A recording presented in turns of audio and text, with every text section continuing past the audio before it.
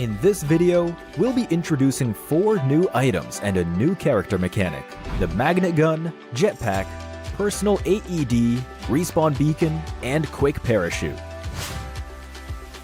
The magnet gun is a brand new weapon. It equips to the pistol slot. It can pull players or vehicles to a designated location at the cost of a slower movement speed. It can also be used for crowd control. Pull an enemy into the air so your teammates can eliminate them. If you're caught by the magnet gun, you can escape by repeatedly tapping the break free button to avoid getting eliminated. When traveling in a vehicle at high speed, it can be difficult to maneuver over rough terrain. You can use the magnet gun to reposition your vehicle for better travel efficiency.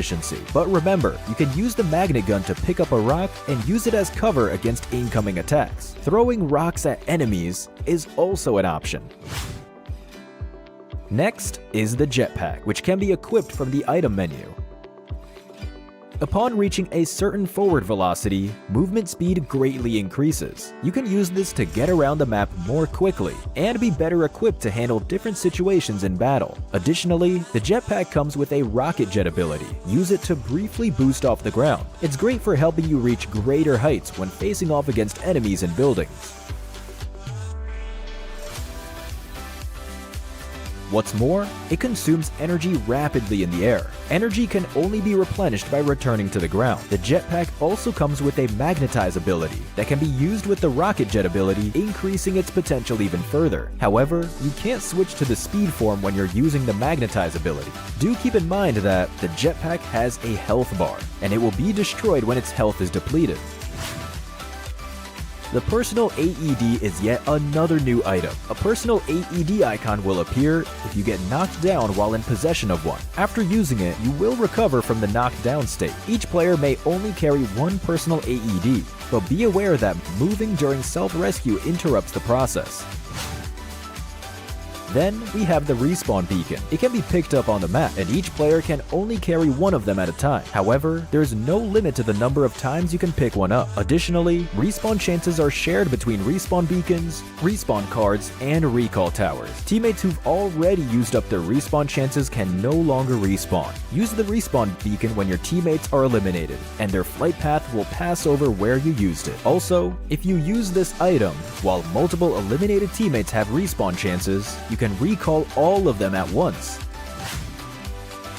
Last is quick parachute, a new character mechanic. The quick parachute button will appear at a certain altitude while in midair. Tap it to immediately deploy your parachute. Tap the button again to put it away. You can use the quick parachute to get around more easily when traversing cliffs or tall buildings. That's it for this video. I'm sure you're already coming up with a bunch of other ways to use these items. Try them out in the new version now.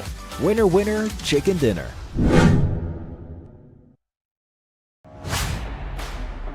In the version 3.2 themed mode, we've added Mecha Combat. 3 mecha vehicles are available: the Levitron, Strider, and Armamech. Let's check them out. First is the 2-seater vehicle, Levitron. You can find it in the assembly base. The Levitron has 2 different forms: a speed form and magnetic form. You can switch between forms at any time. When moving about or entering the play zone, you can switch to the speed form for a faster top speed and higher hover height. You can also use Nitro Boost for a brief speed boost. Also, colliding with obstacles doesn't slow you down. You actually speed up by storing magnetic energy. When encountering enemies, you can switch to the magnetic form to activate the magnetize ability, which can grab enemies, vehicles, and environmental objects and throw them to counterattack. Next is the Steel Arc and Assembly Base's all-new Strider. It can seat 2 players and has an enhanced jump that you can use when the situation calls for it. Additionally, the Strider has a missile launcher that can target designated areas and mark enemies that have been hit. If you encounter a blockade that you can't get past, try bombarding it with missiles to break through the enemies. Do keep in mind that when firing missiles, the Strider can still move slowly but can't jump. The Strider carries 10 missiles that can be replenished at the assembly base's repair station. Last is the Armamech. When a Levitron and Strider get close to each other, they can combine into an Armamech. The Armamech can also be directly summoned from the Steel Arc. It seats up to 4 players. After combining, the pilot of the Levitron becomes the pilot of the Armamech. The Armamech can also separate at any time. Furthermore, the Armamech has two weapons, the Levitron's Magnetize ability and the Strider's missiles. You can switch between these weapons at any time. The combined mecha has improved combat capabilities. While advancing, the Armamech will gradually accelerate. It can also travel in the water. In addition, the Armamech has an enhanced jump with the support of the Levitron's jet propulsion, which lets it reach greater heights and further distances. Alongside better maneuverability, this ensures more accurate targeting and a marked increase in combat capability.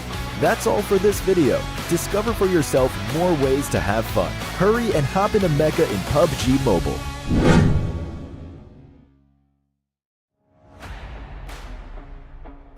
In this video, we'll be going over some tips and tricks for the stages in the new version's themed mode, for you to have a better grasp of the content and a more enjoyable gaming experience. First, we have the Steel Arc, an industrial-style military base.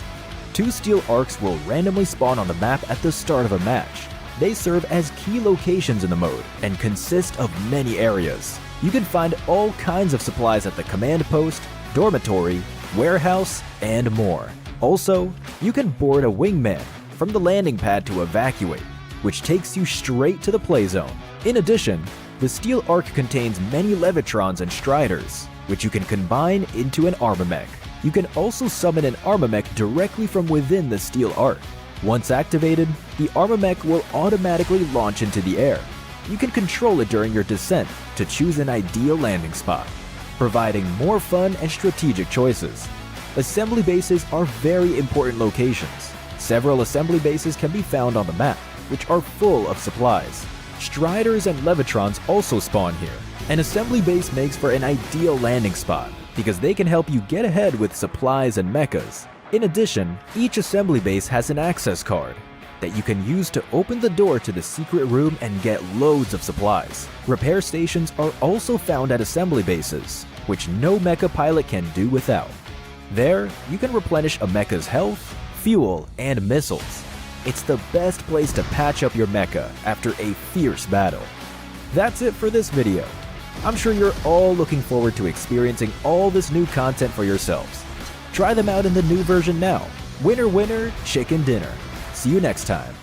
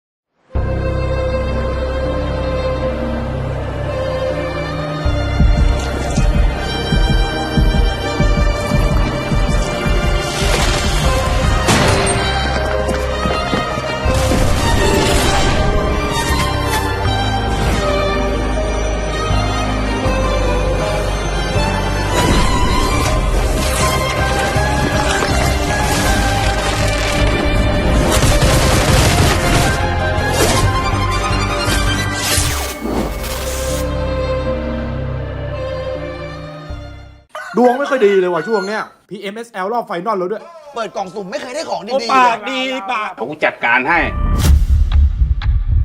คนอะไรคุยกับตูดไก่วะเนี่ย โอ้โหขอลองของหน่อยวะเปิดกล่องสุ่มได้ของดีเพียบเลย เฮ้ย เก็บดวงไว้ใช้ในทัวร์นาเมนต์มั่ง เฮ้ยแล้วดวง PMSL จะไหวไหมวะเนี่ย ก็มัวแต่ขอของดี เปิดกล่องมันจะไปเหลืออะไร ไม่มีของดีอะไรหรอก เกมเนี้ยเลดดรอปมันดี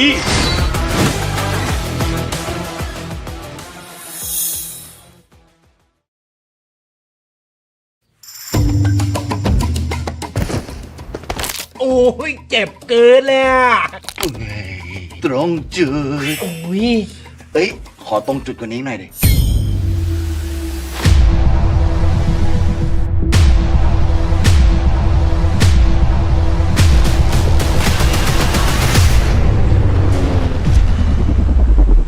ลงตรงนี้เลยนะ เข้าเลยพี่ตรงจุด เอ้ย มาลุ้นตัวหน่อยนะ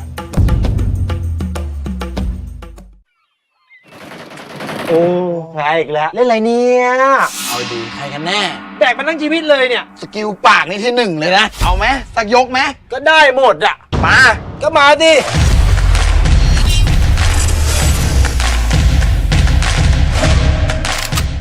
มีอะไรจะสั่งเสียเปล่า จะเอาก็เข้ามา เข้าดิเข้าแล้วเนี่ย ยิงดิ ยิงดิเดี๋ยวกูไปอ้อม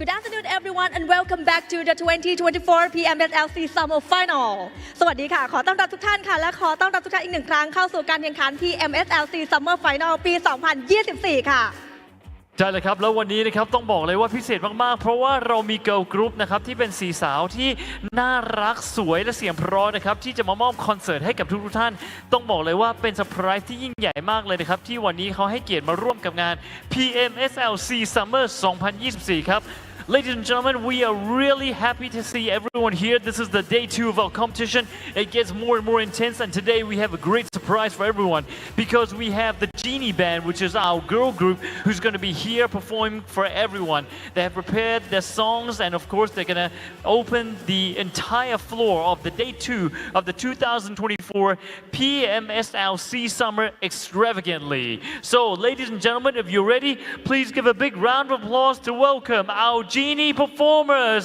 ขอเสียงปรบมือต้อนรับนะครับวง Genie กับรวนไพลูเอลิน and ดีดี สวัสดีค่ะ你好你好สวัสดีค่ะ你好 Hello สวัสดีค่ะอัปปะคาบาこんにちはอันยองอาเซโย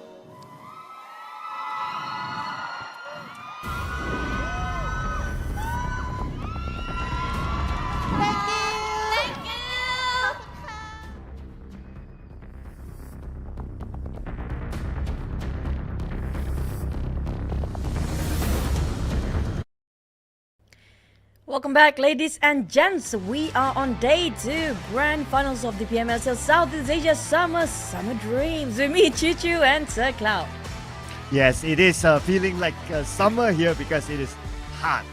And of course, it's hot on the battlefield as well. Welcome back, ladies and gentlemen. We ended day 1 with Judo Alliance being on top. But is it going to be a deja vu, or are they able to remain consistent? That's another question that will be solved by today's mystery that's still unquestionable for the teams. But speaking of which, we haven't seen the Titans or the legacy teams, the previous champions, also the previous champions of the last season and the previous year champions don't really actually perform so well. So I expect we can see some of their transformation when it comes to day number 2 of the grand finals here today. Yes, and I'm sure the fans from Indonesia, from Thailand, Vietnam, and also Malaysia will be thinking the same as well, hoping for the best for their team. And this is going to be day number 2. So this is crunch time for all these teams, even though teams at number 16 are on page 2, namely XERXIA and 7-9, because you don't want to have a big gap by tomorrow. And speaking about the gap, here are our participating teams and their starting points. Yep, if you guys just missed day number 1, it's okay. We still have our 16 teams all intact, all okay. We don't have anybody being taken out that early. No worries there. But speaking of the teams that do have a big head start points with 30 points in the lead, Alter Ego, and unfortunately yesterday has not been great. But to catch up with you guys, we're done for league stage. We're done with our Super Sundays. And we are on the 1st of June, where we have day number 2 of the grand finals. Tomorrow will be our last day. Yeah, tomorrow will be the last day, 2nd of June, after a month-long tournament that these boys have been playing in Thailand. Stayed there for a month plus before the tournament starts. Obviously, they would have their respective media days and also their technical checkups and all that. So they have been there longer than what you see them on screen. Now, if you guys haven't got a clue regarding our group stage, some of you guys did question regarding why are the teams, some of the teams do have extra points than the other, and this is where they actually gain their head start points. Throughout the group stage we had prior, which was last month because it's already June, 3 weeks long, where we had rotation of group A, B and C, and whoever didn't make it for the Super Sunday, it was 5 days long of the group stage of each week. Whoever didn't make it for the first 3 days of the group stage will have another chance during the last chance for the bottom 16, but the rest of them will meet up again on the Super Sunday. Yes, and the Super Sunday brought them these head start points in the grand final. Obviously, when we started, the champion of the entire Super Sunday, which was Alter Ego, they started off with 30 points. But yesterday, they didn't manage to gain as many points as they would have hoped for. And following, trickling down, of course, to number 16, that started with 16 points. And interesting enough, the team at number 16 was BARUZ, and they are now somewhere up at top 5. And when it comes to the format in the game for the point system, we're still going to have the same one when it comes to the chicken dinner. 10 points rewarded for the chicken dinner teams. Second place with 6, and then we reduce that until the 9th place don't have any points. 9 to 16 place will have nothing unless if they got themselves elimination. Each elimination will score 1 point. But don't forget, the more of the focus right now, the 200 USD moolah, but we do have the comparison between the two teams here of the first place and second place. Yes, Judo Alliance, who's currently at first place, comes in with a 7th average elimination points as compared to the Xavier 5.5. Even average placement points do favor slightly towards Youth Alliance at 4.3, and so on and so forth. That's the reason why they are up there currently. And we have to compare the two superstars for the respective teams. Now, despite we saw a lot of it look clutch yesterday, Olio will be one of the best play as well when it comes to the line of Judo Alliance. The Xaviers, Lamborghini did so much work yesterday as well, but when it comes to average eliminations, we have to give it more to a side of Olio in the overalls. I'm surprised we're not comparing, maybe this is the comparison between the first and second place of teams and their key players. Yeah, 379 for the damage, 1 average assist, pretty much almost just slightly off, just slightly short when it comes to Lamborghini. But when it comes to team contribution, especially the second half of the day, that's why we see Olio did so much work for Judo Alliance. Yes, and just look at the amount of work that they did as a team as well. Through this highlights, ladies and gentlemen, and Judo Alliance, they had a great day yesterday. And they won a lot of fights, obviously. That also brought them the chicken dinners that they won yesterday as well. And Judo Alliance, especially players like GVOP, like Adilu, like Olio, but honestly, it felt like the entire team worked like a charm. It's kind of true. Judo Alliance has been quite consistent the entire day. Team the Xaviers, on the other hand, they're quite a good start, but when it comes to the second half of the day, they seem to be quite lost and maybe just toned down a bit, losing the momentum. But for the other teams that we should also highlight regarding yesterday, I do agree when it comes to PA, they still have the consistency till the end. But for these Xaviers, seems like the gap between them and Judo Alliance. Now, Judo Alliance managed to push them down before the start of the, I think during the first Miramar yesterday. And then they'll be taking the number one spot for now. But the gap between these two isn't that far. It's still within reach for the Xaviers to overtake them once more. And can the Vietnam team, the Xaviers here, take back that title after such a long pause, giving it away to other regions? As you can see here, ladies and gentlemen, the gap is small. It's only 7 points between the two of them. So one good game could change everything. But let's not forget as well, teams like Boom Esports, they are capable of coming back. BTR capable of doing that as well. And also a couple of teams on page number 2. But of course, the team that impressed us the most at this point, PEA, started with only 1 point in the grand finals. But now, they are at number 4 and they are only 2 points behind Boom Esports.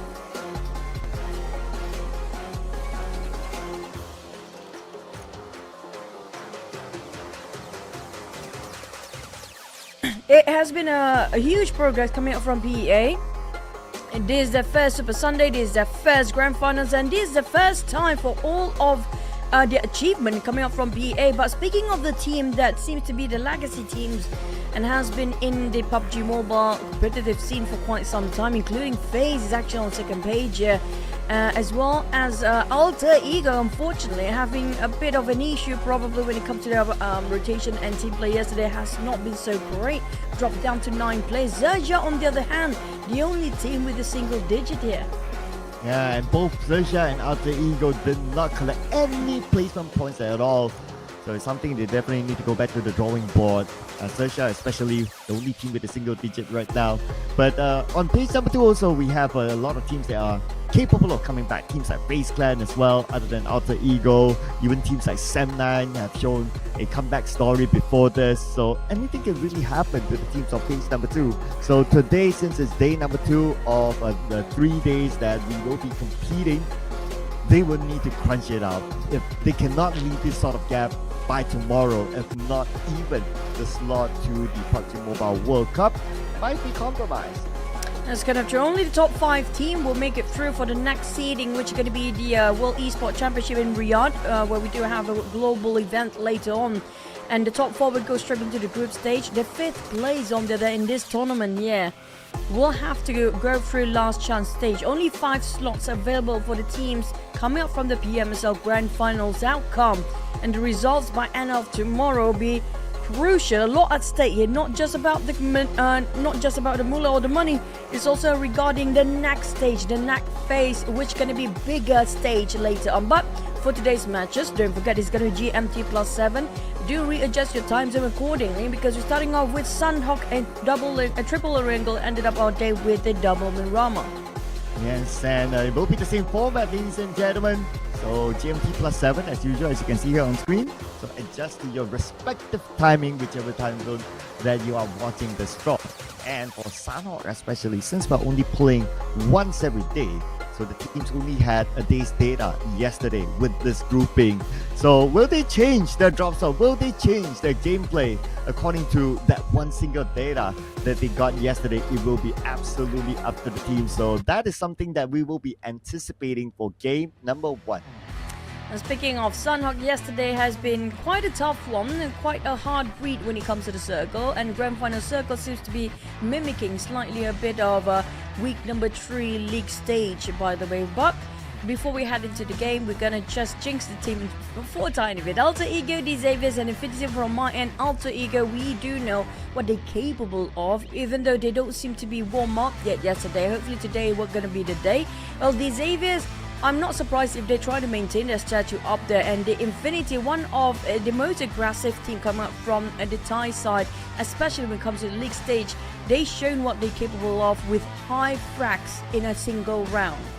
Yeah, and I had the same thing as well with Alter Ego. We know what they're capable of doing.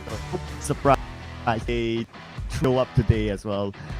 And I also man having that ability too, especially with amazing players like Mela in the lineup who's able to absolutely carry the team when it's comes to shove for FaZe Clan. And of course, at the same time, cannot deny the fact that they are up there for a reason, so I have to put them in one of my teams to focus. And yeah, I guess if I were to have more out of this, honestly, I would add one more, which is BTR as well. Don't discount them. Also, don't forget about Boom. Yesterday, Boom has not been doing too shabby. I personally feel like what Boom needed is just adjustment of time, and that's going to be okay for them. And speaking of which, May did perform in the very last minute when it comes to the last few matches or for the last few maps. Just the first half of the day, things seem to be a bit difficult when it comes to the Indonesian team. None of them actually scored any chicken yesterday. Mostly will be dominated, or most chickens coming up from the side of the Malaysian teams. But also don't forget about the Vietnam side, where they did score the first chicken of the day yesterday, coming up from the Xaviers, and not much coming up from the Thai regions too. So today we might expect the rise of the Thai teams as well as the Indonesian teams. Yeah, let's not discount the homegrown buff as well. Like the Thai teams, they definitely want to give it back to the fans who come and support them.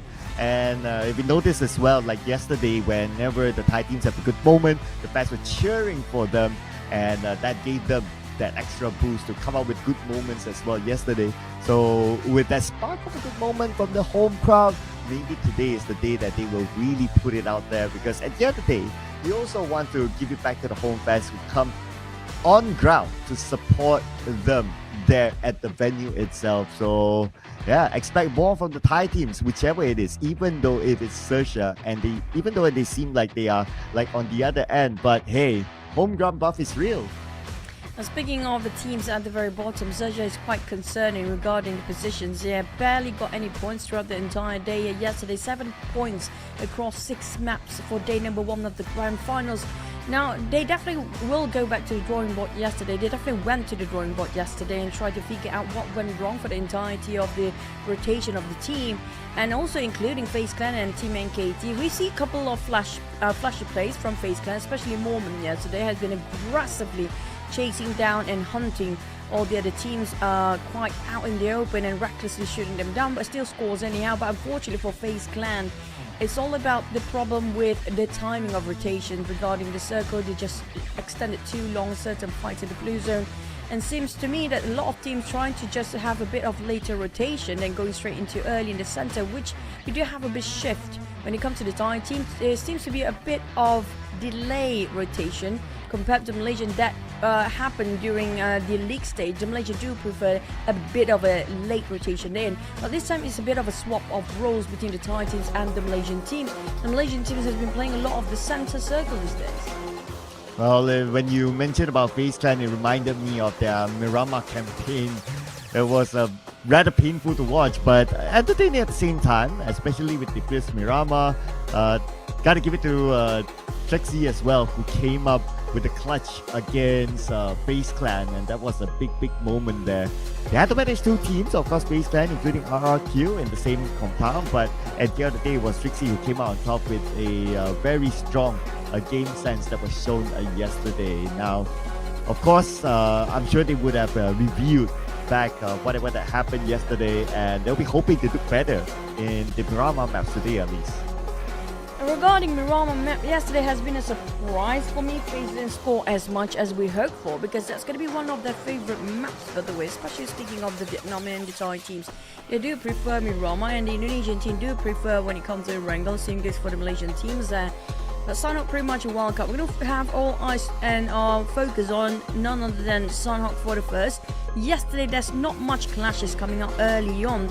Probably everybody just kind of familiarized with their drop spot, initial drop spot, and as well as their rotations. But we do see Tani just gonna be cheering with the rest of Team Vampires right now. We have no clue what they're shouting about. Definitely give them a bit of motivation. All the teams happen to be having a good cheers to just push their fighting spirit up here today.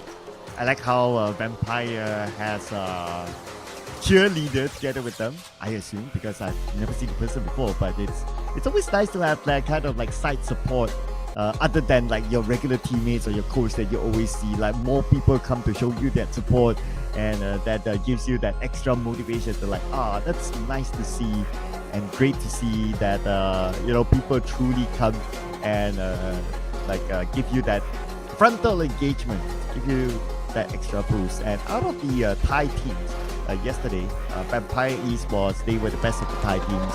I mean, they had a strong track record within the Thai region as well, but yesterday, out of all the Thai teams, they did very well. They did generally well because they scored a chicken dinner, and we have to see the dance. Here we go. Back to it. Oh my god, moment. It's so much energy till the end of the day. Still, yesterday had been quite a long day. Hopefully today we do have a smooth sailing when it comes to the grand finals, day number 2 of the PMSL Summer 2024. You guys should be buckled up because today is going to be a very hot and hectic day, because all the teams will aim for more points just to make sure they will secure the top 5 to march towards the next stage in the world stage later on. But speaking of which, a lot of teams still prepping themselves. We see a lot of players actually looking at the other side of the stage. Probably they're looking at Genie, who's might exiting out of the arena right now. Or second, maybe they're listening to the cheers. Whose cheers is that? It's super loud, by the way. But I love the cheers coming up from the players in the arena. Yeah, from the players, also from the crowd as well. It's always exciting to have that sort of vibe where you have a lot of people cheering for you, and also cheering for themselves, obviously, if they're the players. And they definitely need cheers here. Look at the slogan, needs cheers to open up his eyes again. Hopefully he's not overly sleepy there. But I noticed that a lot of the players, they have this, I'm not sure what you call that. It's like a mental breathing thing that is apparently famous in Thailand, and they've been always holding it and using for themselves. And I'm kind of curious, like, how does that smell like? It's actually, it's sort of a menthol. I think it's pretty a lot when it's used by players. Some of them, you call it inhalers, by the way. The nasal inhaler, which we do have a bit of a compact mode. A lot of players do use it during a tournament just to make sure they are cool-headed. It gives you a bit of sense of cooled, and also make sure that you relax yourself. It's aromatherapy and therapeutic, and also give them a sense of calmness when they actually have that. It's actually very beneficial for the your health being at the same time, making sure that you don't have a blocked nose. Usually use that for a blocked nose. If you have a flu, then you used to have that. But speaking of the players, they're all prep up and ready when it comes to day number 2, PA, the rising star of this season. Oh yeah, absolutely. Look at these boys. They're definitely feeling pumped up now. High fives all around and fist bumps all around. So that's a signal for us to begin, ladies and gentlemen. And they put their headsets on. So looking forward to see how the first game will go. And I'm sure the players will be looking forward to see if they can carry the momentum from game number 1, because it's always important to have a good start. You won't have much break to the next round, so you want to keep the flow going. You want to keep the positivity going through a good result from the Sanhok match. Gears up means we're ready to go. We're gonna head into Sanhok map very soon. We're gonna head into the fly, but we will be playing when it comes to the main rotation of each of the team. Do we have a lot of major swaps later on, or are we starting off with different lineup when it comes to the day number 2 grand finals, Southeast Asia Summer Split 2024? A lot of warming up to be done for the players. They're definitely already in the lobby. Now all they wait for is going to be the countdown to be in Sun. In Sandhawk, it's going to be the game that sometimes it will set the tone for the entire day for a particular team. And looking at teams, FaZe Clan normally drops inside a boot camp, getting a good spot inside the Sandhawk in the middle of the map. So regardless where the circle goes, they shouldn't be too far away from it, especially when it comes to a top circle.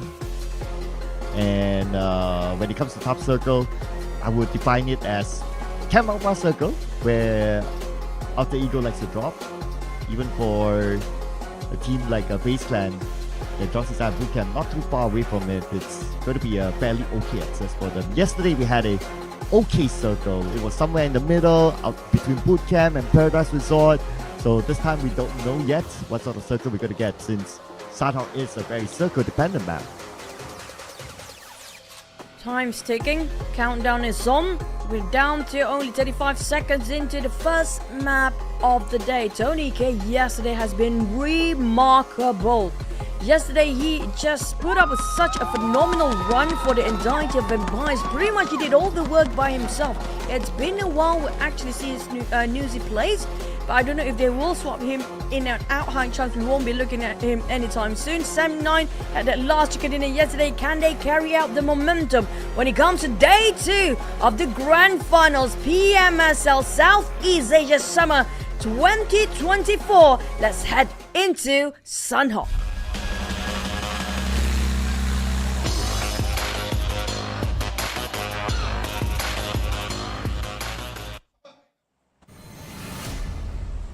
And it is Sandhawk game number 1. The map that is played the least, and there is so little data for these teams to work around with. But if we look at the average points, well, we only played one game, so the average points is as it is yesterday. The Xavier, they scored the chicken dinner, so obviously they got maximum points. So a little bit reminder, the fact that Alter Ego did not score any points inside of Sandhawk yesterday, when normally Alter Ego does well in Sandhawk. So hopefully something they'll be able to fix. But then again, Sandhawk is a very circle-dependent map, and teams like Alter Ego will be hoping for the circle to somewhat favor them. It's going to be the usual drop for most of the teams here. No clash early on. Except for Semna and RQ seems to be sharing quite near, but it's going to be the drop. RQ probably heading towards Charlie. EA on the other hand taking around Cave, where Todak is not playing for this grand final, so definitely they do have that vacant, but Nepeko caught out. Now I do know the rest of the team already marched themselves to a side of Camp Charlie. Nepeko on the other hand being left behind and feast by the side of Sem9 and Yudu Alliance, and boom, might actually have a clash on top of Bomb possibly while they are on the way towards the outskirts of Paradise Resort or even Kalfa. Boom. A good start here for Sem9, taking the first blood for themselves. And also Boom Esports got one elimination as well. Okay. Oh, that was probably out of a Yudu Alliance. So Yudu Alliance lost one player, RRQ lost one player. And RRQ, they lost it when they were trying to grab this vehicle out of the hands of Sem9. They got the vehicle, but at what cost? They lost the vehicle. What a top fraggers, unfortunately. I think Nepeko were trying to loot up while the rest of the team already taken the vehicle as a tree. Hence, that's why Nepeko is actually still in the shack. Like I mentioned previously, Yudu Alliance and Boom, due to the flight path just now, happen to be hovering around the same area, which can be on the northern side of Bomb. TALON, well, pretty okay. On the side of Paradise Resort, it's going to be as per usual. DZave is the only one taking this, unless the Infinity coming up from top Mok will try to venture down, but usually they will try to avoid that. But instead, for Infinity, they do prefer to go, if the circle heavily to its left side, they will pass by the 13th bridge. If it's going to be on more to the center, they even willing to venture out into Camp Bravo instead of cutting across Paradise Resort if the DZave is still in there. And I believe because of how fast the action went, the first circle was not that clear to us. But looking at where Yudu Alliance dropped, they're about 1,000 meters away. The circle should be somewhere on the left side, but I don't think it's all the way to Camp Alpha Island. It should be somewhere around, probably Boot Camp might be the center of the circle. High chance it will be Painan as well. So we're gonna have to wait and see for the circle to pop once more. As our stage 1 looting phase already almost done here. We do have the second pop of the stage number 2. Later we get a glimpse on the minimap. But FaZe Clan on top of Bootcamp here. Yep, I feel like it's gonna be around Painan on Ruins. When it comes to the circle, will it be comprises a lot of water ratio? That's gonna be the bigger question. As the teams around Bootcamp pretty much at the edge of the circle just now, with PIGMY right across them. XERXIA on top of Quarry, coming up from probably just coming up from Bun, and happened to have the second checkpoints on top of Quarry.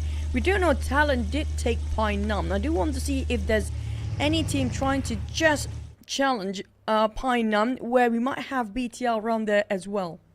Yeah, BTR normally likes to drop there and around the area as well.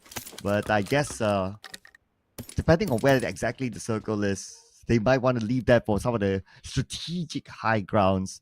And one of them is on the south side of Bootcamp, one of the hot spots to try to block teams from coming from the Ruins Island to the other side. And one of the teams that like to play around the area of Ruins is going to be Vampire Esports. But this time around, they're not going to stay there that long. They moved away from the Ruins Island straight into the circle. So probably not going to play too far from the middle of it this time. And Flash rotating straight in. It's only going to be 2 players for now. The other 2 have no clue where are their positions currently. Taking around the bridge right across Bootcamp here right now. Definitely they're waiting and try to gatekeep whoever try to pass through. So that's why a lot of teams coming up from just around Ruins of Empires, they're trying to navigate themselves straight into the center, knowing some teams would love to bridge camp. BTR on the other hand already left around Painan. They're taking those high grounds on the outskirts. XERXIA placing himself quite spread out. Like I mentioned before, Talon taking Painan. They are definitely inside of circle still, but Talon already cut across those high elevations of hills as well. If BTR are not being careful about this, multiple teams will come in and rush at the same time. Yeah, 2 teams around the area of Painan. This is a signal that the circle is around here. But XERXIA being kept a lookout by Talon. But Talon is not only looking at them, they're also looking at some of the members of BTR. FaZe Clan, welcome to Painan as well, taking the northern side of it. They just arrived from Bootcamp, and now they probably have an idea that XERXIA is on the other side, but to take a frontal fight, they have to be very sure that no other team is close by in case they could be overtaken by a third party. They spot out Megamind, give some information towards the rest of the team. They know they're not alone in here, but nobody knows regarding Talon's position. The rest of Team Talon is actually at the back line, waiting for any signal for them to open fire. Trigger discipline is the key here, since we have a very small vicinity that we shared by within 3 teams. They have to be extra careful when to open fire. The audio cues will expose of the positions. Yep, so now there is an idea of, okay, there's someone there on the other end, but it's a matter of knowing exactly how many teams are here. You'll be surprised if they know that there is another team overlooking them. And expect more teams to probably come by as well, looking at how popular Painan is. For NKT, okay, they're swerving away. And NKT, one of the teams on page number 2 that needs to do very well today in order to give themselves a float coming into day number 3, because that will be the grand finale. Whether it's going for the championship or going for the slot to the next stage, NKT will still need to do well enough. And here we go, the circle. Ooh, interesting. Ruins Islands it is. It's gonna be right probably on top of Sami, taken by Sam9. If the circle just gonna shift in the center again, it's gonna be the crossroad between Tambang, Ruins, and Nakam. So it's gonna be quite tough to play around the fork. While we do have BTR and Sam9 exchange of fires, I expect Talon to take actions too. Ooh, speaking about action, Loyu taken out. So Sam9 now playing with 3 players. Talon took that point out of Sam9. And with Talon just above Sam9, that's definitely not the result that Sam9 wants. But Sam9 still wants to get as high as possible by the end of the day. Boom! Rushing in onto the Ruins Island. Took a couple of shots. but lucky enough for them, they managed to get across. But BTR seems to be right above them now. Bit lonely for Snape, seems to be alone up here. Nowhere near his teammate. Gathers some intel regarding where Boom's at. Definitely spotted out a couple of players of Boom trying to pick out, but they're not willing to make any move just yet. RQ spreading out quite thin among themselves while Boom taking the indoors. But the problem is they don't have any information regarding who's outside due to a bit of a low ground disadvantage. Yeah, so with that sort of a geographical disadvantage, looks like they're not going to pick the fight, and it's not really necessary for them since they're kind of safe in the circle with a good compound. So they can leave that for now. Also knowing that we are 61 players in, so definitely 16 teams, not the risk that they would want to take, and it's not going to be worthwhile for them. So they're going to let that one go for now. And it seems like a lot of teams do have a good spot within the circle. Only Infinity, PA, Euro Alliance, and NKT coming a little bit later and taking a bit of the blue. But PEA, one knock onto place because of the blue. Hopefully they are aware of their utility management to heal up. PA coming up from Camp Bravo possibly. Going all the way down southwest. A bit of a long journey for their end. But it's going to be okay as long as they got themselves vehicles and health utilities to heal up. I think they scored themselves quite a number because we don't see a lot of players on top of Perez Resort. And most of them already left boot camp by now due to circle shifted away with some water ratio in the last few stages. And the next stage of the circle, of course, still quite early. But speaking of the blue zone, it's not forgiving at all when it comes to Sunhawk and KT being spotted out. UDO Alliance, Jimmy challenging Triple F. Oh, 1v1, here we go. With the UMP in hand, circles around but loses to a DDS from Triple F, Jimmy OP. Unfortunately, an early elimination for him, and that leaves UDO Alliance with 2 players. We do see Leons as well as Adi Luke on the other side, and the God is actually going in for them. Sweater 10 coming in.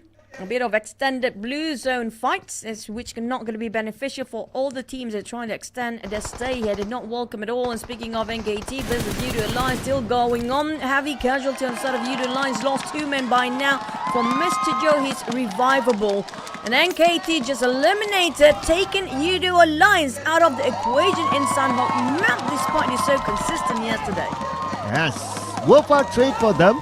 And not only that, they are able to loot up the boxes of UDO Alliance to add on to their utilities. Circle-wise, all the way to the left side. So teams on the right will all need to migrate together. And interesting enough, Alter Ego is in the circle. Vampire Esports, the home team, as well as Sam9 in the circle now, giving them an advantage with the current position since they do have a compound each. It's a matter of preparing for defense when all the teams on the right side migrates into the circle. Now Vampires and Team Flash position is actually a prime spot. There's a high chance the circle will move away from Nakhon to go up towards the fork, where I mentioned before between the 3 towns, Tambang, Nakhon and Ruins just now. There might be the last few stages there, so Vampires are not willing to go straight into Nakhon. Saying this on the side of Team Flash taking their own sweet time. Infinity will meet up with Boom while Vampires holding their ground just next to Team Flash, like where I mentioned. But RQ and NKT, wow, and KT after UDO Alliance, they pick another fight. Oh, the God taken out, and that was a fight there. Back-to-back fights for them, and they're still spending time in the blue while their opponent RQ is not. So RQ is actually gatekeeping NKT from coming into the circle. See how much longer will they be able to last, because we are 1 minute 40 seconds before moving on to stage 4, and that is where the blue will definitely hurt a lot more. Team Flash segregated themselves into 2 sides here, going for 2-2 formation. Vampires take it out on PIGMY. PIGMY want to take the same sort of rotation, but Vampires and also Team Flash already park themselves there. It's going to be a hectic fork of a road. Infinity also seems to be sandwiching PIGMY at the same time. Do they know exactly where PIGMY is? Because Vampires do have a clear view. But instead of Infinity, are they intended to just go in for the rush against PIGMY? But XERXIA versus Boom. Yeah, speaking about the rush, the moment switch over. Big rusher, Yummy May will open it up by knocking down Mega Man with a nade. Yummy May tosses another nade across. RNJ behind. PUBG Esports circling around. XERXIA trying to gather as much information as possible. Yummy May getting creative there, but Not able to get a good clear shot, but anyway, Boom Esports has the upper hand now by taking out Megamind. They are fighting back. Yummy May down to 50% of HP. Here comes another nade, clipping down Lobby X as well. The one that actually clipped by the next nade will have trouble. That's going to be the opening for them to rush in. But there's he prepping another one out. Might toss into Yummy May, but they just missed it in a second. Well, we do have Alter Ego versus some 9. FaZe Clan seems to be busy with the Xaviers, while BTR stopping PA from entering the safe zone. And XERXIA still in this fight, though. And at this moment, they're playing by the edge of the circle. Likely the circle will move away. But look at the mini screen. Another fight's happening elsewhere. And it looks like it's by the beach side. Not much space for PA to play with. Who's stuck with BTR. But they fight back though. But at the same time, they're being pressured by the blue. And speaking about the circle early on between Boom and XERXIA, there you go. No circle for the both of them. Just slightly next to it, less than 50 meters.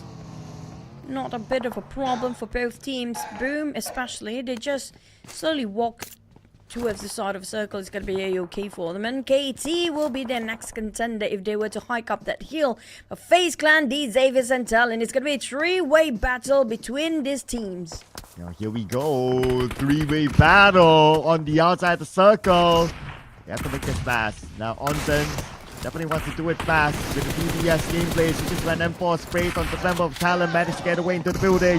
Linux with the DBS of his own comes in from the other side, opens the door, but one player out of FaZe Clan taken out. That's going to be Onsen, eliminated. Momon is going to be defending all on his own. The left side one, right side two, jumps onto Momon, and just too much trying to handle. TALON wins the fight. TALON, despite they are playing a bit more cautious than they used to. Coming up from the side of FaZe Clan, unfortunately, couldn't hold things as long as they need to. FaZe Clan eliminated at 0 point, despite they tried to go for a three-way wall, but they're being sandwiched against these Xaviers as well early on. But Boom spotted out the rotations of the other team, which is going to be NKT. And Boom, they are around at the edges of the circle, still within the reach to just go and advance in. If they want to cut across straight, it's gonna be tough because it's gonna be a clear sight, but we're not done for TALON yet.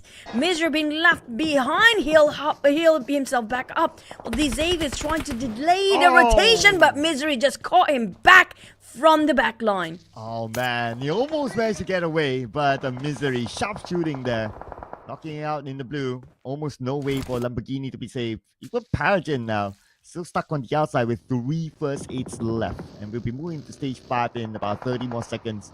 Lamborghini taken out by the Infinity. So actually that point was stolen away from the hands of Misery. Back into the battle of Sami. BTR. You have to cut across. RIQ sandwich in between. No mercy. The last man standing for RIQ. XERXIA closing in the distance from the back. But Zaxi is way faster than Z. Here comes the battle of 3v2. BTR. They are having three players. One of them still at the back. Trying to just reset himself. But managed to full HP back up. XERXIA's in trouble. Lobby X, the last remaining member that still stands, have to face the wrath of BTR while his teammate managed to recuperate. It's back to 2v4. Oh, now BTR's not out of it just yet. Lobby X is on the other side, and another team's on the northern side based on the minimap. Kind of squish between two teams. ERXIA knocked out by Satar. BTR now up against 7-9. Zaxi is going to come in, but he's on the lower ground though. His other team is distracted by Lobby X, so they have to be careful of the backstab by Lobby. And they also have to manage the time because in about 10 more seconds, the zone will start to close and will pressure all these players. Sam9 couldn't give their full attention towards BTR and XERXIA due to another team trying to gatekeep them from advancing as well. And that's going to be probably Vampires and Alter Ego on the other end. But Sam9, they do have the elevations. Probably it's going to be Boom also stopping him from advancing. A lot of teams going down back to back. As BTR slowly hike up, Sam9 divided their attention currently. Will have problems if they don't keep track of BTR. Yeah, I tried to point out that XERXIA went up without any points at all. So they're still stuck as the only team with a single digit. And we move forward to Vampire Esports. Lots of teams around them, including Alter Ego, Team Flash, and Sam9. But Alter Ego putting a little bit more attention onto Vampire Esports. So this will be an interesting fight, pitting some of the heavyweights together. 4 different teams on top of Com. Team Flash still staying indoors. Alter Ego spotted out Vampires, giving a bit of a jab. DZave is being eliminated just now. That's gonna be the last member. We're down to only 10 teams here. 2 more down and start to get themselves placement points. They have to be on the top 8 to get at least 1 point now. Team Flash try to gatekeep Alter Ego. Seems to be whiffing just a tiny bit. If Batman just picks once more, he has to be extra careful. They had shots from Alter Egos pretty sharp themselves. They almost got that shot, but the blue will be on top of them. Next stage is upon all these big teams. But Vampire Esports a little bit more advantage to them since they are playing by the edge of the circle. But they need to manage the fact that they need to cross the road. Rosemary, nice long range to take out Satar. Satar totally didn't expect that. Slowly advancing, but Rosemary knocked on the ground. BTR taking them from off angle. Long shot all the way downtown. Jan Force finding out Rosemary. That was pivotal for the lineup of Alter Ego for Rosemary to be alive. But BTR, the moment they shifted, yes, focus on this. It's going to be Alter Ego taking it back with Sam9, giving pressure from the backline as well. BTR being eliminated next as Alter Ego left with 2 more players, but they are too close towards the Blues and Bluffs.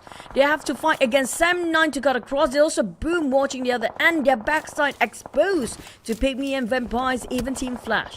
And BTR just got eliminated, but they managed to secure 8 elimination points. Not too shabby, I must say, for a 9th place finish. As for Team Flash right now, Kwang crawling for help. He's still on the outside, but no, PIGMY has to come in from afar to take down Kwang. They steal away the point out of the hands of Team Flash. And on the other end, TALON suffered another loss, and that's going to be number 8, 5 eliminations for TALON. Team Flash broken the formation here by the Team Vampires Esports.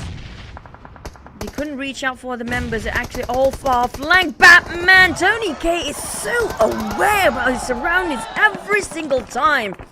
Nobody can get past by Tony K without being noticed here. Vampires trying to hold their ground against Team Flash. They're trying to shut them down, but what a nade! Coming out from a different side entirely. And shuts down Vampires' hope, but goes it down to only 1% of HP and is down. But Vampires will stay alive thanks to the nade just now. They managed to hold their positions there, and at the same time making sure the rest of the team trying to shut them down have to delay the position as well. Boom, Vampires, Alter Ego and Sam9. The only one with the full squad is going to be Boom. Vampires, Alter Ego and Sam9 do have a duo remaining. They lost 1 player, but it's still okay. Right now the match game to the circle. Alter Ego kinda busy with Boom Esports. They had the top of this hill. Now up against Alter Ego, but let's not forget about Sam9. They could potentially come from behind. Vampire Esports shuts now down on his knees, but Stone is there to revive him. Here comes Nate, cooking it up. Pombit in trouble. And Stone just finished off with a DBS against Boom players. Before this, they got 4 in a second. In a blink of an eye, they only left with 2 players. 6 hand grenades, 6 smokes. For the side of Boom, they have an abundance of utility. Cooking it up, Yummy May. Here comes another nade, but over toss, giving Vampires a bit of a backup plan. Scrubs backs up on his feet, but here comes another drop, another 2 down. Back to their knees, and Vampires left with only last player standing, while Yummy May calculating all the trajectory of his trouble still can be deployed, but Sam9 is reaching out to Boom. They need to make it fast and make it quick. Oh, Yummy May, definitely the great grenade master here in this round. Not the first time that he did that. And now that left Vampire Esports, the only Tony K on the other side. While Stone is bleeding out, kind of doubt that Tony K can save him. On the other end, Alter Ego is going to face the wrap up through Rusu. Death will be knocked down. It's going to be Pombit that knocks him out. Stone will be finished off by Razy. And Razy taken out. Tony K. Vampire Esports eliminated. Same goes with the member of Sam9. That is Yu-Hai. And that is it. 2 teams at Boom Esports, Alter Ego, El Clasico. Alva versus for you is going to be a major finale here. 2v2. Spotted out Pombit. That's a crucial one for Alter Ego to equal all odds against Boom right now. We'll finish off with a hand grenade. Not overexposing himself to a side of Boom player. Yummy May can actually see Hans for you coming in. Seeing this for Alva, but he's picking up Hans for you. But the nade coming out from the side of Boom. What a bombastic ending! That was a nice off-angle finish. That was a boom-bastic ending there by Boom Esports. The El Clasico between Alter Ego and Boom Esports. What a weekend! Action-packed for Boom Esports, but they made it to the end. And they won the fight against the arch nemesis, especially from last season, Alter Ego, to clinch the first chicken dinner today. Boom Esports is back. They're back with a bang for this sort of Boom, starting off with day number 2 of the grand final with such a number.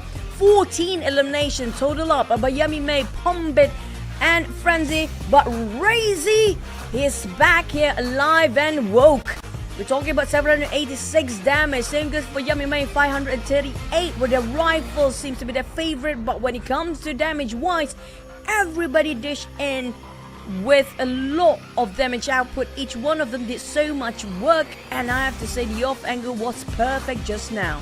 And of course, with all the stats that favor towards Razy, we have to award him as the MVP as well. 6 eliminations, 786 damage, 129 damage received, 30% team contribution, and maximum survival time of 21 minutes, 44 seconds.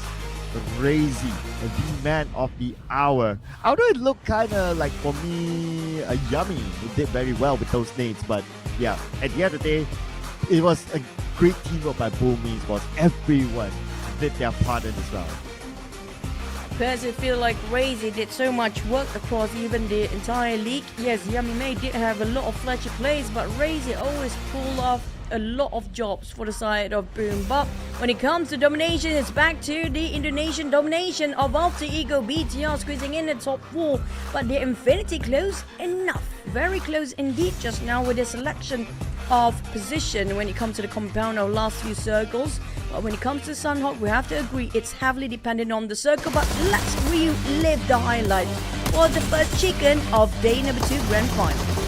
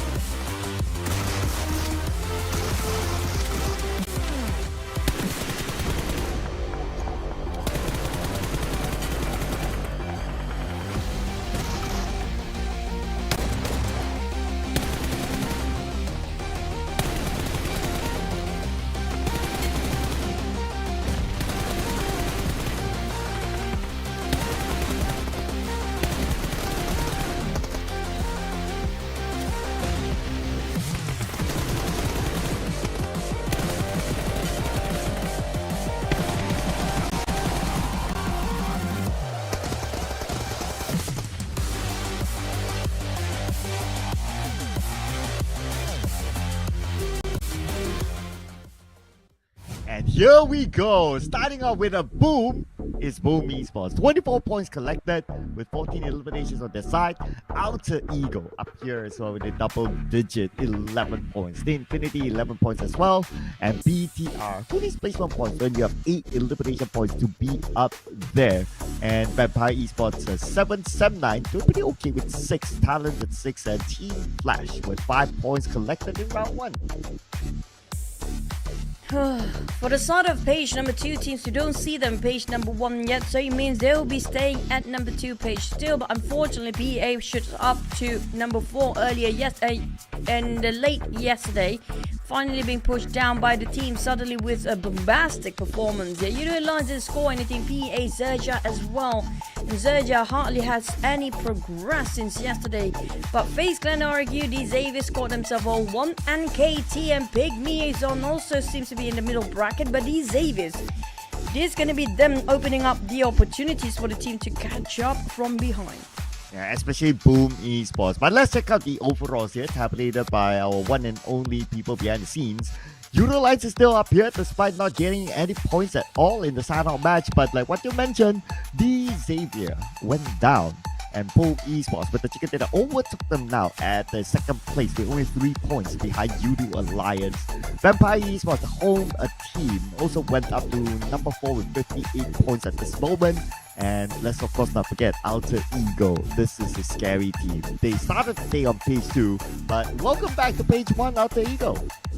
What a drastic change the moment they start to decide, hey, we're going to push up our numbers today for the Indonesian teams. PA pushed down to 8th place despite they got 4th place before. It's going to be half the page gone for PA just because of how minute the gap in between the teams here right now. Speaking of which, 3rd and 4th place still have around 20 points in between, but down to the 5th place, 4th to 5th as 9th place even. It's going to be less than 10 point gaps in between, probably just a couple of points in between. But for XERXIA, unfortunately, it's a lot of work to do. Oh yeah, still a single digit as they did not collect any points at all in the Sanhok match. So they're still rooted down there, the only team right now without any placement points at all. But the teams that perform, of course, Boom Esports, 2,432 damage. BTR, 1,756, followed by the home teams, Vampire Esports and the Infinity, 1654, as well as the Infinity 1303, respectively. So we're starting to see these teams who partly struggled yesterday to a certain extent, now, at least in Game 1, doing much better. Infinity Vampires, the Indonesian and the Thais, like prior to the start of the day, I mentioned today will be the rise of the Thais and the Indonesian teams here. So we're looking forward how much more aggressive can they be when it comes to Erangel map. Since we have 3 Erangel maps still will go after this. Boom, 14 eliminations, a lot of very close to double digit, including the Infinity and BTR. Alter Ego, I have to say, they're trying to balancing out both. We get an interview for Alter Ego's side. What really happened in day number 1? Boom didn't do too shabby when it comes to day number 1 as well. So they're just keeping up the momentum for Boom. Still have the consistency, but Alter Ego seems like today is a build up for their performance. Yeah, I would definitely love to hear from Alter Ego later on. Hopefully we get to have them on the stage or maybe on the backstage because they've been doing that kind of interview. So stay tuned. In between this game and the next game, you might see something, ladies and gentlemen. So, in case you just joined us, Boom Esports came back with a chicken dinner. And it's the first chicken dinner in the grand finals for Boom Esports. And because of this put them up to a second place as of now in the overall. Only 3 points behind the IQOO Alliance. Next, we're heading into Wrangle. It's all down to the circle, of course, and our circle do play the biggest factor when it comes to the rotation of the teams. And speaking of the rotations inside of the Wrangle map, we haven't got ourselves too much of the same sort of circle in a day, so it's pretty hard to predict for the teams that try to score themselves when it comes to Wrangle. But we expect a lot of rotations that come out from the Indonesian team based on the previous Sanhok map, where a lot of the Indonesian team, including IQOO, even PIGMY in this case, where they used to play it very quiet before, seems to be having it on the rise when it comes to day number 2. And not forgetting, of course, Alter Ego and Boom seems to be pushing the numbers up aggressively, trying to actively finding targets early on. Yeah, and let's see if they can continue to do that because it's going to be a very different map.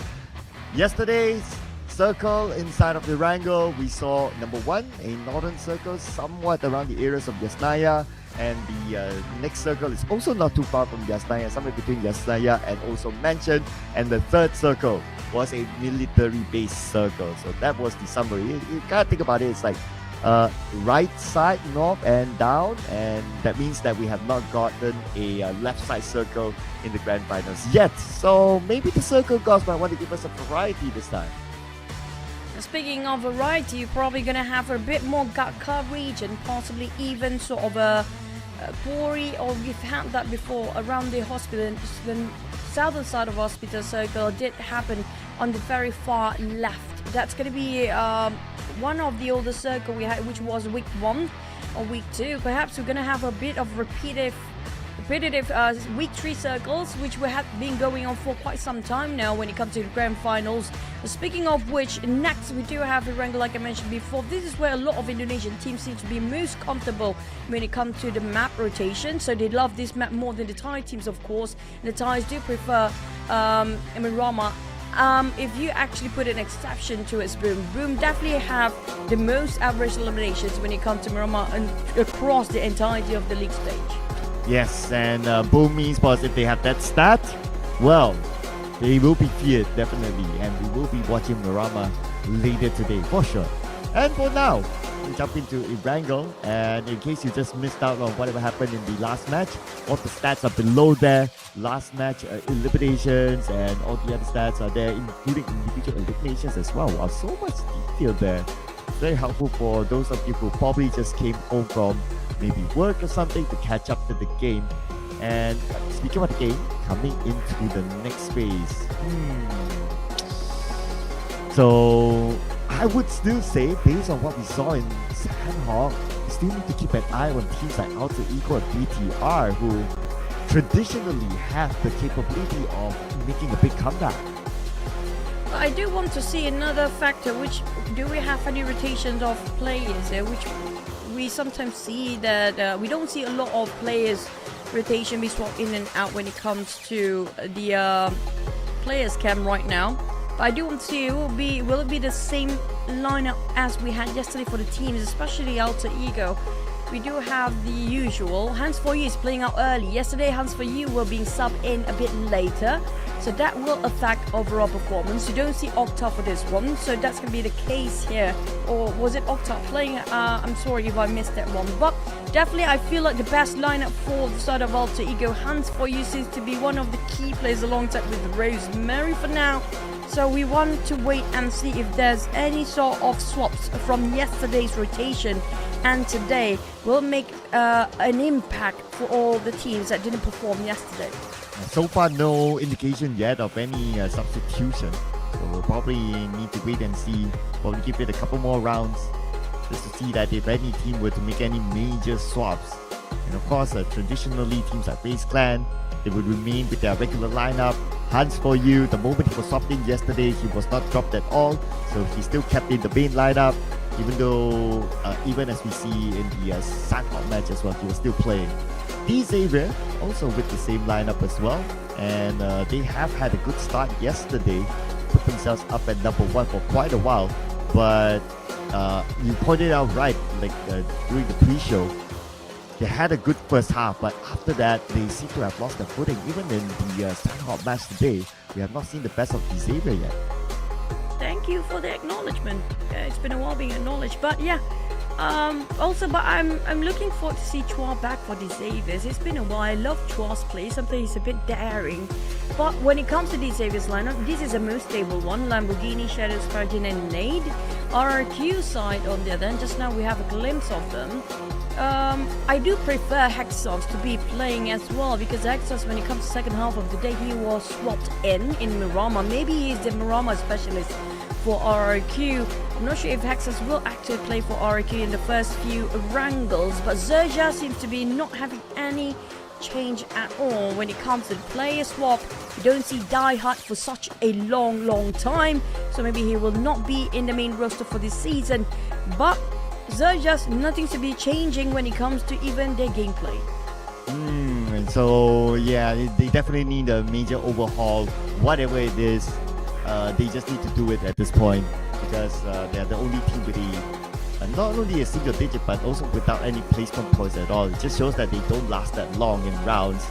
But let's see if anything changes for XERXIA. Definitely the home fans will be looking forward to support them as we jump into our following game. We'll be playing this out in Wrangle.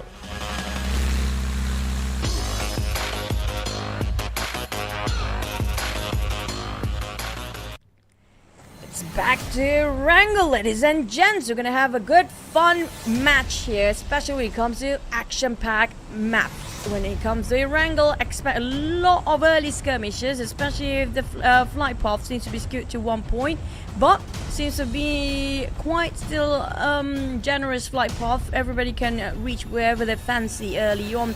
PIGMY dropping himself quite early on the northern side. XERXIA probably going to be on top of Jogopol on the right side of it, because Infinity love to drop on the northern Jogopol. Now, since Infinity don't have any intention to go there, might as well just take the whole Jogopol for XERXIA. But for Vampires, they might actually going to drop themselves maybe Zaki. We do have PIGMY and PA do love the northern side a lot. But for Boom, it's always going to be Roshawk. They don't really love fancy the other places. They just love Roshawk since the start, so they won't have any change of rotation for the team, except if there's some players want to challenge the Xaviers and Pochinki, because Boom is spreading out quite thin. Yeah, Vampire Esports, since Primos is far away from them, so they will go for an alternate drop spot. That's absolutely fine, and I believe all teams know that that's what they will do with this kind of a flight path. But circle-wise, it's almost like what we saw yesterday as well. You kind of have the Astaya there, you kind of have like the mansion area there. So we're going to see a similar circle as per yesterday. But of course, because some of the change of drop spot, that could also change the how overall all these teams will play. It's like a domino effect sort of thing. And we will see if the teams that, at least what we saw in Sandhawk, to be able to keep up to the momentum and also to some of the changes within this game. It's a good spot and a good circle for IQOO, who dropped himself in school, and then some teams or multiple teams drop themselves on the left side of the map, and school seems to be around the not really in the center, a bit more towards the left side of the center. They can actually gatekeep and thin out the crowd of the left side of a map, which is going to be western side, to make sure they can gain as much elimination as possible. Whoever tried to cross over Pochinki or to have to go through Roshawk even, School will be one of the best places to take all the eliminations. Same goes for the side of Boom right now based on the first stage of Circle, but I assume a lot of teams will take northern rotations just for the sake of avoiding early conflicts. Yeah, that is a I think a lot of teams would, a good number of teams, because okay, so up there we have Vampire, we have PIGMY, and we also have a couple of other teams, I believe. And also a PEA, not too far away from the north side as well. So expect like those, at least those teams, and probably those like FaZe Clan, who normally drops in South Jogopo, might join them because it's not too far away for them to access, and coming in from the north. But if like a lot of teams do that, then all of a sudden northern side will be a bit more crowded, and we might see more fights from the north side coming into the circle. So it will be an interesting clash point up north instead of like the regular rotation like through the middle into the circle, and you see like some of the same spots again. So it'll be exciting for us as viewers to see something refreshing if a lot more clashes happen up north. I do want to see what's going to happen between Yasna and Poliana, Team Flash and Talon just now. I mean, like, yes, they've been sharing the same compound, the same town for quite some time. For Team Flash and Talon seems to be having a bit of a truce. So you have the northern side, I have the southern side of Yasnaya. That might be the case. But for the side of Talon and Team Flash also seems to be in a prime spot to stop anybody rotating from the northern side. But we expect the teams that are already in the center of the circle will not sit quietly on their hands. They're probably going to try to expand their rotation, expand their territory by just spreading out to make sure they gain as much intel as early as possible, especially when it comes to the northern side. Not many teams will take past through that, but the one that is still concerning is going to be the one from the south. We do know there's going to be NKT on top of the bridge, Milta just now, and BTR dropping themselves on top of southern side of Milta Power, or Milta Power itself. Lipovka is per usual alter ego. And we also have Yido Alliance on top of Farm. There's going to be a lot of rowdiness when it comes to the rotation of the next stage if the circle shift upwards. But if the circle happen to be stay in the southern side of the main peninsula, then it will be a bit more fights on the left side, which is going to be FaZe Clan, XERXIA, Vampires, the Xaviers, Boom, and Sam9 will open fire early. Yeah, so it's really depending on where the circle will go as well. So let's see where the teams will want to change their checkpoints. And speaking about checkpoints, right? Since this is also like, if I count since yesterday, this is the third time we have somewhat of a similar area sort of circle out of the 4 games that we have played in Erangel. So I would also expect that some of the teams to like change up their checkpoints and then not do the same thing. And if one team does that, then that will kind of affect the other team that probably likes to go to that one particular checkpoint, and it's like a whole domino effect since we are talking about 16 teams in the game, and the dynamics might change. And it might change here for RRQ as it looks like the PUBG Esports and RRQ trading blows to each other. Snape will be abandoned since the rest of Boom already crowded him and tried to finish him off. There's nobody can actually save him at the current being, and RRQ seems to be fleeing from the crime scene, and they left school just now, so they're going a bit down south. Probably will be heading towards the direction of IQOO Lions or NKT. At the meantime, they find themselves a small compound. They will work around this and just hope they won't be discovered by another team. These Xaviers just left Pochinki and start rotating as well. A lot of teams trying to take like the maximum amount of time they try to take during the looting phase, around 30 seconds, not more, and then they stop to move. And that's where they get a couple of pickoffs, like what happened towards RRQ just now. Yeah, and lost one player early. Similar to like their Sandhawk match as well, they lost one player early to Sem9, so they had to play the rest of the round with 3 players. And that's going to be a similar case to RRQ. Earlier was Nabeko, this time it's Snape. 2 of their top fraggers as well. So yeah, pretty similar scenario. But at least for Nabeko as an individual, at least he gets to play a little bit more this time as compared to the last round, where majority of the round he was kind of being chilling because yeah, first one to go out.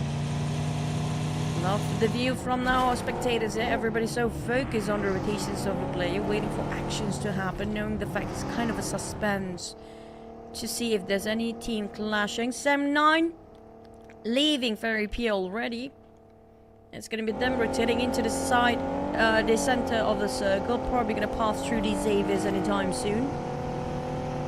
Just going around the coastline. Might meet up with NKT or even Infinity, who left, probably already leaving SMB by now.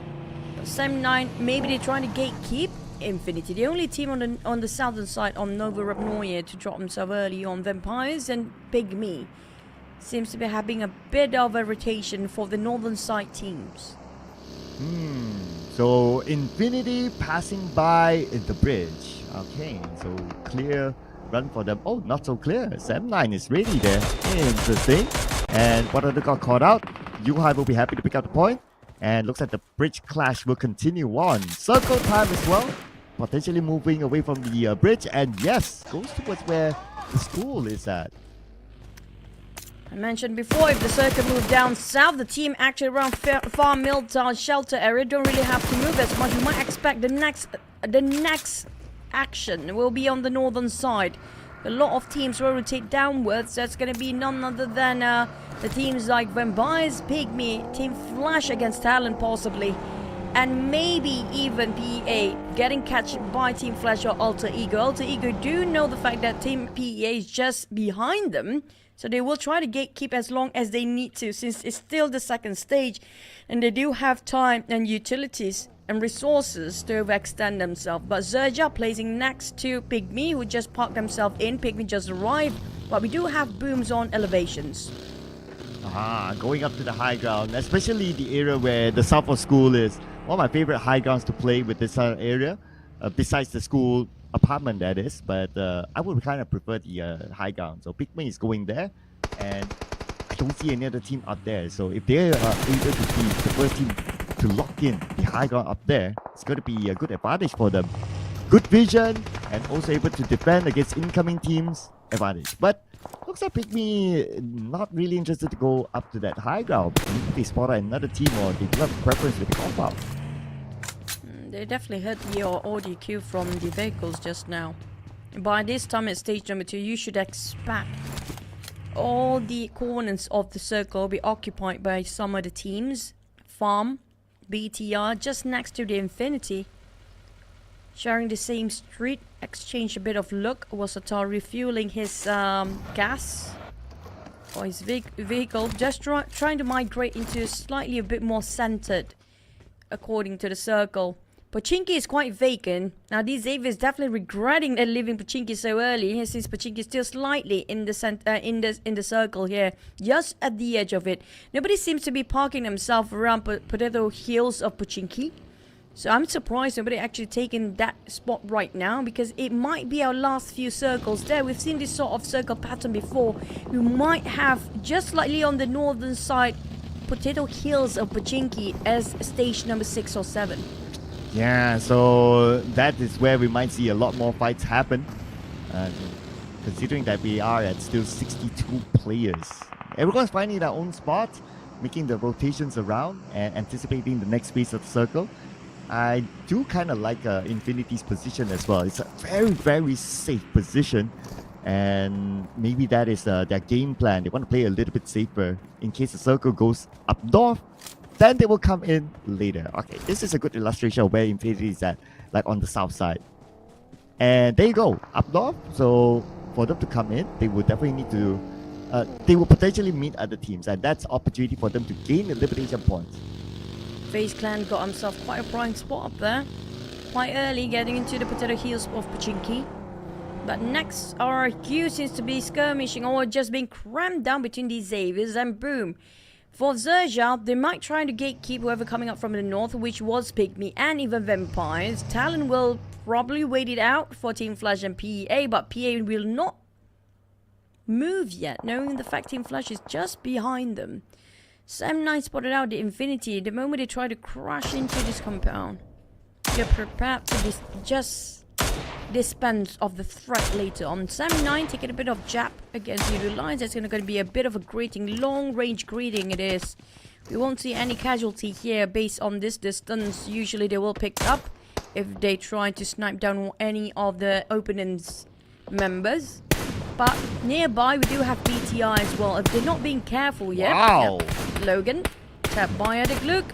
But it's within reach, got Tony pop the smoke, and it's going to be easy for him to pick up. But there's also another team from Infinity backside.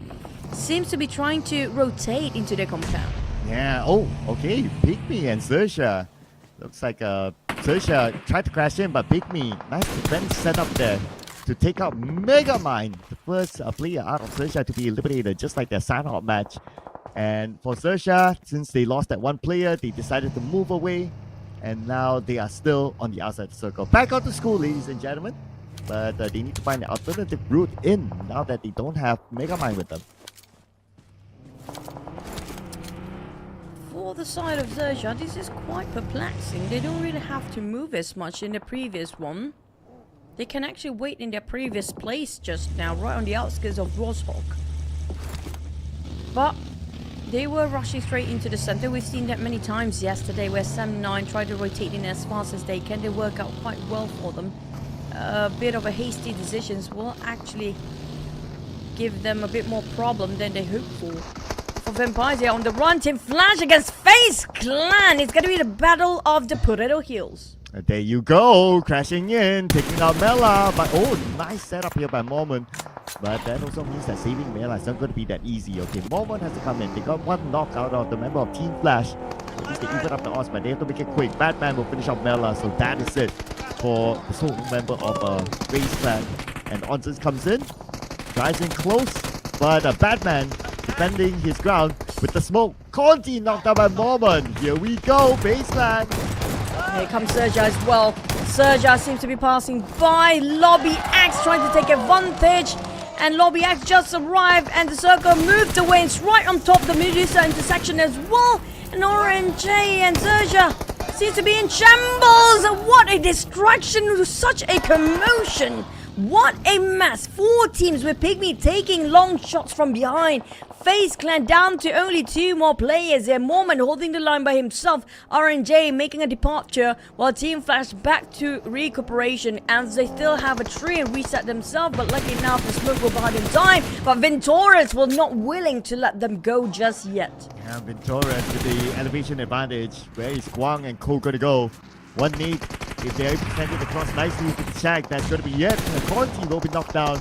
But now Venturus actually the last man standing. Looks like they managed to fight back. 1v2 technically. Venturus with the high guy advantage still. Tries to take down Guang, but Guang very, very swiftly moving in and out the Shag. But it's actually Team Flash.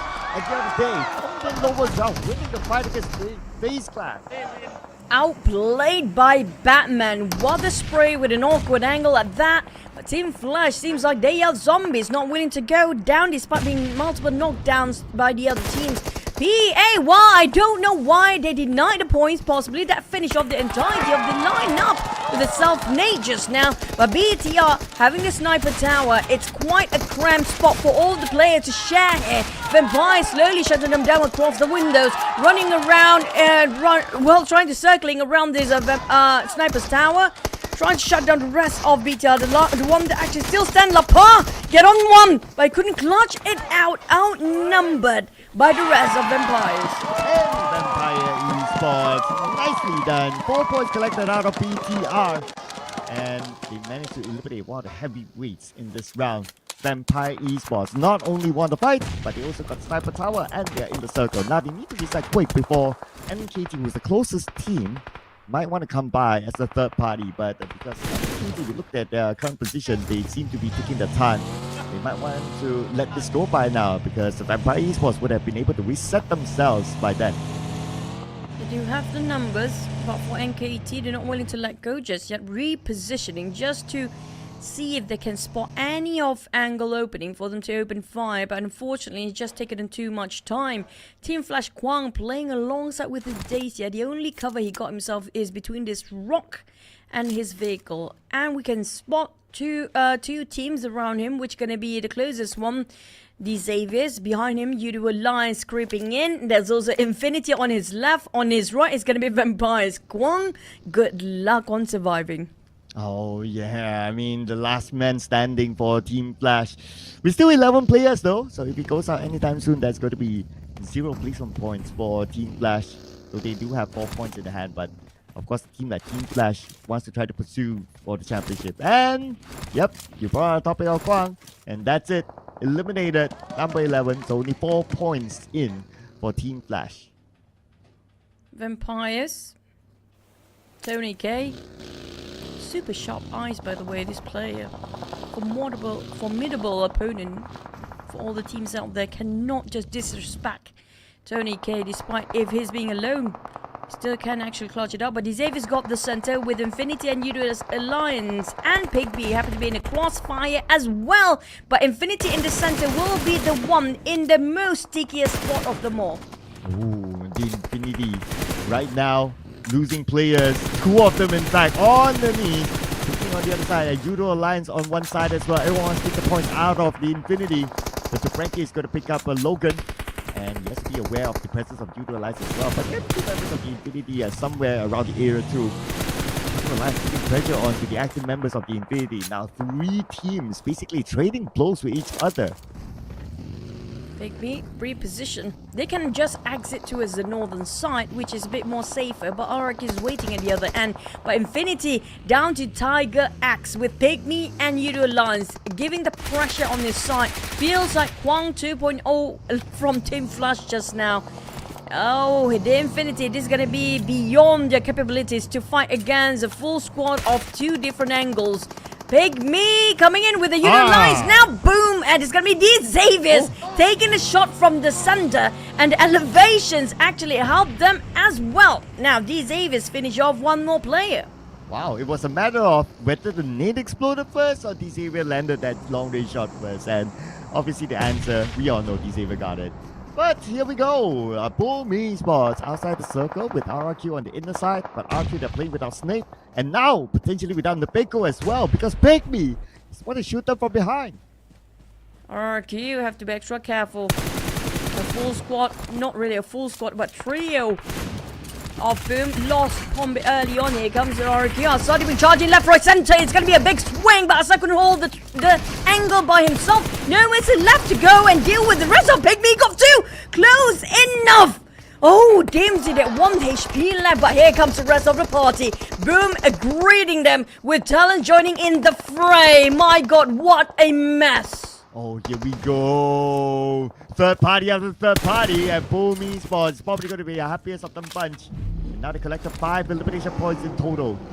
Let's see, Boom Esports really prioritize the circle. Oh, wait a second. Say hello to TALON. TALON, Boom, and PIGMY. Now PIGMY managed to flee by.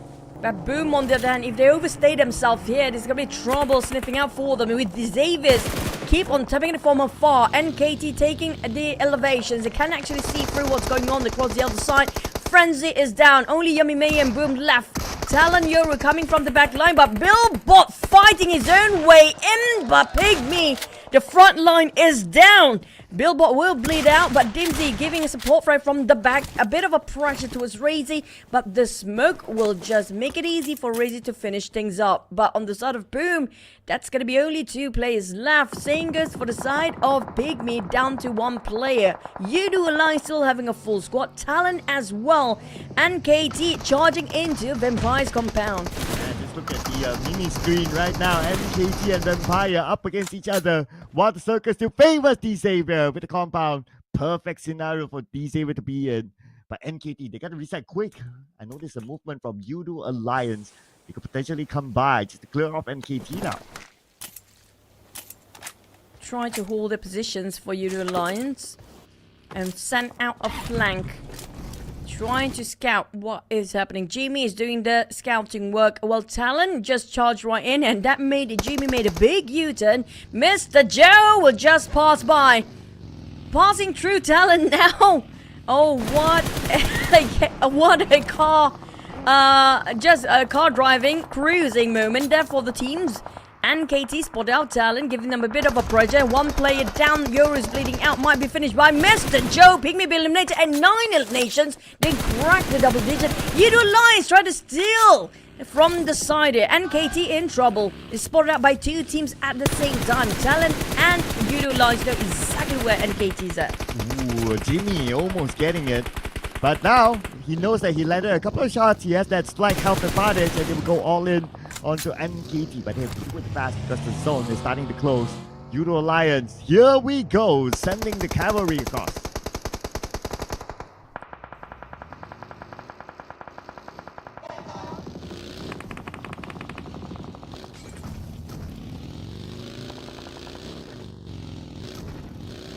NKT being finished off despite they trying to run away. Unfortunately, have to face Talon if they're running away from IQOO Alliance. IQOO Alliance having a full squad still.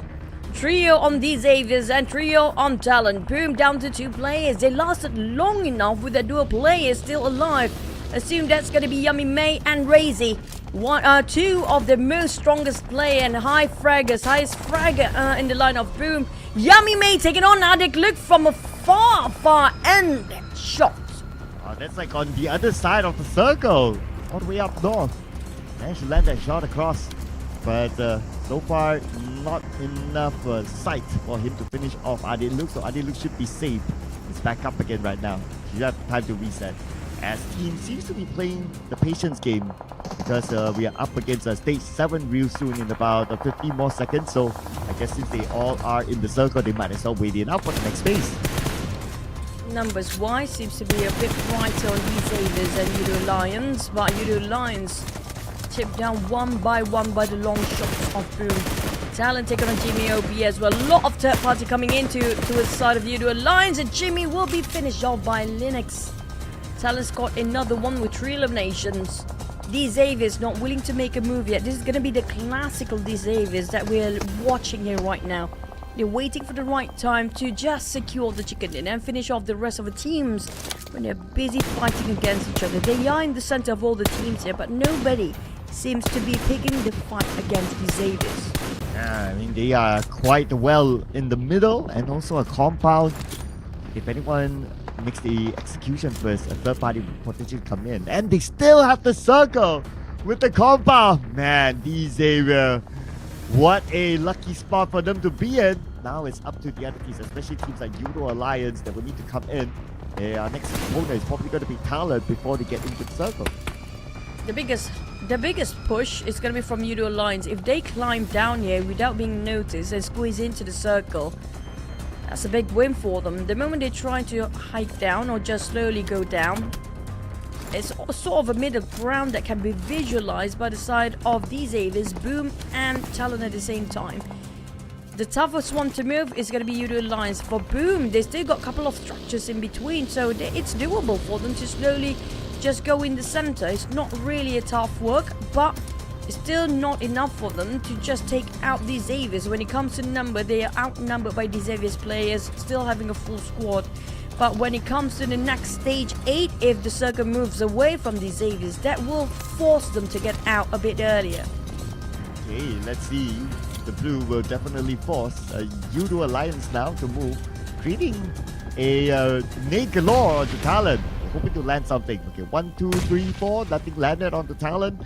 So very lucky of TALON to be able to evade all that. Then they send one nade across, and Linux, wow! I knocked out Olio, but Linux knocked out, but they look now leaving TALON with one player in this area, and he's Axel, will be the one here. Trying to finish out Olio, and he got it! Well, I did mention Yudo Lions did have the hardest place to just go into the center. That's one of the many reasons. All eyes set watch on them. And when you're trying to make a move. But next is going to be TALON still holding at the edge of the circle while Boom slowly marching in. We're talking about Boom still have a couple of smokes. Abundance of utilities, 15 hand grenades, 22 smokes for the Xaviers. They're reserving for this chicken. Shadow spotted out Razy. Just making sure that Boom running down to only one man left. That's going to be Yummy May. The Xaviers full squad against against TALON with the trio. That's going to be our finale here as Yummy May will have a hard time to crush into this safe zone. Look at the nades flying over this side. They still have plenty for the Xaviers. Yeah, and Yummy has to cross the road, no circle. I mean, all the odds are against him. And obviously, these Xaviers have the compound, circle, everything all onto them. They have the best chance of getting this chicken dinner. But of course, their opponents are no pushover. We are talking about TALON here. And they managed to get into the stage 8 circle. So now it's about a matter of time who will score this chicken dinner. But it's very, very unlikely for it to be Yummy. For these Xaviers, they still have one more building to work with, since the circle did kind of covers half of the compound. But for Boom, Yummy May finally being exited out from the lobby, booted out in the last minute here with 8 eliminations for B3. These Xaviers, if they cannot score this chicken, I don't know what else to say. This is theirs to take and this is theirs to finish. Ooh, okay. I mean, if we kind of look at the positioning right now, okay, 2 players from DC to move forward, but they should still be okay. Because even though they move forward to Lamborghini's position, they still have the compound to play with. So, not going to be a big issue. Now it's a matter of, well, who will be forced to move out of their comfort zone. And I guess like what you said, right? These Xavier, it's going to be hard for them to drop the ball. But we see them botch it before. Kind of worry for them, but TALON with only one rock to work with.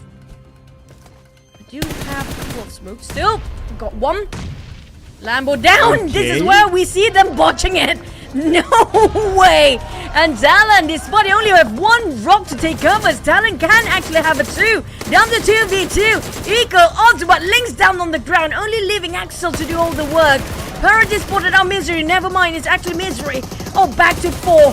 Now it's going to be outnumbered. If they still couldn't clutch this one, man, Misery just behind that tree. Well, nice backup by Parge in the bot time. And now just nade behind the tree will knock down Misery. That is it. One more to go for TALON. Make that 2. Excellent. Linux on the other side. No way Misery is going to be picked up. Nade side across. Almost knocking down the member of TALON. Another nade as well. They know exactly where they are. They've been pushed in the corner at this moment with the molly, forcing Linux and Axel to move. Nade after nade sent across onto Axel. Axel now pretty low. Xavier waiting to come up with a finishing blow. And all they need to do is just seal the deal here. It's down to Linux to do all the work again. Axel is down. Linux coming up from flank side. It's going to be Purgeon, and they secure with all 4 men alive. These Xaviers, it wasn't the cleanest, but they bounced back and had a reset and just finish off with a winner chicken dinner. These Xaviers is back here for the grand finals day number 2, and it's got last chicken dinner. It was the grand finals day number 1 for first map of the day, but first in Wrangle they secured another chicken. 2 chickens in the grand finals for these Xaviers. And now know a little bit of trading between them and also TALON, but they did not lose any players at the end of the day. So it's still a clean win there for the Xavier. Let's see here how many points collected by them as a whole. Not too many because they did get the circle on top of them and they stayed quiet there. No other team challenged them. So they managed to get 6 elimination points in this round. So 16 points collected by the Xavier this time. And of course, we got to see the overalls whether they will take back their throne. If only Parrot didn't actually wear the same glasses as Shadows, they might actually being spotted as brothers for now. But for Lamborghini, Nate, Parrot and Shadows, it's definitely a different approach if you compare it with yesterday, how they performed. These Avis playing it back to their old rotation, taking it safe, taking it as patient as they can be. Have a bit of a slow rotation just to secure themselves in the center as long as they can and not attracting any attention at all by being so quiet. It actually seems to be a very, it seems like it's working well for the side of these Avis, perfectly well when it comes to the rotations here. And despite you guys saying that, oh, they haven't been so aggressive, but pretty much balanced with 10 points of chicken dinner plus couple of eliminations, 6 or 5 is more than enough to push them back up. And we gotta acknowledge the other teams as well. Boom Esports, interesting enough, despite them taking home a 3rd place finish, but they finish above Talon and followed by IQOO Alliance. Now let's check out the best moments from game number 2.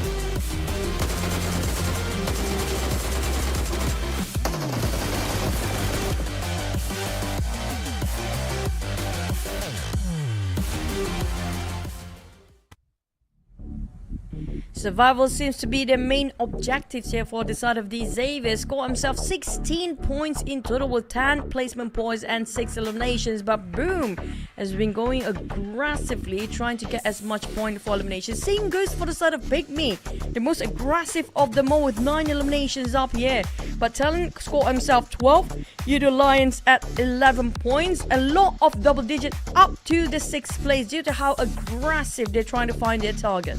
Wow, we have a lot of double digits up here. That means below we may see a lot of zeros. So looking forward to see if that's going to come through in page number 2. Other than that, Vampire Esports, they've always been keeping themselves at page 1, despite them not getting the chicken dinner after their chicken dinner. So far, pretty not bad from Vampire. So keep an eye on that team. Okay, page 2.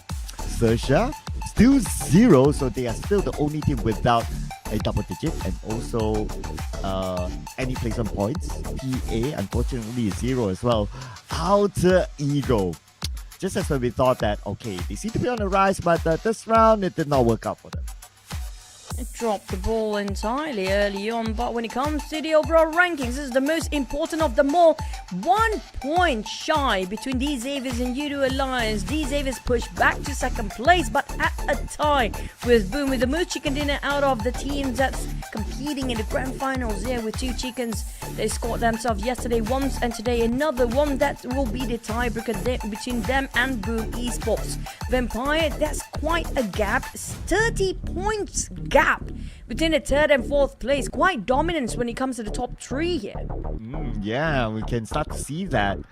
Although they can still catch up with the amount of games. So fans of Vampire out there, don't worry, don't fret.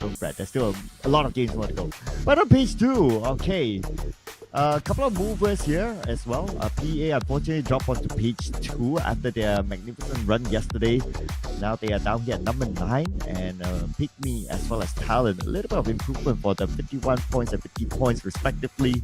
And yeah, XERXIA is still the only team with a single digit as of now. But let's compare 2+ players from TALON and Judo Alliance. A bit more teamwork coming up from the side of IQOO, but team contribution when it comes to damage-wise and elimination, you have to give it to Linux. Actually stands such a long fight again the side of these Xaviers, just now the last man standing when 2 of them being knocked down early on for TALON. But for IQOO, he has been performed in every single season, one of the most consistent players coming up from the Malaysian teams. But damage-wise, unfortunately, IQOO, I think his knockdown pretty much been stolen by another party from the sidelines. Yeah, either that or his own teammates. So either one of that. But anyhow, for Judo Alliance, total damage still came up on top against the other teams. 1,846, followed by TALON 1,634 and PIGMY 1,605, and then we have NKT 1,437.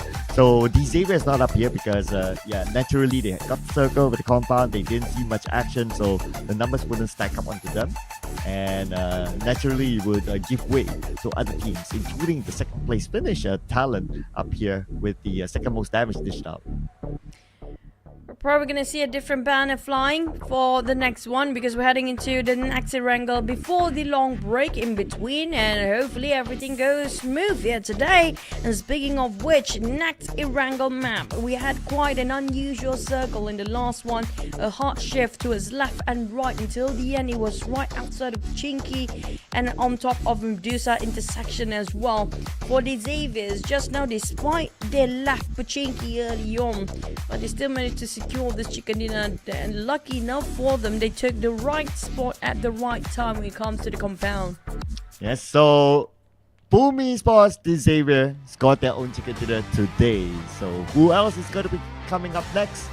Gotta keep an eye on this. But also, based on what we see, there are some teams on the rise still and still consistently on the rise. I would also say that BTR is doing okay as well. So another team to keep an eye on too. Today, by the end of the day, we might see the overall charge shift. But another team that I also want to point out actually, right? Because there's always this talk about like, oh, will Judo Alliance remain consistent because of the nightmare that they have felt last season? It actually seems like Judo Alliance is still alright as of the 2 rounds. They're still quite consistent. I wouldn't actually judge them regarding of how like the fluctuality of how they fluctuate regarding their performance. Not that big of a fluctuation so far. Not too volatile if you compare it with XERXIA, of course, and also probably even FaZe Clan. But on the side of also the team is actually on the rise since yesterday, PIGMY, after the second half of the day. Wrangle map, they scored themselves 14 eliminations. From there on, they keep on pushing upwards and seems like balancing both placement points. And today has been crazy amount of elimination across so many maps. So now we did have 2 maps just now, only 2.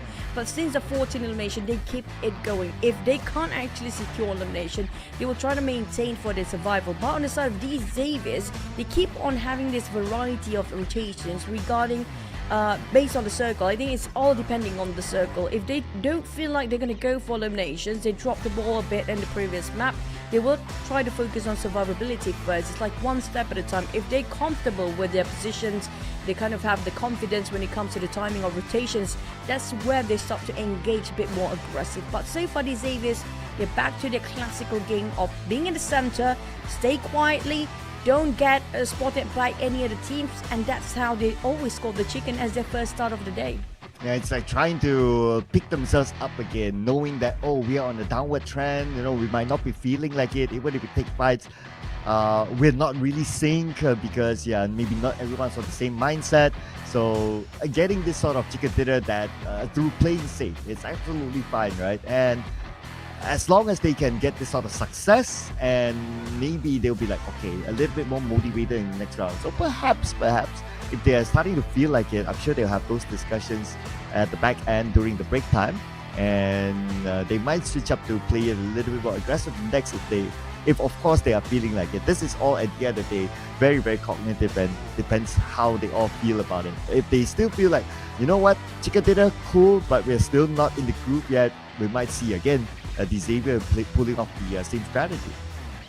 This is a time where the teams start to realize they have to know. It's so crucial for the teams to know what their main strengths are. And I feel like these Avians are one of the teams that actually do know their strength lies in between their rotation timing. So they're going to play along with that. As for Boom and Pigmy, they do know their firepower. And Boom is more strategic compared to Pigmy, where they just sometimes recklessly just goes in, but they do know that their firepower is super strong. So Pigmy, I expect to be more aggressive as well for the next Erangel map. But for PEA, it seems like late rotation didn't fare well for them when it comes to the previous map as well. So it seems the circle seems to be shifting down south. Late rotators still have a bit of problem with so many gatekeepers, and that's going to be a lot of crowd being teamed out from the inner side circle of a team. So that's going to be a trouble if they keep this going. But for the teams that we should watch out when it comes to their firepower, it's definitely going to be Pigmy and Boom here right now. Oh yeah, absolutely. And plus between the two of them, Boom Esports, they do have a track record of being champions. So they know how to be champions. Champions in PMPL Indonesia, champions in the previous PMSL. So they, with this kind of track record, yeah, do still keep an eye on Boom and never write down. Even though day one was like for them, but day two so far has been pretty nice for Boom. But I'm sure the home fans will be hoping for a better performance from Vampire. Although I think that they're okay, but it's not about being okay. You want to lift the trophy on your home ground, so they have to be better than okay. Speaking of okay or not, I think okay for BTR, of course. BTR is in the middle pack, and sometimes they shoot up and down. Very volatile indeed, depending on their mood for the day or mood for the map. But also, speaking of which, Alter Ego, unfortunately, they are not playing to their strength. I'm so frustrated knowing that how much work they can actually put in, especially when it comes to Rosemary. He's so good at this. He's grown into a different type of player this season. If you compare it to last season, Rosemary used to be the front line, the main fragger, the crazy one to go in just for the rush. Now he's being molded into a different facet entirely, where he's pretty darn good at support too when it comes to getting those long shots. If you actually put Tony K and Alter Ego when it comes to being aware of surroundings, I have to give it up to Tony K, because Tony K is definitely more alert compared to Rosemary when it comes to know exactly where to aim at the perfect timing as well. But Rosemary comes to those long shots, it's so darn good at it. He's just so barely miss.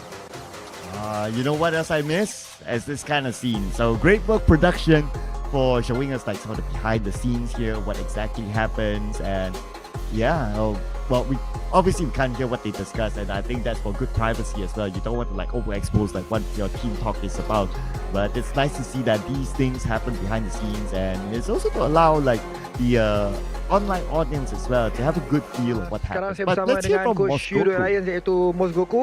So Mos, sekarang dah main 2 game hari ni, and Yudo Lions menunjukkan prestasi yang sangat cemerlang lah untuk 2 game pertama ni. Untuk Mos, apa yang Mos bagi sedikit kata-kata dekat player yang bagi diorang semangat and kekalkan prestasi sekarang? Tak ada apa sangat, just a simple talk and benda biasa lah. Kita main macam biasa tapi jadi luar biasa, insyaAllah. So basically, I don't really give any motivation talk to my player. I just want them to have fun and enjoy the game. And yeah, we just gonna do a normal thing. Turns out it's gonna be a better thing. So yeah, I just hope that we're gonna lift the trophy. So back to the caster. I don't think it's back to us. Back to the players. And thank you so much for the very insightful what actually coaching staff actually do when it comes in between the break. I think it's because of how little time they have. All they can do is just point out the most obvious mistake in a very small amount of time. Just give them some motivation not to, give up. Don't actually don't be mentally challenged with the circumstances they in. But speaking of transfers, we do have a swap of players on this side. And with 9 noise coming in this time, so that's our first substitution for today. And so far, only one. We have not seen any other substitutions yet. Oh, there you go. So looks like Deb is going to take a break, and Brian is going to come in. And 7-9, well, today also has been not the best of days for them. They have not been able to collect the amount of points that they would want to collect, and I'm sure the fans will be kind of concerned as well. Yes, they did score the chicken dinner yesterday, but overall, they need to do a lot more, because it's not about like maintaining like just a top 10 or top 12 or something like that. They have to go all the way to be in the top 5 at least. And like what we last saw, the top 5, the gap is starting to show itself with all the other teams on page 2. Sam 9's issue, I feel like they don't, like I mentioned earlier on, it's always about knowing the player's strength. It's a heavy responsibility for the coach to place a player according to the role where they will be putting up the most potential and most efficient when it comes to their team play. Unfortunately, I feel like Sam 9, with the same players, if they rotate around their role, possibly still a lot of potential up there. But they're still trying to figure out how to work things out when it comes to the grand finals, and hopefully it won't be too late, because yesterday when trying to bounce back seems to be a bit too late for them to catch up with so many point gap in between. But also don't forget about a team like NKT. Now NKT, they has been quite an okay, not the best, but we can see some progress today compared to yesterday, where they have more rotations and a bit more aggressive. Yesterday they don't have that much, especially the first 3 maps. They have 0 eliminations up to maybe 5th round yesterday. Almost the entire day they didn't have too much eliminations, but for last map yesterday they finally get themselves 10 eliminations, and today seems like they are keeping the momentum up to be a bit more aggressive. Yeah, we're seeing more of NKT today in terms of action, and it's definitely something good, especially for the home fans, that anytime like all Thai teams play, that they're on screen, they're doing something big, like the home fans will cheer. So home fans will definitely want to see more out of NKT, and they're giving back to the home fans. So great work for NKT to not only do well for themselves, but also do well to acknowledge the fact that home fans are there to support them. And so far in the grand finals, I'll probably be asking a little bit more from NKT, but I would like to see Mr. Joe come up with more great moments like how he has shown us during the league stage. Now you mentioned about the live audience, and also put in your mind for the audience watching it online here right now, there's going to be a lot of difference to play it offline and online. First of all, yes, it's great to have live audience, but sometimes it seems to be a bit of a pressure for some teams out there when they're looking at the audience cheers and the pressure of the hope there from the side of the live audience. So that's why there's some conditions where some players some teams perform better in offline, and some of them really prefer it online. But coming up from Tony again, this is the guy that can play both, and he actually plays so well in an offline setting. Yeah, he probably gets fueled by the crowd, by the audience. And Tony K, being a famous figure as he is, like irregardless whether he plays in the home ground or whether he plays in other offline venues in other countries, like he will still get like the support from the fans there. I mean, a globally known name like Tony K, getting this kind of support anywhere he goes definitely will fuel him. And whenever that happens, we do always see that Tony K does get a little bit of a boost. And even like today as well, with Tony K, a couple of times he became like one of the last players, or if not the last player for Vampire Esports in some of their fights. So it just shows that he's still able to survive, he's still able to do a little bit more for the team, even though the team sometimes went out a little bit early than him. Speaking of Tony K, if there's an award for the highest awareness amongst all the players in this tournament, I'll probably just gonna give it up to him. He is the only player that can actually keep track of how many players around him, how many teams are they, know exactly how they think, and know exactly where to aim as well. It's quite a rare talent, but this guy is such a young player. That's why I said he still have many years to come when it comes to esports, especially in PUBG Mobile. He got so much talent, And I think a lot of players can actually learn from him regarding how he can read out the opponent's movement and when is the best timing and angle to pick from. It's not a lot of players that actually can keep track of that. Another one is going to be Rosemary, but awareness-wise, we still have to give it up to Tony K.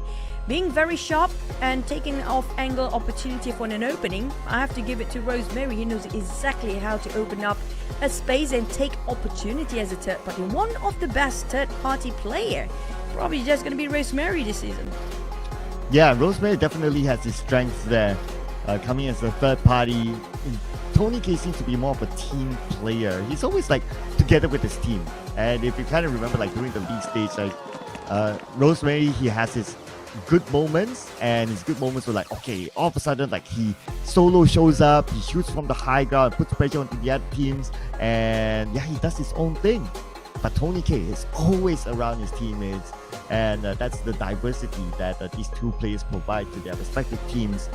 And I'm pretty sure they can not only do like that, they can like, okay, if you want me to play as a team play, cool. If you want me to play as a solo player, just do my thing, cool. And that's what are the attributes of making a great player. Being versatile, all sorts of situations, you're able to adapt. So pick up to all these players, and it's not only like, okay, you do it for one season, you do it for 2 seasons. No, you're able to consistently do it every season. So that is definitely a lot of respect to all these players. I personally feel like team play should be go if we have that kind of title, probably gonna go to it's either Adik Luke or Olio of Judo Lions. If it comes to team play, I think they're more of a team play to definitely give a bit more support, and also when it comes to sticking with a team and a team play, for me is a different concept entirely. Like sticking with a team is just sticking with the team and trying to slightly support them from the back, but being a team player, which means you have your guard up, you're guarding not just yourself, you're guarding heavily your teammate. If he's being knocked down, you're willing to risk yourself out there just to pick them back up. Yummy May, there's going to be a different sort of concept of play entirely from my perspective. He's a more daring person. He loves the CQC way more compared to all the other teams out there. He loves those DBS play. When it comes to nade, he can drop it. But still, Tony K, I personally feel like, yes, he's good to stick with the team. But when you place Tony K at the back line, you don't have to worry at all. You know he can do his job well because his awareness is so pick high up there. He can even toss a nade a perfect trajectory, exactly how the bounce of the nade. He calculated even that. I don't know how big of a brain he has. He does seems like a very slim and lean figure, but his brain is something else entirely. Yeah, game sense is definitely the top of his mind. I don't think game sense is the top of his game, but I kind of repeated that word. So game sense top of his mind. So Tony K definitely has that. I mean, whenever he's left alone, he knows what to do. It almost feels like, wow, this guy, like how he moves, where he looks, all the micro details. He can go down to the ground of it to come up with the best execution possible. And if you remember, like during the league stage, there was that one time where he 1v2 the members of PMSL Esports inside of Erangel. That was amazing. That's arguably still one of the best chicken dinners this season. It was 1v3 if I'm not mistaken. He was finding a different team, a single player before, and then dealing with the two-player a duo for the last chicken dinner. It was amazing. That's why I'm saying that he's so good at tracking everything down. It's like everything is recorded in his head, but what's not recorded yet? Which gonna be our next chicken dinner? Who will take it away for our next Erangel?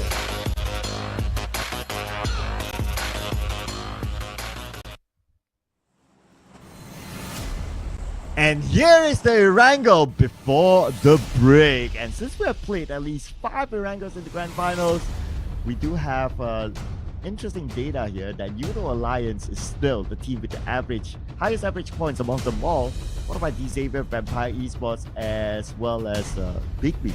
So interesting, the fact that the top 4 teams, they're all from different regions. That gives a little bit more diversity into this map. And to a certain extent, it kind of shows that it's anyone's game in such a balanced map. speaking of the map, the flight path even balanced out for this round before you head into the last Wrangle map later on. And before we head into the last Wrangle, of course, we're going to have a bit of a break for the players to have a breather and try to reset themselves, just trying to get themselves some snack to make sure that they won't feel any hungry or will be angry if they're hungry later on. But for the players, they can drop anywhere they fancy. This is the map split it evenly into two sides, west and east. It's all down to the circle. For Vampires, they're gonna drop themselves back to Primos. It's within their reach. Infinity will not be disturbed by the only team. But since yesterday, Vampires split themselves into two sides. Stone and Tony K always drop himself in SMB. This might be the exact circle or close enough, just like yesterday. Yeah, the last time they kind of did that, which is just yesterday, they scored the chicken dinner. So now, similar strategy with Stone and Tony K to remain in the mid base island, and the circle is kind of down there. Probably is a good sign for Vampire Esports, but not a good sign for Joe Branky. Knocked down by Mizi from PEA. Not out yet, but let's continue to look at the feed, and Kiddo will say thank you to the first blood point.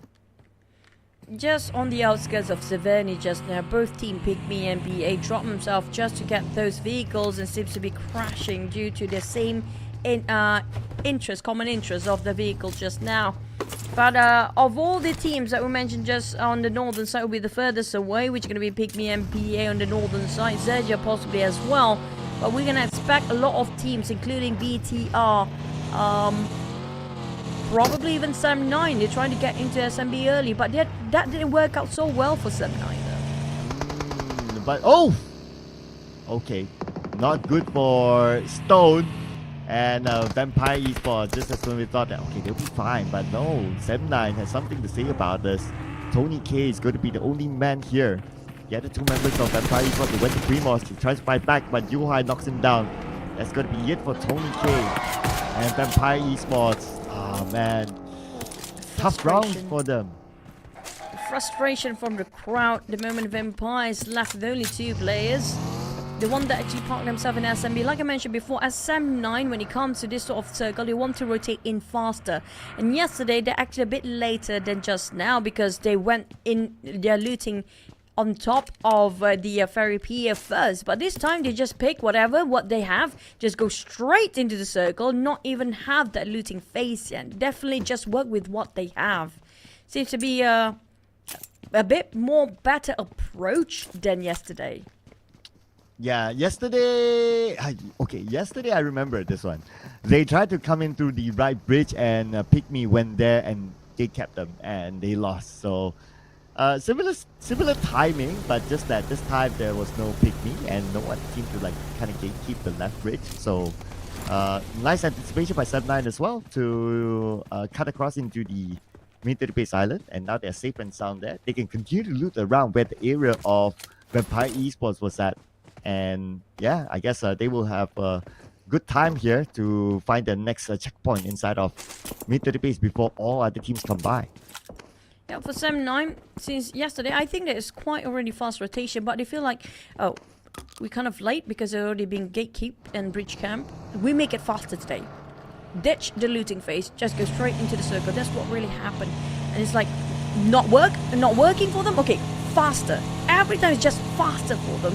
They're like, just keep trying to push themselves the limit.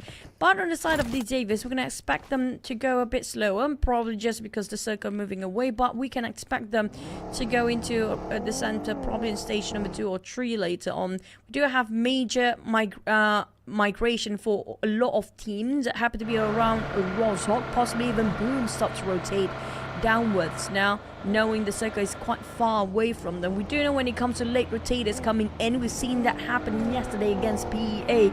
They're coming so late that they're forced to swim, and the moment they try and swim, there's a lot of people, a lot of players just park themselves around the coastline waiting to tap out whoever's trying to swim over the other side. Yeah, late swimmers, that is what they need to deal with. I remember that one clearly yesterday. Like there were like at least 2 teams, including one of them, Judo Alliance and probably even TALON, like aiming them down, and there was no way that they could survive that. So I guess learning from yesterday with a similar kind of circle, this time PA might want to do something different. maybe try to cut across the bridge or maybe taking the boat right. So let's see what will PA come up with. But it's learning from yesterday. It's unlikely for them to go for the mid-river swim into mid to the base. Last we've seen Alter Ego went for the boat right, since they got himself Lipov, got a couple of boats there. So we expect them probably going to do the same thing, coming up from the very southern side of SMB. But boom, taking their own sweet time to slowly rotate and loot up, knowing the fact if they want to get into the circle in the next few stages, they need abundance of troubles, especially the smokes. And best news, if they can get themselves a molly, just trying to push themselves into, in case there will be gatekeepers, just trying to thin out the crowd coming up from the main peninsula from the north. Team Flash is going to be on the run. They're trying to go all the way up first. Probably just going to cross the bridge on the right side, yeah? But we do know that it's going to be Infinity Circle. Now, can they hold this? Because Infinity seems to be a bit more aggressive than yesterday. And it's a good chance for them to secure a chicken dinner for this type of circle. But they want to play actively. They do have the advantage of trying to block the right side bridge. And since the circle is kind of skewed towards there, so blocking the right side bridge isn't a bad idea. But for Vampire Esports, okay, early on we saw the two players eliminated early, Tony K as well as Stone, because they got separated from Shrubs as well as Fluke. So both of these players taking the boat ride instead, probably going to land themselves on the south side coast of Main 30 Base Island and play a little bit more safe this time since they don't have their two big boys together with them. Taking a bit slower. And they have the time. Boom. Gatekeeping. Bridge camping. Waiting. And just wait for Boom to cross. It's going to be RRQ at the end. I think Boom Razy definitely knows. Quite a risky game he's playing. A dangerous one indeed. Playing on top of the bridge. Trying to scout out. Because RRQ definitely have eyes on top there as well. But if they're not being aware, that's going to be the biggest bridge by Boom Esports. And they're trying to figure out how to get in there. Boom knowing the fact that it's going to be a very occupied bridge at the other end. Probably just wait out other teams to cross through their path. But I don't think a lot of teams want to just cross this left side of the bridge since it's quite far from the circle. Well, speaking about circle, now let's see how far will it go from that bridge. Wow! Oh my goodness! Oh my goodness! A lot of teams already in this island, and potentially could go back up to the main peninsula. This is going to be one insane circle. Bizarre one. This is trash, man. But boom, taking on out for RQ. At the moment we mentioned that they're not being aware. That's definitely going to be the bridge of Razy, and they got the best spot here since the circle still in the center of the bridge itself. BTR taking on these Xaviers. RQ having a hard time to keep track with Razy's position. Found it out his position. There you go. Snake finally shuts down the hindrance, the disturbance for the side of RQ. A bit of damage taken for the jump, but he needs to save the pack. Oh, he couldn't make it through. Bye, my friend. Oh well, but at least he got Razy, and that position that Razy held was one of the key positions. Now Snake will try to seek revenge. Okay, here we go. Boom Esports on the move as well. Probably they are anticipating that it's not going to be worthwhile to extend this fight since the circus, well, it kind of shifted up north again. Maybe it's time to just leave this and rotate back in through the north side. Very indecisive circle. Couldn't decide which way to go. If you have a girlfriend, this might be your girlfriend. Couldn't decide what to eat for the day. Just decided to be in between here. BTR taken out on Infinity, and despite Infinity got the circle since the start, this is surprising since they couldn't hold their ground. Oh, BTR getting the Infinity, who had control of or at the first drop inside Main 30 Base Island first. BTR naturally drops in Milta, and they made a quick move down south, but now they are looking to go back up again. So they seem to will be clashing at this bridge. And not only in the Infinity, the NKT's on the other side too. I mean, the last we checked, a lot of teams are in the Main 30 Base Island. So, well, it's a very rare occasion for them to be forced to migrate back up onto the main peninsula. But hey, it's going to be a different sort of strategy or, overall gameplay that we're going to see soon. I wish we do have the players' reaction, how flustered they can be regarding the circle shifted to stage number 2 just now. Just too much of, how do I say this? Too much of decisions to make, since they don't know whether it will pull back to as a main peninsula. It's very indecisive indeed, but FaZe Clan being spotted by XERXIA. They got a couple of windows there, you have to be extra careful, but the sneaky one, there will be IQOO Alliance sharing just next to FaZe Clan. FaZe Clan, if they are oblivious regarding the positions of IQOO Alliance, this is going to be their death bad. This is going to be the bane for the team. Okay, confirmation. Oh my goodness. Oh, okay. So, still a little bit up north, a little bit down south. I mean, I'm having a headache just looking at this kind of circle. Like, what kind of circle is this? I mean, we asked for entertainment, and if you're not entertained by this kind of circle, I don't know what else. I don't think you have a headache. I think you have a toothache because you're smiling so much right now. We can hear from your voice, by the way. You're like, yeah, this is going to be a fun one. But not so much fun for the players who happen to be the careers on the line here when it comes a lot at stake. But TALON versus PIGMY. Misery coming in. DMZ trying to fight back with the DPS. 1% HP. 0% now. Back to a side of TALON. It's going to be 2v2. Back to 2v1. Well, we're going to see a lot of insane fights here. Here we go, Billboard 1v2. DBS, one of the best weapons to clutch in this sort of situation. Same time, a 7-9 in the fight. Oh, here comes Axel. But wait a second, Axel didn't see Billboard? Oh, you don't know he's there? Okay, it's going to be real interesting. What can Billboard come up with? Billboard. Nothing there. I was hoping for somebody just trying to sneak or pick out for a bit, but he definitely heard the footsteps. He missed it again! Are you kidding me? Not like this! Oh my god! What? What sorcery is this? Nobody can see Billboard even though his gun sticks out like that. Are you kidding me? They just went past him without noticing there's somebody else sharing the same house as they do, because they're a bit busy trying to find all the eliminations from afar. And the one that actually will be stolen for the elimination is going to be Team Flash in between so many teams. Oh man, I'm still like, okay, Billboard, I wonder how long he'll be able to stay that way. But we will check out Team Flash and FaZe Clan before we come on to Billboard status of the invisibility cloak. Need sent on the side of Batman, so they kind of know that Batman's on the bigger building. But both teams kind of surrounding each other. Let's see who will get that first knock, and that's going to be the advantage that both teams want to find. Sadly, Team Flash being outnumbered. FaZe Clan do have a full squad. They're down to 3.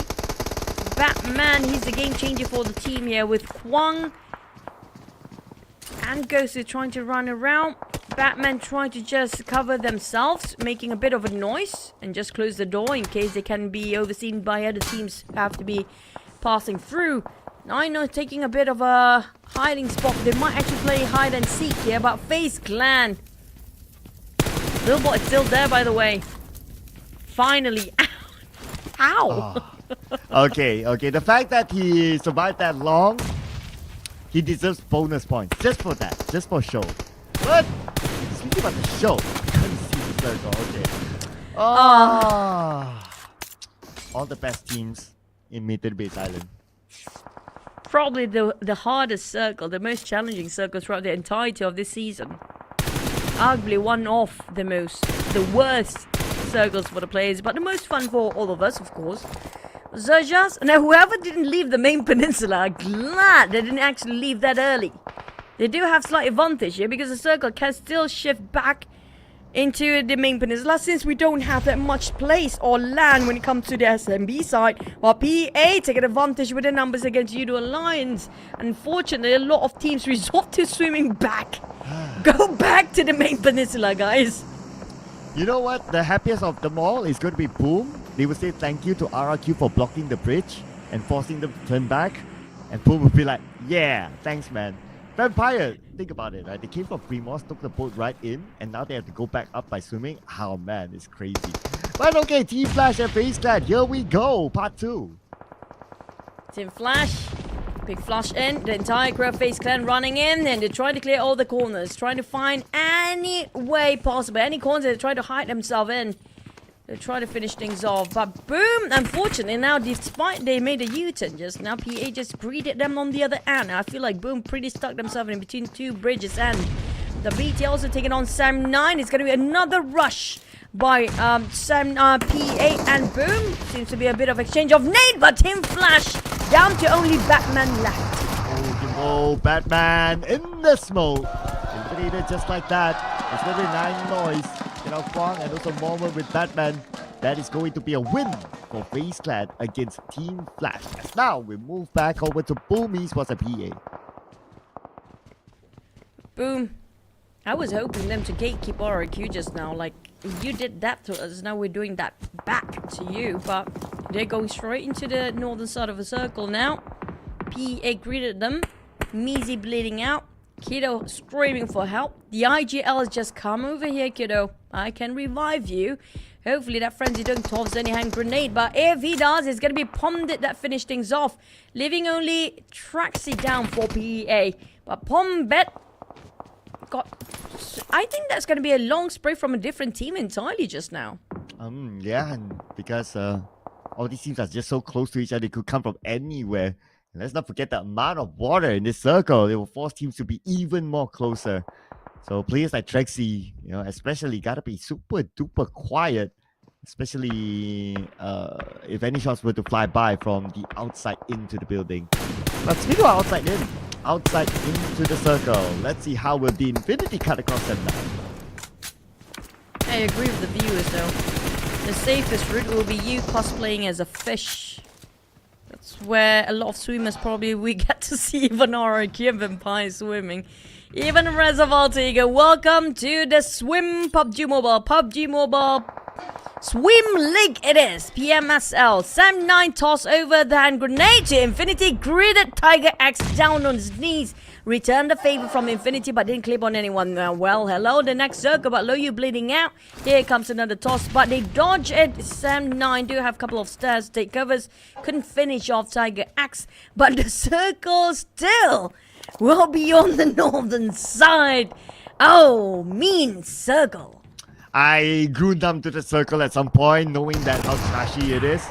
But Sam9 no circle, okay, but they have to figure out the fight because we don't want the Infinity to backstab you. You have to be low at this moment, you goes down. And now the other members of Sam9 had to follow up, but they're just too far away and they're kind of occupied with other teams. BTR just backstabbed Sam9 from the back just now, leaving Canny to do all the work. The last remaining standing player of Sam9. BTR coming up from the back. Whoever's in the center of the bridge will not be safe either. The best way, go for the swim, brother. Just jump down. It's gonna be the swimming league. That's what we call PMSL for. The PUBG Mobile Swimming League. And Kenny has got burned. He needs the water. He's not jumping yet. He's going in for the rush. He's taking a fight like a man. And he goes down. Nice fight back by the Infinity though. Sam9 lost their ground when they were on the defensive side, but yeah, two of their players were kind of distracted by other teams behind. Speaking about other teams, look at the XERXIA, FaZe Clan just next to each other. And not only that, they are on the outside of the circle, especially Mela. Okay, the other members of FaZe Clan, they're on the inside, but they have to pick up Mormon. Vintorres will be on it while Mela makes his way. Mela, his ammunition is pretty low right now. I think it was less than 50 reserve in his magazines when it comes to the rifles M416. Tapping up from afar, 9 noise, hoping it will connect to Fluke. Alva just next to them, barely got any space, but we do have different teams rotating the other side. XERXIA trying to just shut down on FaZe Clan. Now FaZe Clan focusing on different team. They have to focus on all angles towards the side. Look at the swings coming in. XERXIA's just around in the left, right, center. Mela trying to confuse them. But Mela, that's going to be a bad sight to be seen by XERXIA.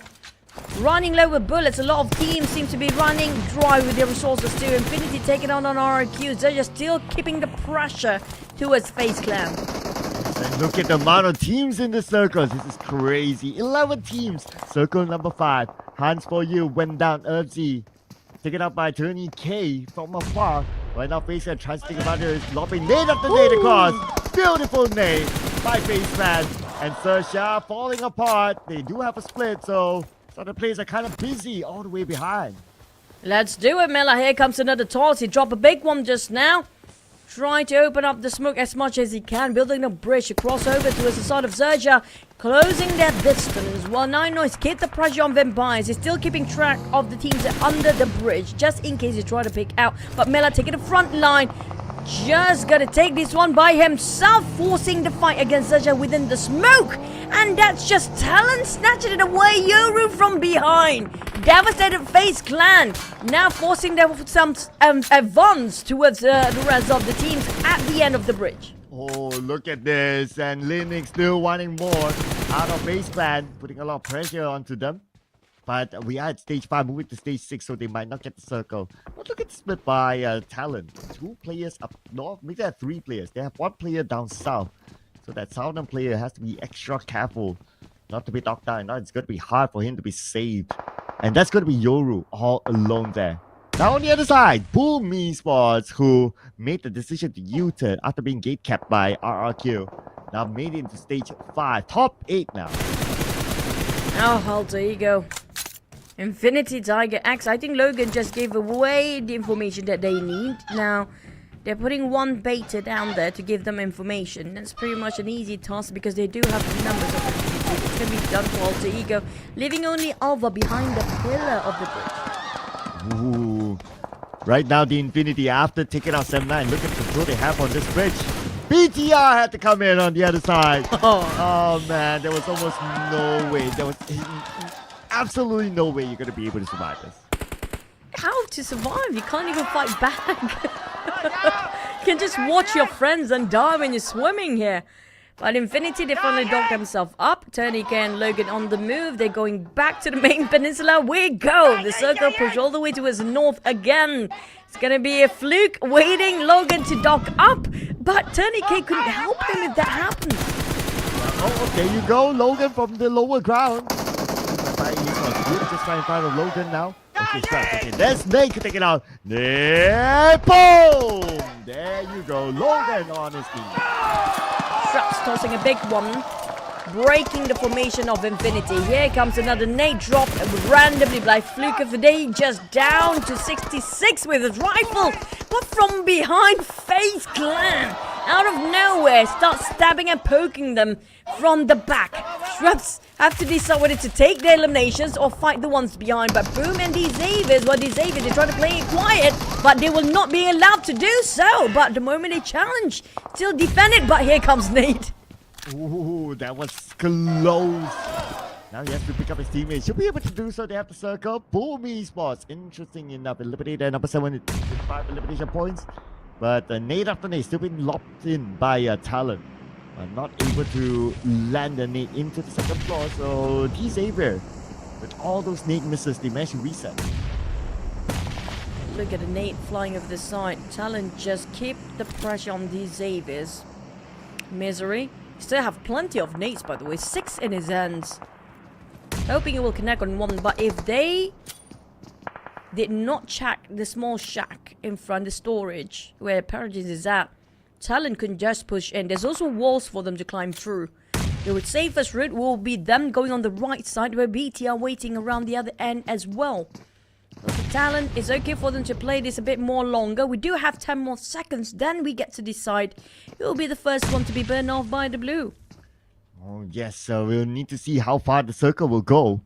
But very likely these teams that we can see on screen will not get the circle. Oh, wow! Stage 6 circle, you still have like, what, 56? BTR? What is wrong with this circle? I'm out of here. BTR bought it. Oh my goodness. It's 100% BTR circle, man. They split into 2 formation. Now all they need to do is just crunch time, keep their resources open, and they'll be fine as long as they have enough ammunition and hand grenades possibly. But Nate T still not done with TALON. I don't think TALON have much utilities after this. Oh man, I wonder how much you see the circle costs. Well, BTR definitely has the money to do that. There's almost no way. Look at this. Everyone else is across the road from BTR. Then everyone else needs to like cut across the road. BTR has this spread. I mean, everything is onto BTR. If BTR botched this, I don't know what else to say. As long as they have enough utilities. Speaking of utilities, they're running dry for Talon. Even the ammunition won't be enough to last long enough here. 57 in reserve of his UMP. That's his secondary weapon. I don't think it's going to be more than that for his primary weapon, which is going to be the M416. PUBG is still hiding. I'm waiting for PUBG making a surprise. He definitely got the information for Misery. Ooh, here we go. Axel knocked down. And Talon, I don't know how long they'll be able to last now. It feels like a deja vu, Cloud. Yesterday they did so much work, they didn't gain anything. Oh yeah, that Mirama match. Yep. Okay, but at least this time Talon got 7 eliminations, so not feeling too bad. But still, this kind of circle, I don't know how they're going to be able to run it. But he gets Linux and Tony K still struggling to even get into the circle. FaZe Clan, they are shutting down Infinity from hiking up. Here comes the long toss and boom! It didn't connect entirely, but down to 50% of Tony K. He couldn't save Tiger, but FaZe Clan is on the rise. 6 eliminations. We're down to 4 teams, but these Xavier still consistently getting themselves in the top 4. Despite of that, they still have 1 player still alive. Talon, unfortunately, well, they did all they can. Yep, that was Yoru, the last man for Talon that was eliminated by FaZe Clan. Now it's between the top 3 teams here. See if FaZe Clan can somehow beat the odds, but I don't know about that. Stage 8 circle, it is still 100% BTR. How much UC did they used to spend to buy this circle? Man, it's all worth it for them if they can score this chicken dinner. This is not a wrangle, but it is BTR map entirely when it comes to this stage. It's BTR stage as well. But XERXIA is down. They find an opening for the side of FaZe Clan. So this might be their opportunity, but don't forget about the Xaviers. They managed to reset themselves as a trio. Gen Force spreading across the other side of BTR, but they can still pick up their members that have been knocked down earlier. Mela taking the front line like it's nobody's business. Such an open space here, but these Xaviers, they do have a bit of cover, but the problem is time is not on their side. The blue zone is pushing them to advance. Wow, okay, yes, and the blue will definitely push them to move forward, and right now PUBG is pretty exposed. See how PUBG can do this. Can he beat the odds? PUBG, 1 last tick of help left. Shadows open off now, PUBG down, and that is it. This is the most surprising chicken dinner of them all. BTR for the chicken dinner. BTR really play along with the circle. They have to fight their way in. Wait, what? But yeah. How tilted it was till the end. Now, I mean, like, when it comes to the circle, it always favors the team with the compound with the least amount of team. And it's no surprise BTR actually got that. They were smart playing at the place where nobody else did challenge them. But what an indecisive circle. Push all the way down, then go back up in the last minute. What the heck? I know, right? This is scammiest circle this season. Okay, and with Scam. Ooh, wow. 10 eliminations by Satan. Nicely done. So it is 14 eliminations for BTR. I also want to point out that actually BTR, during the start, they went to Novo. Like, they already went to meet the base island, and somehow magically they reappeared back onto the Milta side. So it's like they made that quick decision to go back up, maybe in stage 2 or something like that. And yeah, from then onwards, it was just BTR buying the circle. I think it was stage 3 possibly, when the circle was like a 50-50 between 2 sides at the end of each bridge. They say like, we don't feel good about this because despite SMB was the majority of the first circle, might as well go back now, guys. Back to where we belong. But Satan, I agree.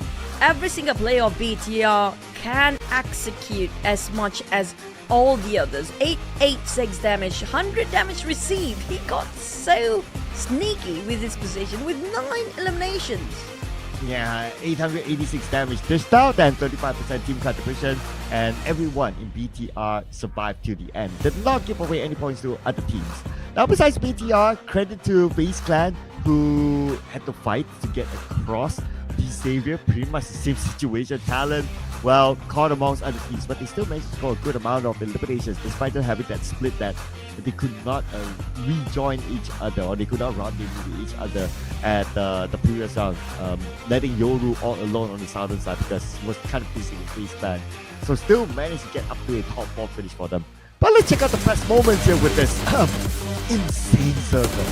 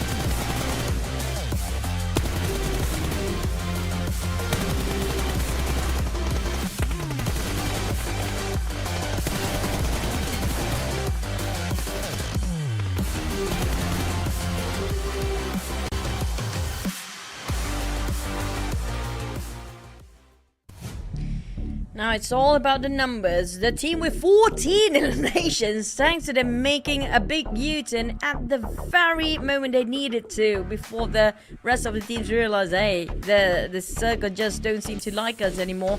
BTR made the right decision to go back. They scored them 14-24.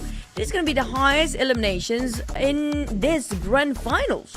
I was actually looking forward to see the map and the rotation.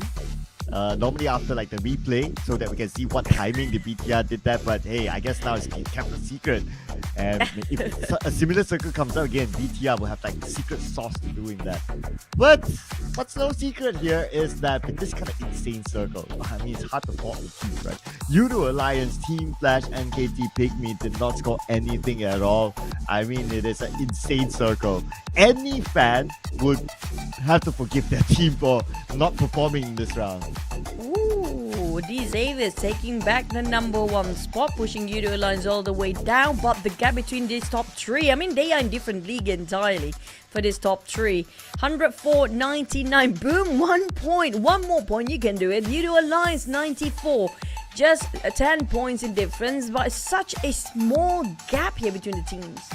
And newsflash, XERXIA is still, but XERXIA now has 11 total points, so they have gained a little bit more, and now they are in the double-digit bracket. Great, but still no place on points yet. The only team without them.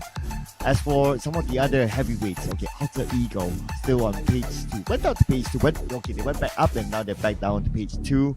PA slowly sliding down as well. The only team with a I wouldn't say the only team with a chicken dinner here. It's them and Sem9, the only two teams with chicken dinner on page 2. They need to find their footing again. Like whatever formula they had yesterday in day 1, PA, they kind of missed that today. Yep, it feels like a different change or different map entirely when it comes to this wrangle. I don't blame them based on that circle, by the way.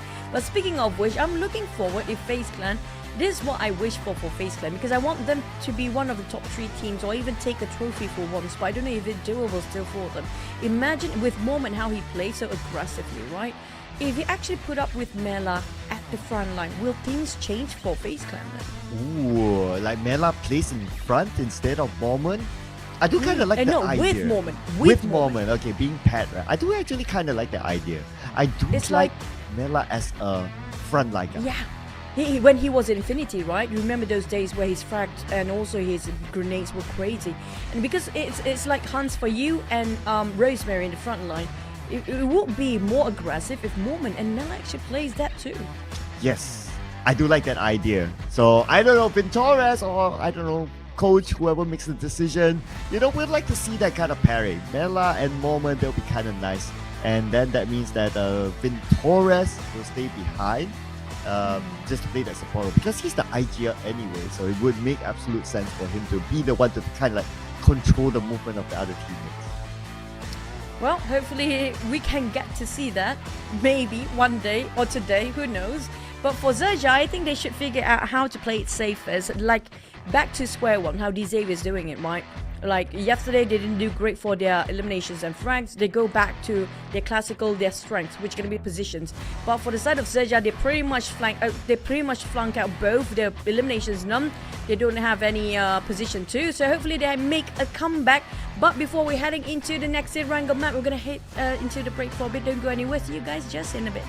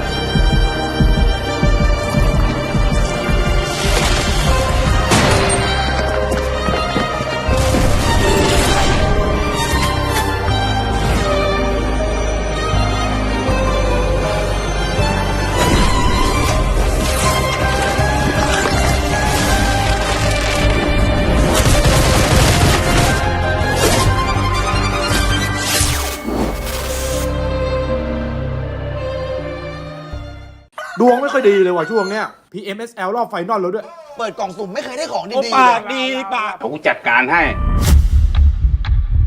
คนอะไรคุยกับตูดไก่วะเนี่ย โอ้โห ขอลองของหน่อยวะ เปิดกล่องสุ่มได้ของดีเพียบเลย เฮ้ย เก็บดวงไว้ใช้ในทัวร์นาเมนต์มั่ง แล้วดวง PMSL จะไหวไหมวะเนี่ย ก็มัวแต่ขอของดี เปิดกล่องมันจะไปเหลืออะไร ไม่มีของดีอะไรหรอก เกมเนี้ยเลดดรอปมันดี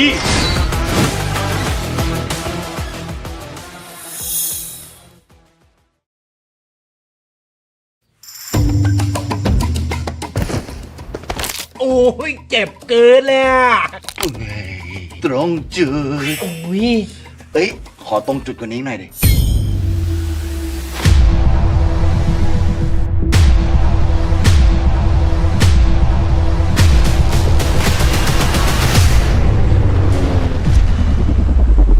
ลงตรงนี้เลยนะ เข้าเลยพี่ ตรงจุด เอ้ย มาลุ้นวนหน่อยนะ โอ้แพ้อีกแล้ว เล่นอะไรเนี่ย เอาดี ใครกันแน่ แบกมาทั้งชีวิตเลยเนี่ย สกิลปากนี่ที่หนึ่งเลยนะ เอาไหมสักยกไหม ก็ได้หมดอ่ะ มา ก็มาดิ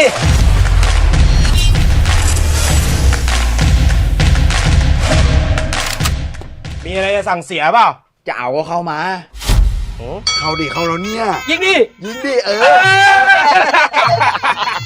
ไปอ้อมไปอ้อม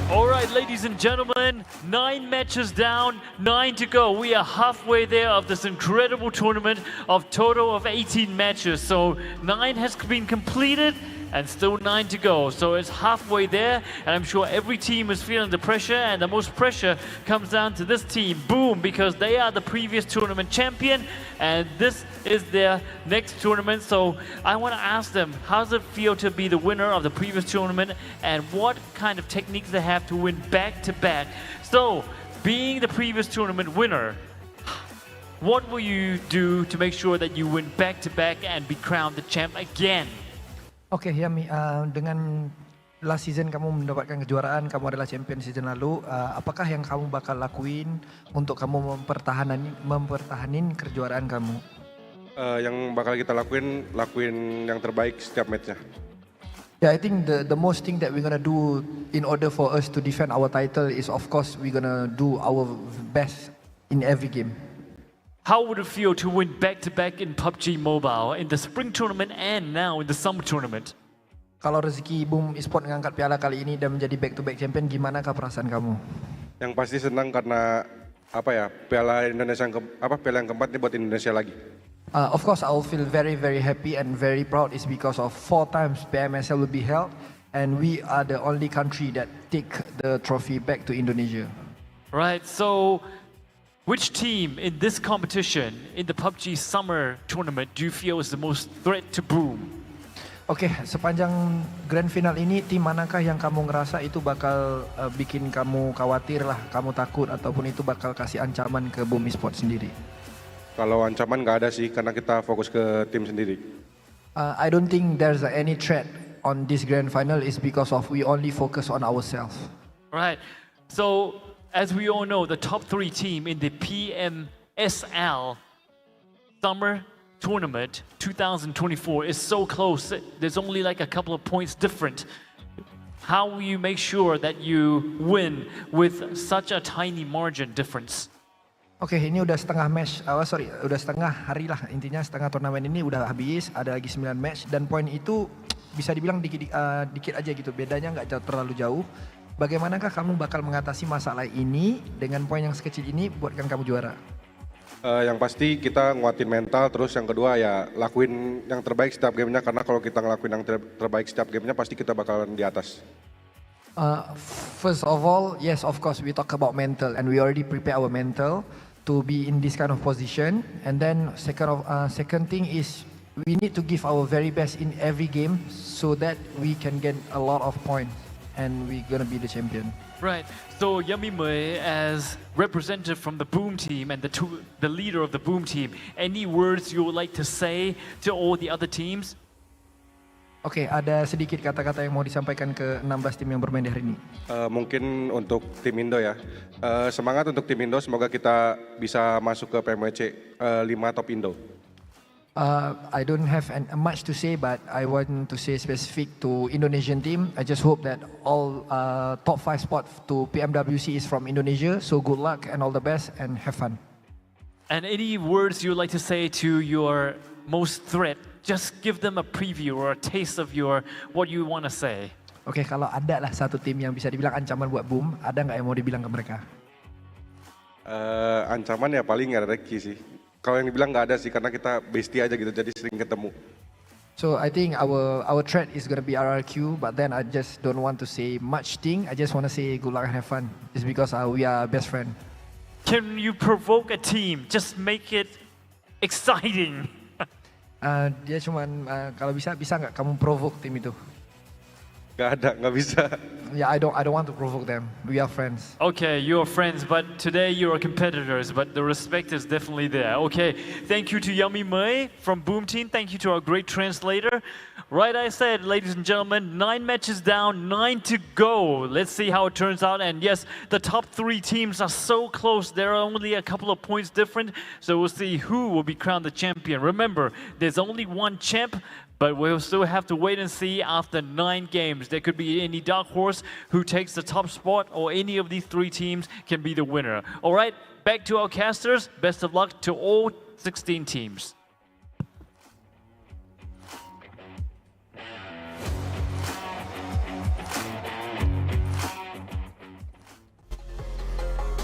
Well. Expecting a promo from Yami. Well, good try there. But good try for BTR as well. 2033 damage with such a insane circle to manage. TALON coming in second, 1766. FaZe Clan 1575 and 79, 1423. A decent amount of damage output and quite a hefty amount of points by BTR, making sure they go back to nearby where the initial drop spot was. It was a crucial for BTR, and lucky for them, nobody actually tried to contest them out of their place just now. But also when it comes to the top 4 smoke specialists, you have to give it to FaZe Clan. They have more than the rest of the top teams up here. 37 smokes being used, TALON with 26, same amount of boom. But XERXIA, unfortunately, despite they got so many smokes, if only the elimination is as much as their smokes, right? Yeah, if we take the opposite, right? Like BTR's not here at all, but they got the chicken dinner because they didn't really need the smokes. It's more like, okay, you come to us instead. Shows that a lot of work been put out by all these teams, but hey, at the end of the day, BTR is the one that got the chicken dinner because they bought the circle. Yep. How many UCs? Who knows? That's gonna be the mystery for today. 100% BTR all the way. But that was quite an amazing wrangle. Also speaking of which, the toughest of them all so far throughout the entirety of this seasons as a league. We're not talking just about the grand finals, the entirety of the season of the league. But speaking of, just to recap our interview just now, Yami, he's a nice guy, man. He's a gentle guy. It's so hard to have some provocation come out from him. He's like so nice. He's nice. Yeah, you are probably not gonna get it out of him. At least for now, that Ever. is. But yeah. Ever.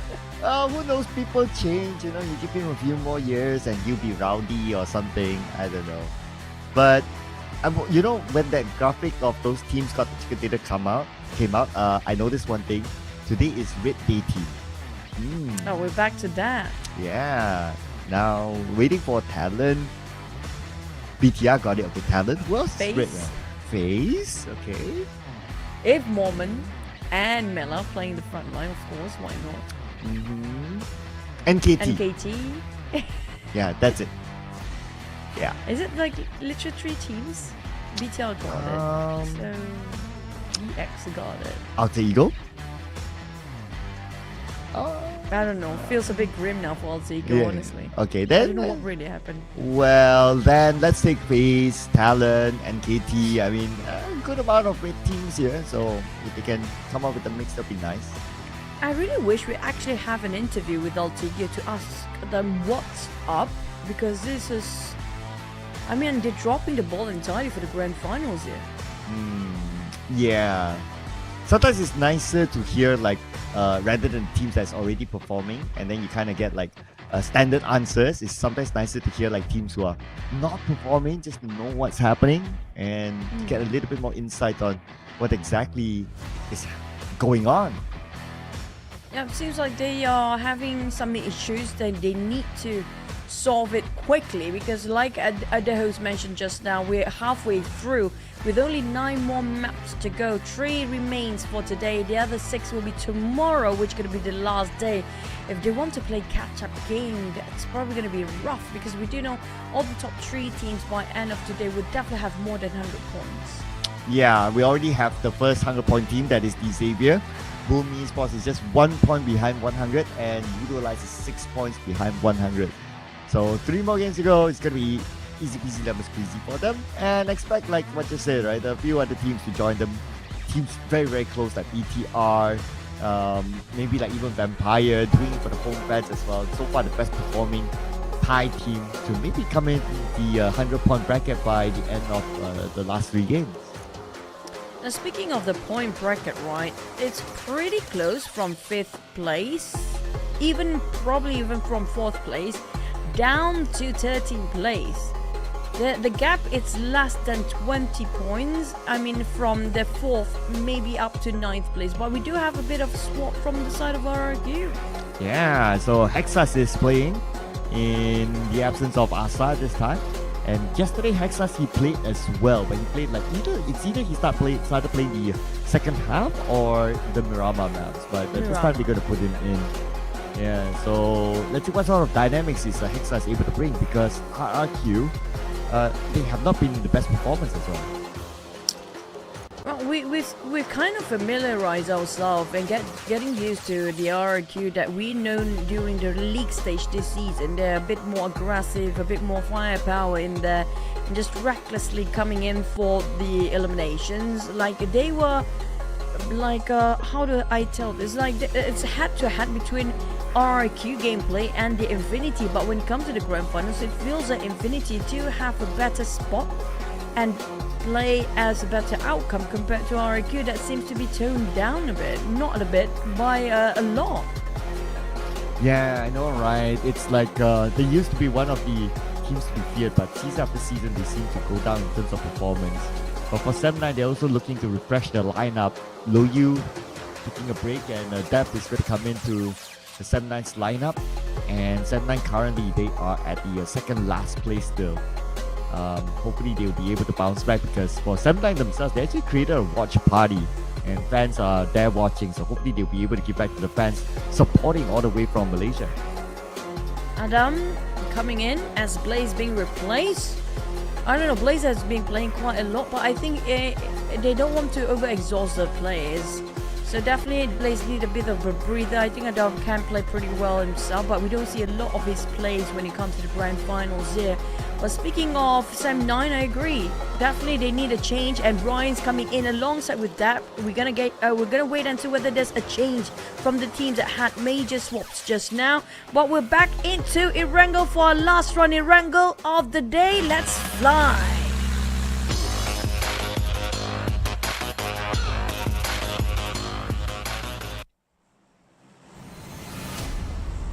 Final Erangel for day number 2 of the grand finals, and we're going to get the flight path starting from the south side this time.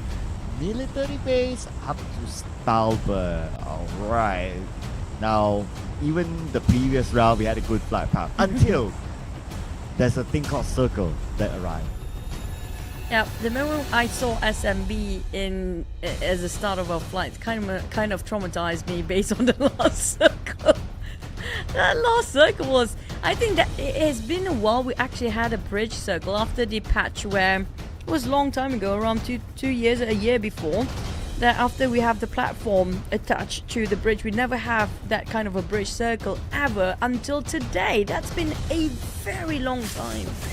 Yeah, I know, right? I could hardly remember the last time we got the bridge-ish circle, so great stuff, great stuff. I mean, this is where the grand final comes in, like all the best moments or best kind of situation scenarios are all served to us, but not so best for Deb. And Deb just came back.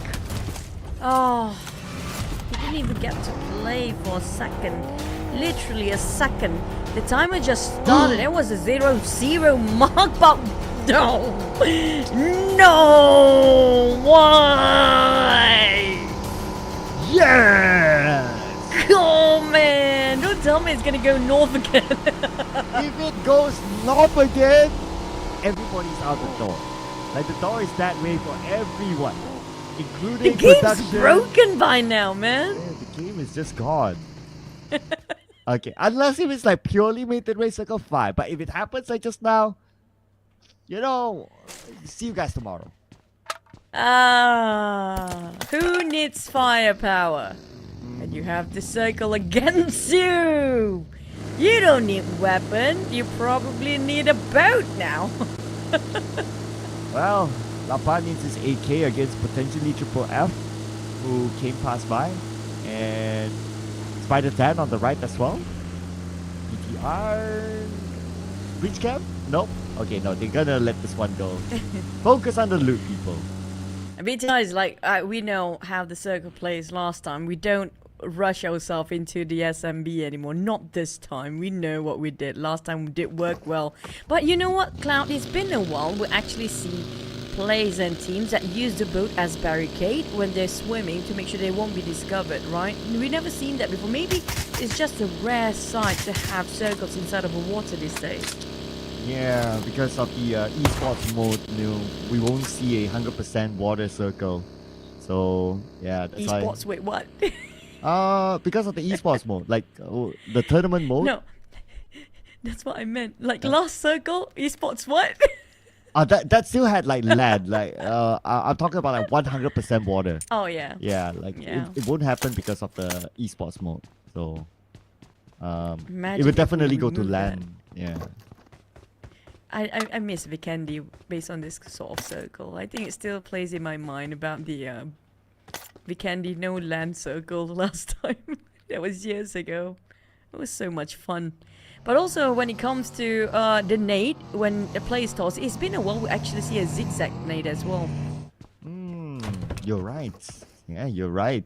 Nobody got time for that, perhaps. Yeah, nobody got time for that. If you get that kind of circle, it's like nobody got time for that kind of nade. It's like, no, I'm not going to do that kind of trick, you know. Like who has time for that? Like, But fancy stuff. it's a tricky nade though. It's pretty awesome to watch. Yeah, tell that to the players. They'll be like, well, your awesomeness doesn't give us points, okay? We ain't got time for that. Yeah. Your awesomeness don't give us the moolah. We need the 200,000 USD for the prize pool. Yeah, your awesomeness does not give us the trophy, you know. Your awesomeness does not give us the glam and Hey, you got the glam. potentially new girlfriends. I don't know, whichever it is. Just right? because you can toss the nade. Just because you can get a girlfriend. Like, Yeah. my boyfriend can toss a nade like in a weird angles or like zigzag or even plays an alphabets while tossing the nade. Yeah, can your boyfriend do that? No, right? Yeah, my boyfriend is more awesome than your boyfriend. What are we talking? But you know what? Something that I noticed about you, Line, seems like bicycles is a way to go for them. Every single time they have to go through SMB. Yes. But speaking about going through SMB, right, I noticed that a lot more teams are able to go through SMB. Like, there are not many teams that are playing the gatekeeping role. Even Xavier came by. Oh! Welcome to PUBG Mobile Swimming League, PMSL. Yeah, PMSL. Yeah, PMSL. If it's somehow it's gonna be shotgun league, but this one in Wrangle we go for swimming. If it's Mirama, then what S stands for? PUBG Mobile Sushi League. Sandwich. Yeah, Sandwich League. Yeah, just because I'm hungry, so all the food terms comes out. Satay League. Yeah. Satay League's not bad because satay you have to like roast, right? And Mirama is like kind of hot, so you know, players get You roasted. get pinch. Yeah. Yeah, you get pinch as well. Pinch, yeah. Sardine But League. maybe Super Dry League too, because Super Dry when they're drying out of their resources, you know, when they tap it from afar. Just now also, speaking of being dry, the resources for BTR just now when it comes to magazines, when they won the last chicken dinner, they barely got enough bullets. But they still have a couple of hand grenades. But when it comes to the smoke stats just now, they don't have the most as well. Just how conservative and how efficient they use with their resources just now. Yeah, I mean, they probably spend all their resources buying the circle. So Oh, that's how Yeah. much it costs you then. all the bullets and all the whatever utilities and smokes, right? Oh, Yeah. you don't use it with UC, I guess. Maybe that's their secret, you know. That's why they're not telling us. And that's why even though they got the chicken dinner with that kind of circle, it's not them being interviewed. If you think about it. Yeah, I mean, like, we won't spill it for you guys. Yeah. That's our secret to keep until death do us part. Yeah. Talent? I think due to the last circle, everybody just kind of unsure which way to go. Might as well wait for the 50-50 here. Yeah, they're probably right now like paranoid of the circle. It's like, nope. Traumatized. Nope. They'll be like, nope. That's why Talon is like, nope. I'm staying here. Nope. Even though it's like 80% mid to the base, is like, nope. Not gonna happen again. Fool me once. By the way. Yeah. Yeah, what do they call that? Fool me once. And Fool then, me twice. Fool me. And then, are you Death of Paradise?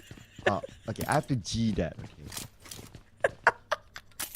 Fool me once. Is that Okay. gonna G that? Yeah, I'm going to G that. Okay, fool me once, shame on you. Fool me twice, shame on me. Yeah. Are you Death of Paradise? The Death of Paradise? He doesn't know the song, guys. No. Forget that. Nope. Nope. I'm too old for that. Oh yeah, I think it probably age is an issue for music taste, of course. But okay, It jokes doesn't show up aside. on my G though. Just saying. Just put it out there. But when it comes to the circle, still indecisive. But this time, not so much. It's 100% SMB. There's no way it can go up north by this time.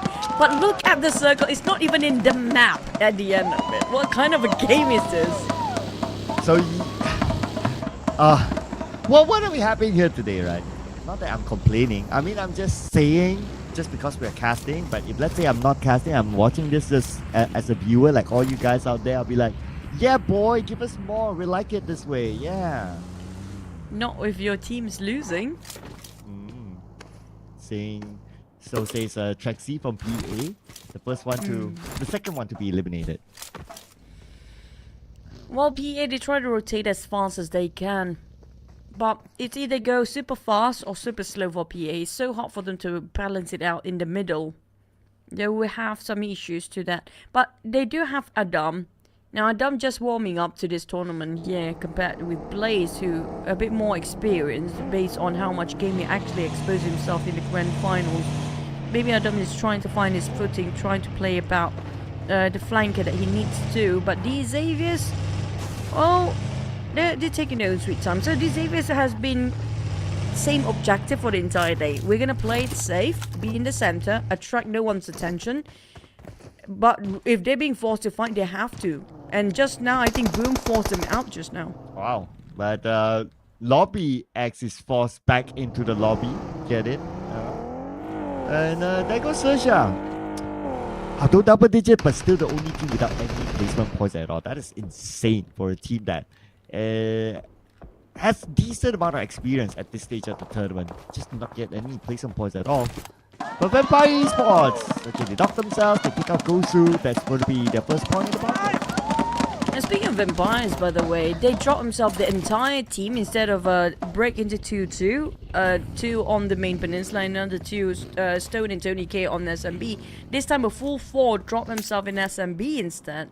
So that's a pretty solid start from Vampires, knowing even the circles in their favor. But FaZe Clan, it's a long journey.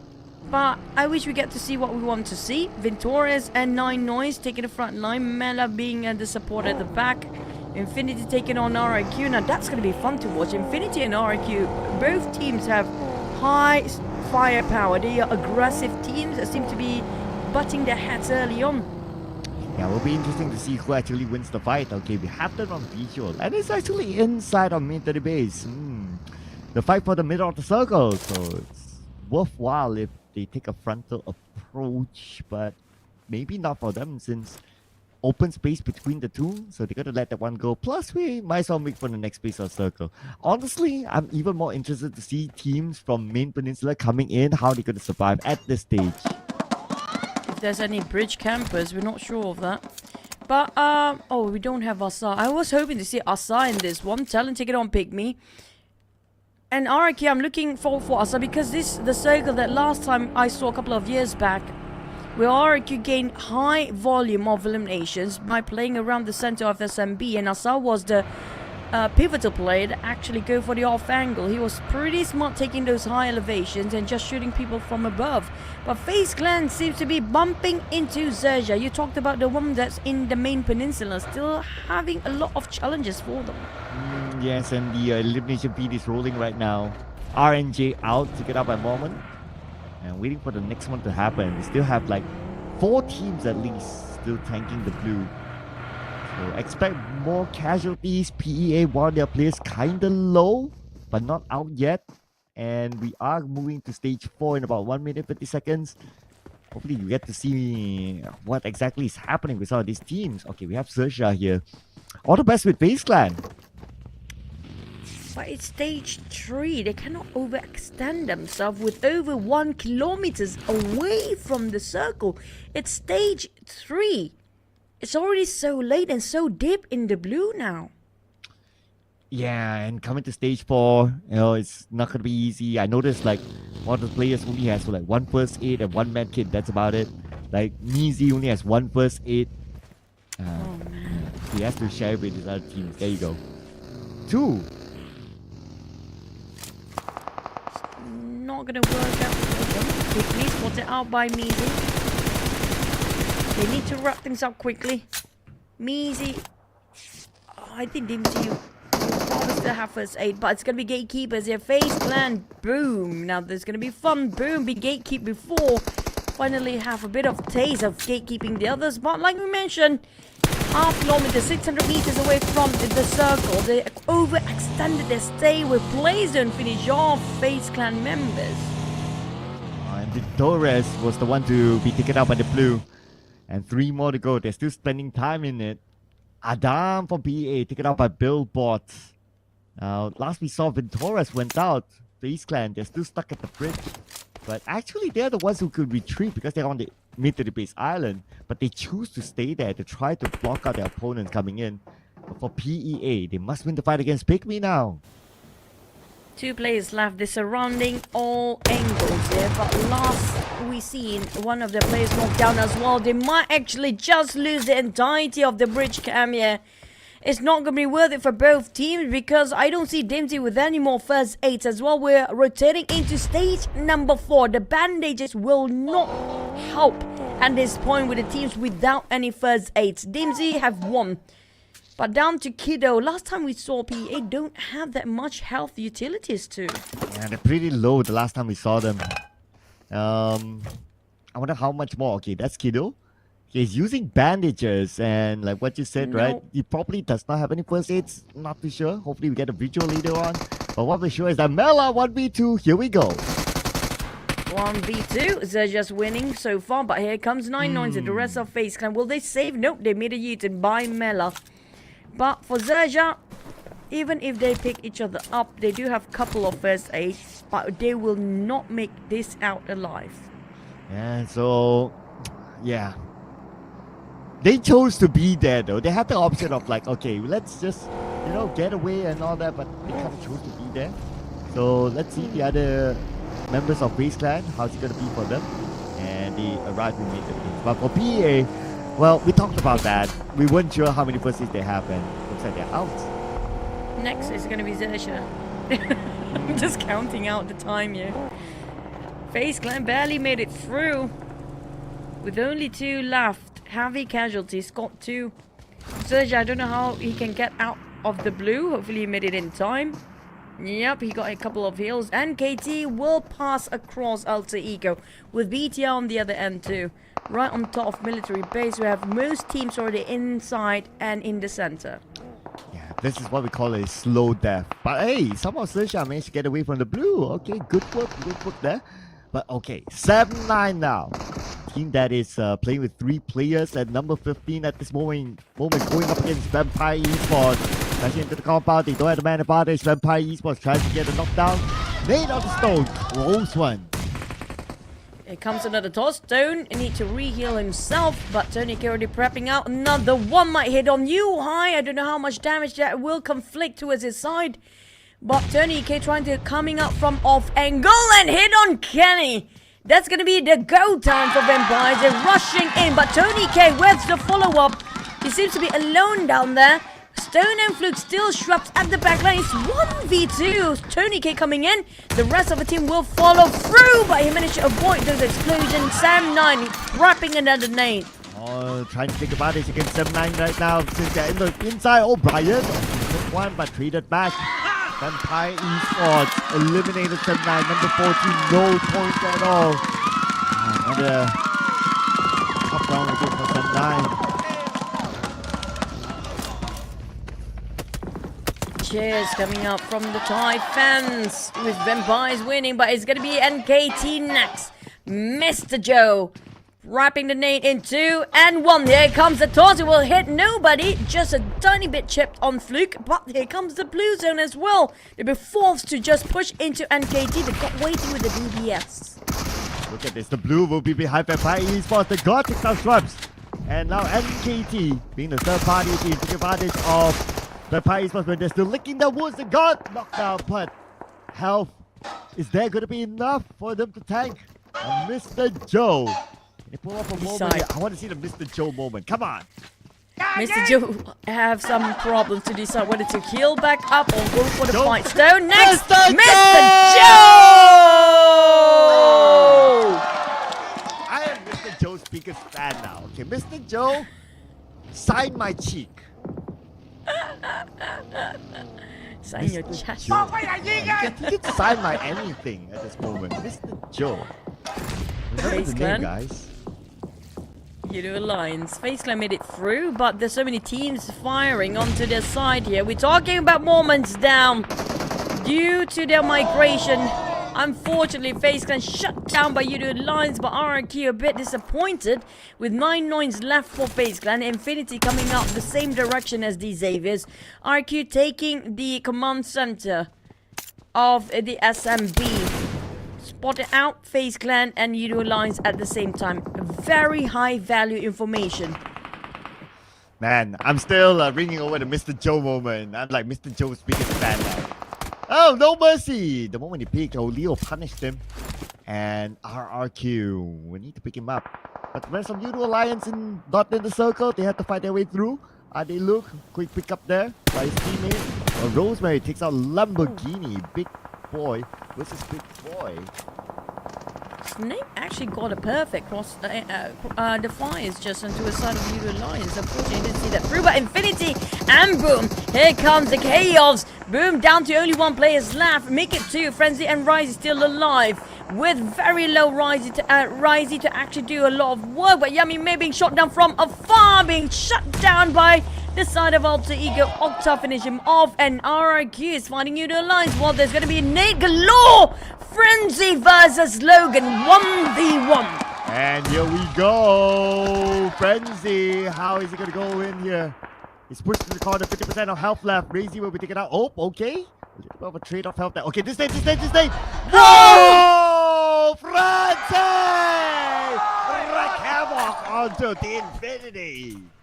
If he didn't get that one, the entire crew Infinity can revive themselves. That was so crucial and wipe out the entirety of it. But with 1 left member of the side of Alter Ego, how can he push himself through? RRQ down to only 2 players left, and KT being eliminated next. We're down to 9 teams. And speaking of the next one, we start getting placement points from the 8th place. But IQOO Alliance, they're still holding their fortress here, despite being charged by RRQ. Oh, here we go. IQOO Alliance having to fight their way through. They are by the edge of the circle, but be careful of the other teams just right beside them. RRQ, Snape, as well as Hexas, the new sub-10 player. It's now down to them to try to hold IQOO Alliance in their own building. It's not going to be that easy. Okay, circle time. How far will it go?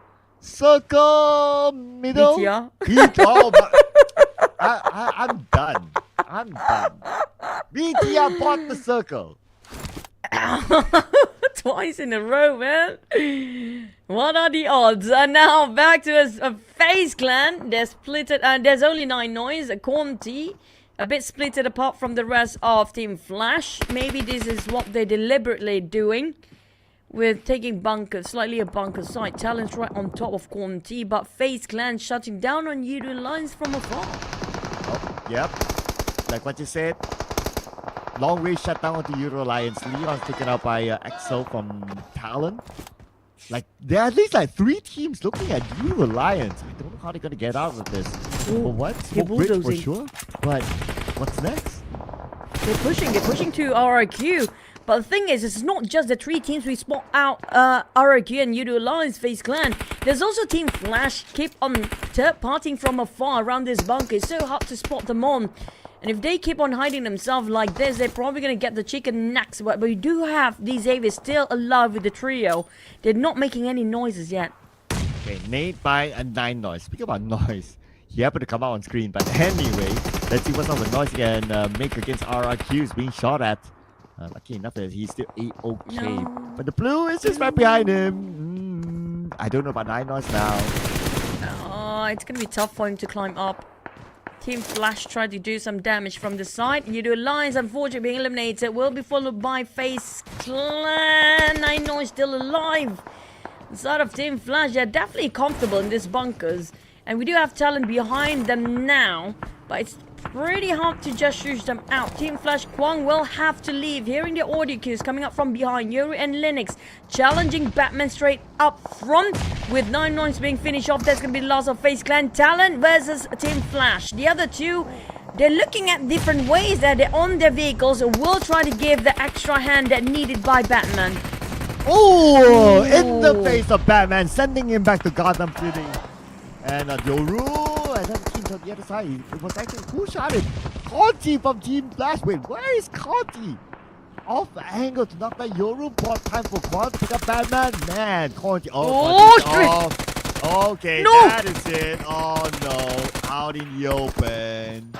Talent, they do have elevations. Team Flash down to that last player. Where is that one last player, by the way? Still inside? Yeah, still inside, yeah. I believe it's Kwang. Yeah, there you go. Okay, Kwang together with Batman. Yeah. Managed to reset. Alter Ego still playing the high grounds, but I don't think they want to stay there as long as they need to because they need to leave. Alter Ego, Hunts for You and Nocta seems to be up there, but I don't think we see the entire squad. But Kwang! Hello? Kwang, somebody call the police. Hello? Sus. Police? Sus.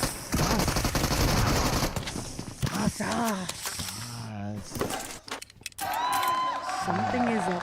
I think Kwang hates his own teammate. Yeah.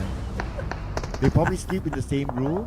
And who was that again? Oh, and Batman probably left underwear on Kwang's bed. So Kwang is not happy with that. That's so graphic. Yeah. And we don't need that much information, by the way. And that just happened. But speaking of which, Cloud, these Avis again in the top 4, but Talon taking out on Octa. The moment they climb down the high elevations of the mountains, Alter Ego will be meeting up with the nades galore by Talon. Going head on, face to face, 1v1, and now Talon, Yoru pushing in with them. Hunts for You with the DBS, but they just smack down the entirety of Alter Ego. Talon, Just as when the fans are saying that, hey, Alter Ego cooking right now, immediately got eliminated by Talon. And guess who's actually cooking? It's Talon. Here we go.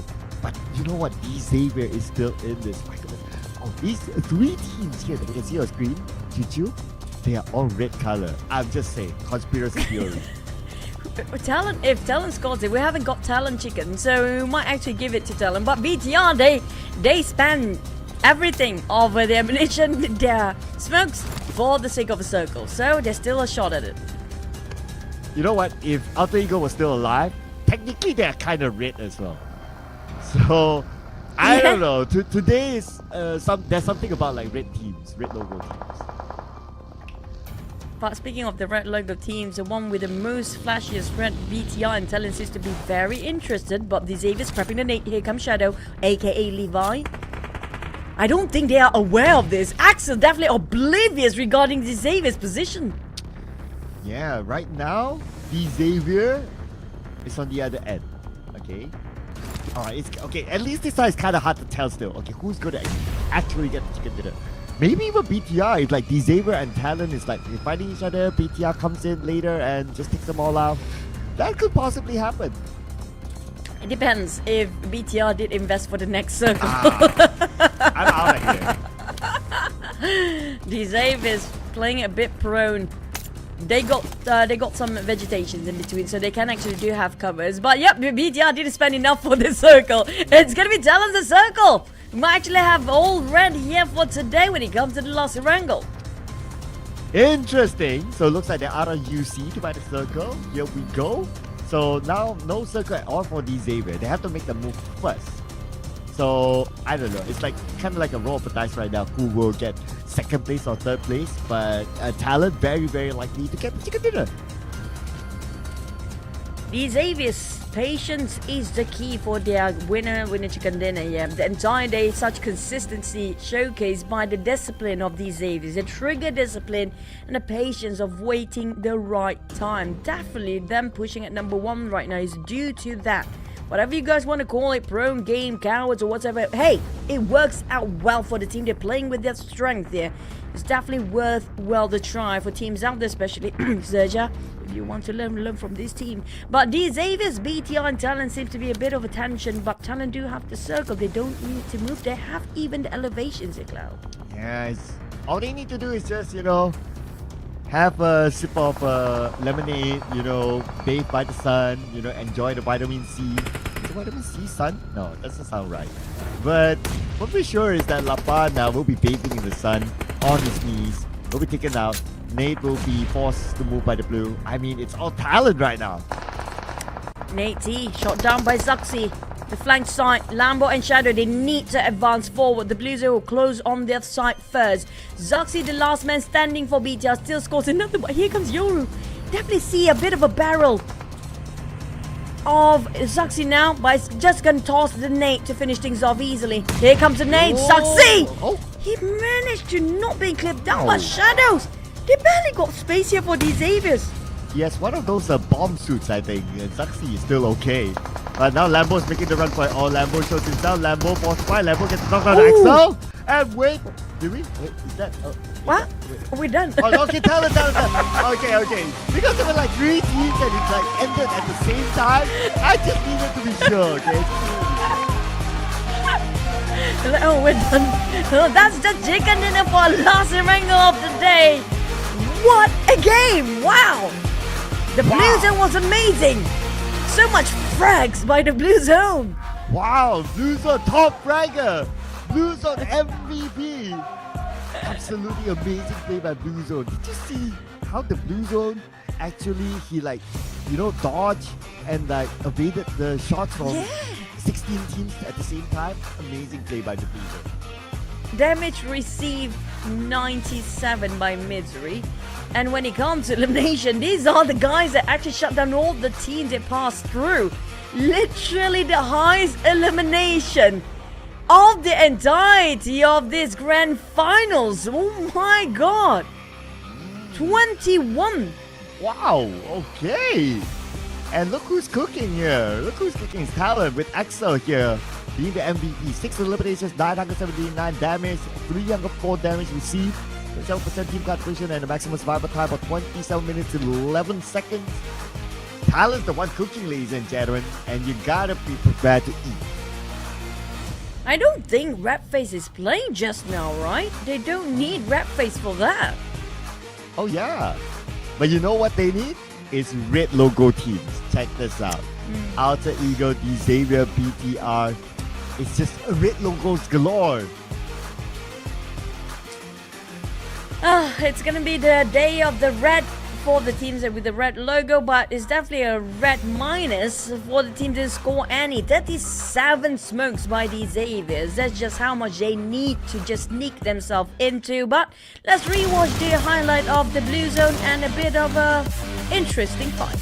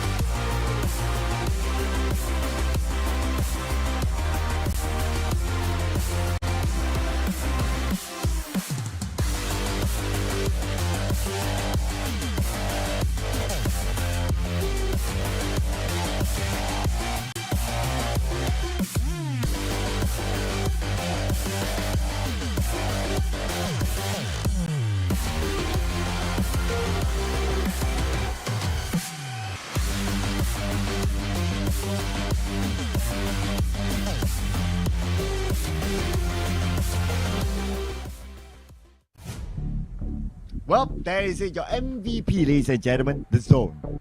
TALON, 21 eliminations. Man, that's a whooping number, 31 points. Just look at this. They're almost 3 times more than Alter Ego that got 11. And if all these points are up there, that's 42 points just by 2 teams. Imagine how many zeros we're going to get. TALON push up in one single map to the top 5 here. That's just how big it is. How big of a turn of the table within one map rotations. Unfortunately, no good news for PAMSL despite they got themselves the chicken yesterday. They're gonna stick with the same chicken, which gonna be yesterday. Hopefully they still can eat that chicken today. Yes, and there you go. Overall points. Boom Esports, welcome to the 3-digit club. I think it was kind of expected. They were just 1 point behind the 100-digit club. And of course, these areas still up there. Utilize not that far. 4 points behind the 100-point mark. And also 7 points behind Boom Esports. But on page number 2, XERXIA, it's already 10 games, but no placement points at all. XERXIA, come on, guys. I'm running out of explanation for XERXIA. XERXIA is still consistent though. They're consistently getting 1 point for each map. That's the consistency they have today. I like being the at positivity. 16. Yeah. If you actually count it from behind, it's number 1 still. Wow. But wow, that's deep. Sorry, guys. But TALON just now, they were running amok without Red FaZe. Now, usually it's going to be Red FaZe that's going crazy, but TALON, their entire crew is actually quite crazy with 2,861 damage in a single round. This is going to be the highest for the grand finals. 1,556 for Alter Ego. It's not too shabby, but Alter Ego still need a lot of work to do. And we almost got everyone from TALON here in the Gunslingers. Axel, Yoru, Misery. And then you always gotta have Rosemary here up there, right? But frankly speaking, he has been missing for quite a bit, and I think that's also because Alter Ego has been performing. But yeah, Rosemary fans will be happy to see him up here again. 3 times from the second place. TALON, what a domination in the last Erangel map. Just now Vampires and Boom next. Unfortunately, there's no D-Xaviers. Hence, it means since D-Xaviers didn't get that much eliminations in the last round and just the recent map, there's going to be a new contender, which is going to be TALON. And we do have the gap in between the top 5 super close. Just now we have the top 3 in different league entirely. But welcome TALON to the high league of the PMSL. You know how the TALON scored this many elimination points? How? They actually had 5 players. Guang. Yeah, there you go. I forgot about that. So they had 5 players. Then you'll be like, oh, okay, you have 5 players. Everyone has a 4, so yeah. I agree, because Team Flash is the only one that can actually stop TALON from pushing forward just now. But, you know, Kwang just like, I'm TALON today. Yeah. It's like, take me. You know, if next season you see Kwang joining TALON, you know what's up. Yeah, I feel like Kwang is being recruited possibly at this point. How do they communicate? We have no clue. But when it comes to the next map, Miramar, we might actually do have player swaps once more. When it comes to the players' camps later, we get to know who will be swapped in and out. But unfortunately for the teams, most who had the player that being benched before just started playing in the last one, especially 7-9. That didn't last even 5 seconds. The timer didn't even start it yet when he's being finished off. Yeah, we haven't even like moved from the flight path. The screen is too small and he's gone. It's like You don't even get to see his body. Yeah, it's like, oh, okay, wait, he's dead? Oh, okay, then I don't know. But you know what else? If you base out of yesterday's record, FaZe Clan, they don't like Miramar. They don't like Miramar because of Trexie. That's why. And they don't like Miramar because of to the best of my memory, was RRQ, but basically they didn't like Miramar yesterday. So I don't know about They used to be KBs of Miramar though. What happened? The change of time, the change of era, I assume. But you know what? Because of how fast we had that first blood in the last map, so the ending is pretty much the same. We don't know who get the chicken until the banner popped out. So I guess that's it. For the trend of today, a lot of surprises, a lot of unusual tricks by the Circle. The Circle is the real MVP, by the way. Yep, MVP Circle. Like MVP of the day, definitely Circle. I don't care. The Circle's going to get the award. Like give the Circle a trophy for that. Oh my god, so much overextended fight in the blue zone. I think even the players are quite frustrated right now. Even they cannot decide, well, like, whatever we can do, what can we do when the circle's like that? But high chance the Miramar map will be a bit more graceful. But we do have a bit of interview with John, with the Talon players. Okay, Laflame, sekarang kita bisa lihat lah ada fans-fans dari Indo yang datang ke Thailand buat dukung semua tim Indo, khususnya juga Thailand juga, Talon juga. Jadi ada nggak apa perasaan kamu sebagai coach melihat ada penonton-penonton yang sanggup datang dari Indonesia ke Thailand, dan apa yang kamu mau sampaikan kepada mereka? Mungkin yang pengen aku bilang, proud lah sama scene-nya Indonesia gitu, solid. Dengan fanbase dari tim-tim manapun, mereka menunjukkan solid bahwa ya PUBG Mobile di Indonesia itu sangat strong, sangat kuat, dan punya community yang large dan good buat PUBG Mobile juga. Of course, to the fans that coming from Indonesia to Thailand, we are very, very proud that they showing their solidarity. They feel, I feel like this community is very solid. They come to support us, and yes, I feel very happy. So, back to the stream. Well, that was Laflame, who is also the analyst, and to a certain extent, the guy who Senior will always pass to do interviews because Senior's not a fan of interviews. Senior's the coach, by the way. Well, Laflame, put in the spot. Yeah, he's always Take like, the spot. yeah, no, you go interview, you know, then you see Laflame more than Senior. I'm the boss, I'm your senior, go do the interview. I'm not doing it. Wow. Oh, okay. Guys, just for your information, from time to time we glance over at the comments. I'm reading this very interesting chat. Some says, Mr. Joe says he's going to sign your chest on live stream. Yay! We get to see the hairless chest of... Is it hairless, by the way? Too much info, but, you know, maybe let's keep it between me and Mr. Joe, you know.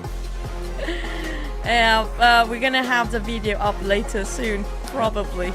So, Mr. Joe, I'll be waiting for you. Let me try to translate that in Thai so that Mr. Joe... How do you translate it in Thai? Let me use my G. Okay, so what was it? Okay, so Mr. Joe, I will be waiting for you. Okay, then. Give me a moment. You gotta give me a moment. Not creepy at all, man. Doesn't sound creepy at all. I promise you. I want to see the crowd also. Okay, all right. The crowd is pretty amazing. Yeah. Okay. Wow. Thank you, cameraman, for showing Mr. Joe. So, Mr. Joe, Chanrik Kun Ju. I'm Mr. so Joe? worried if we mistranslate that. Chanrik Kun Ju. If you butcher it, it's gonna be signed at somewhere else. It's a very dangerous game you're playing here, Cloud. Yeah, so Thai fans, please support me. Did I say it correctly? Yes, that's for Mr. Joe. Okay, clip it and send to him. Okay. Thank you. Yeah. Thank you, you guys. You guys are awesome. But jokes aside, it's down to 2 more maps, Cloud. We're talking about 1 more day left for them to change their fate. Talon did it before. They might actually get into the World Championship in the next stage. But the others, XERXIA especially. Oh man, XERXIA. Yep, they need a Mr. Joe moment. Yep, I'm all over Mr. Joe now. Okay, that doesn't sound right. But anyway, we're all over the next game, which is going to be playing Miramar. So without further ado, ladies and gentlemen, let's check out the final 2 games. Here we go.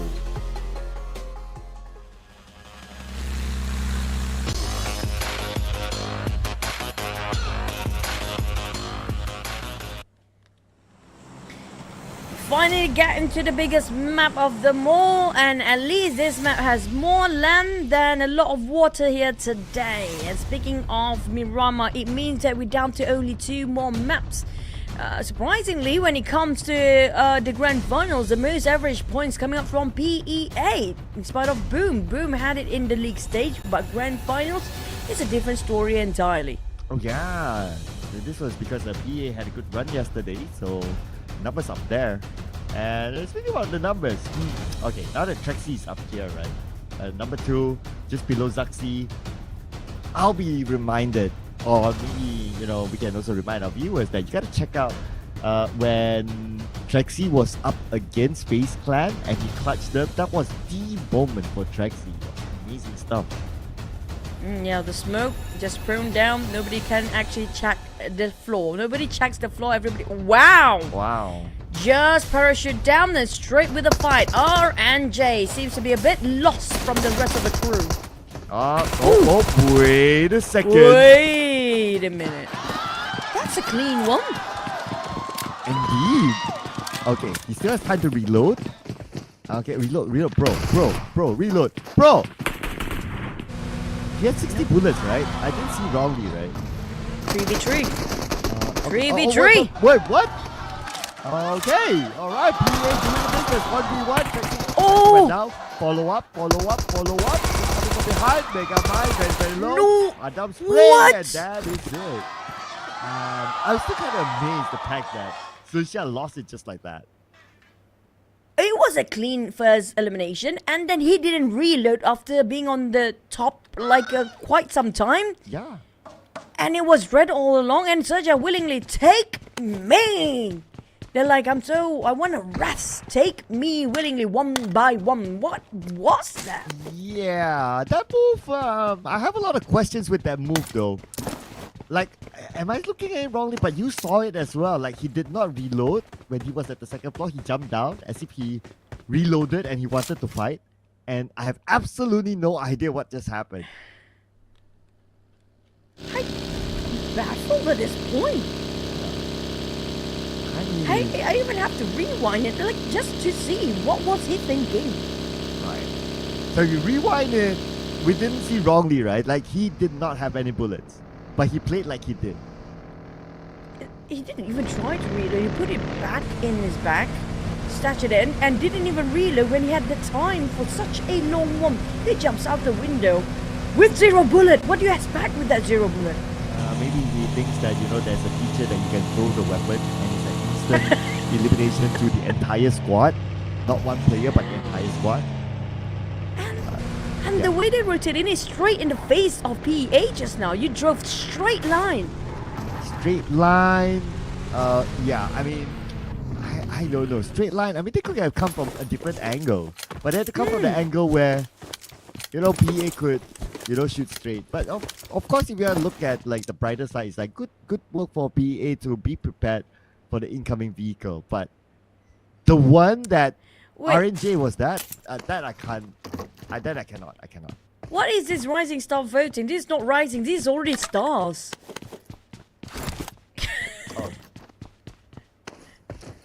I mean, that's already top fraggers and top players in throughout how many seasons by now? Yeah, definitely not rising. They are definitely stars. Okay, let's see. You look at RNJ.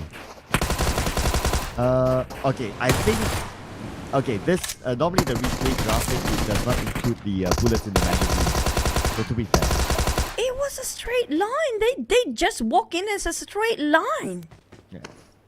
And the one that's not celebrating was the one that got eliminated. Just say, yeah. We've seen that cam before. You remember the one that we had? We thought that somebody else got the chicken, and they captured the moment where they lost the chicken. You can see the frustration of the players. We can feel the emotions from the expression, by the way. Well, I don't know whether I can feel XERXIA as a disappointment or not, because honestly, that felt very, very questionable. I mean, we can dwell on that for the longest time, but yeah, it's XERXIA. Maybe. So should we put in the comment that if XERXIA player happen to be in PA next season, now we know? Oh, you know what? Like, we have like circle of the season or chicken dinner clutch of the season, all that. Honestly, that is potentially the blunder of the season. No, the biggest blunder is still the chicken dinner blunder. Remember that one. You're still not gonna give this one. Nah, that was worse, man. All right. The team secret blunder. Remember that? Yeah. That was the the biggest award goes to Team Secret. Okay. That's a team blunder. I'm gonna give the individual blunder to what's the RNJ, right? Oh, that one, yes. Yeah. Okay, so we have the Forgot to individual and team reload. category. Forgot to reload title. I forgot about my weapon. Somebody just planted a name in my brain because I'm mind blown now.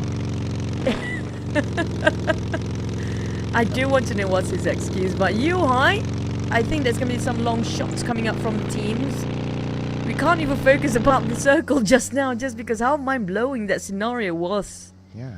To be going, not just that, they are actually at the very bottom, and it's just like one more day to go. At least show us some fight, man. I know, right? Like, give it back to the fans. I'm sure, like, viewers like Alwin, like Chisato, you know, loyal viewers of the English stream, shout out to you guys. We will want to see teams at the bottom do well. So, I mean, it gives a good balance to the overall chart and makes it more interesting. It gives a good story by end of the season. So people still remember you despite you didn't get yourself in the top ranked or being the top teams. That's how people remember you. Like last season, remember how Alter Ego, Rosemary, despite it was a long shot for them to take the trophy from Boom. You saw, I still remember it burned in my hand so deep how desperate Rosemary was playing it till the very end. That's just how much he wanted so bad. Yep, and they were just they lost it just by a couple of points, and yeah, and it was Boom that he stepped up as well. They didn't really drop the ball, so trade up pick up the both teams. But let's see what's gonna happen here. Satar got knocked down. Okay, something's happening somewhere. Okay, calm down. Whoever that is, okay. There's no action on screen, all right. I wish we can get that on cam. Maybe that's one of Sergia's supporters, maybe. But FaZe Clan, oh, BTR, they are in the blunder too. Down to only one last play. What is happening? Oh, moment, wait, what? Oh, you blink and you miss a moment. That's entirely Mormon doing the job. That's why I said if Mormon being placed alongside with Mela, which Mela being eliminated, I think that's the case here. That's why Mela being eliminated. Mormon finished off the job by himself. Fool by himself. Oh. And Mormon had a moment where he's just standing. I believe that he's doing his Mormon dance. Yeah. He's giving the audience a bit of a show. A good show. Yep. A Mormon show. Yeah. Don't think of something else, guys. Yeah. I try to make this. I try not to get us cancelled. It's PG. Yeah. It's PG. So you guys fill in the blanks by yourself, okay? Leave it to your imagination. I wish we had like a replay of like the start to the end of the 1v4. That's true. I want to see that. If we have the replay, right now we can't have the time for that because Union Lions FaZe Clan not done yet. Mormon on the rampage is a monster, but the monster being tamed down by Leons. Oh, FaZe Clan, where's the last play? This is too far. Alter Ego is here as well. There's gonna be trouble for Union Lions. Fans of Vampire on screen. And, Mormon just celebrated his 1v4 but immediately got taken out by Yudu Alliance. And now, Alter Ego. Here we go. Leon's down to only 10% of HP here. Less than that even. Vampire's taking advantage as a third party in Sam 9. Taking on Alter Ego out of nowhere. Where did the shots came up from Sam 9? This Vampires to the third party is real in this one. Okay, here we go. Yudu Alliance, all out Alpha, as well as Octa. Jimmy's gonna come in from the other side. Leon's will volley down Alpha. It's only Octa left. Yudu Alliance should be able to do the business against Alter Ego. And do it quick because that by Esports goes by. Adilu comes in. Adilu knocked down by who? Waiting for the elimination piece. Extra for Talon. Oh, well, Talon is here too. There's 3 teams happen to be just passing through and take advantage of the turmoil of all the other teams. Alter Ego, unfortunately, this is going to be their worst season across the years. Like 2 years, back-to-back champions, and now falling off the grace, pushed down, this time with a 0. Again. Okay, at least they keep themselves up afloat, right? 70 plus points. I mean, it keeps them still in range of like, you know, coming up with something big by the last game after this and also the games tomorrow. So let's not count Alter Ego out yet, right? Don't know about that. Talon actually will crack the triple digit too. We do know there's only 5 slots available for the World Championship. BTR is the closest one being eliminated, maybe overtaken by VP by the end of this round or this today. We expect the top 5 to already have 110 points or above. But Yummy May, Logan, Infinity definitely want to go aggressive, but chasing points. Got it. I swear to God, I thought you're meditating right now. Oh yeah. Maybe Trying I was. to read the circle. Maybe I was. Maybe I was for the safety of Yummy May, indirectly. No, he didn't pay me for it. He's just saying. Yeah. You need another sign on your chest. Oh, I mean from Yummy May. Oh, I would sign on his chest. Okay, never mind. Why? Why would he need your signature, man? I know, There's right? no point to it. Can you imagine like 3 of us in the room, like Mr. Joe, me, and Yummy? Mr. Joe signs my No, chest. I don't want to even imagine. Stop. Keep it PG. Okay, fine. I worry now. Okay, I worry. There's too much information in that. Yeah, and then Razy comes in and say, "Can I join?" You know, it's like, okay, yeah, sure. Please no. Take a spot. You know? PEA. We're going to change the topic now. PEA taking the blue. Yeah, Boom. Okay, Boom. I feel like Boom still have a shot at defending their title here. Yes, Joy Boy, kind of sus. Not as sus as Quan, but yeah, but yeah, you're actually right. Like Boom only has like what 10 points behind Xavier, and they're actually doing pretty nice overall. Nothing against Boom, but I wish it's gonna be some other regions to take away the trophy this time. If DS actually scores it, I'm more than happy to accept that too, because these Xaviers, we can see the rise of the. We saw the fall, the rise, and the comebacks of these Xaviers. Yeah, you're right. You're right. They have been quite absent from trophies for a while since the PMPL Southeast Asia. So let's see if they can do it. So far they are doing well. They're doing well. Just like you guys in the comments as well, doing very well. Smart X, Patience, we love you guys. So many names for us to mention, but you know we love the English stream comments. You guys are always very supportive of the teams that you like. Very engaging. Very engaging. Very engaging. You guys are the best audience. If we put all the English audience in one arena, it will be the best audience ever. We're probably gonna make a good team out of it too.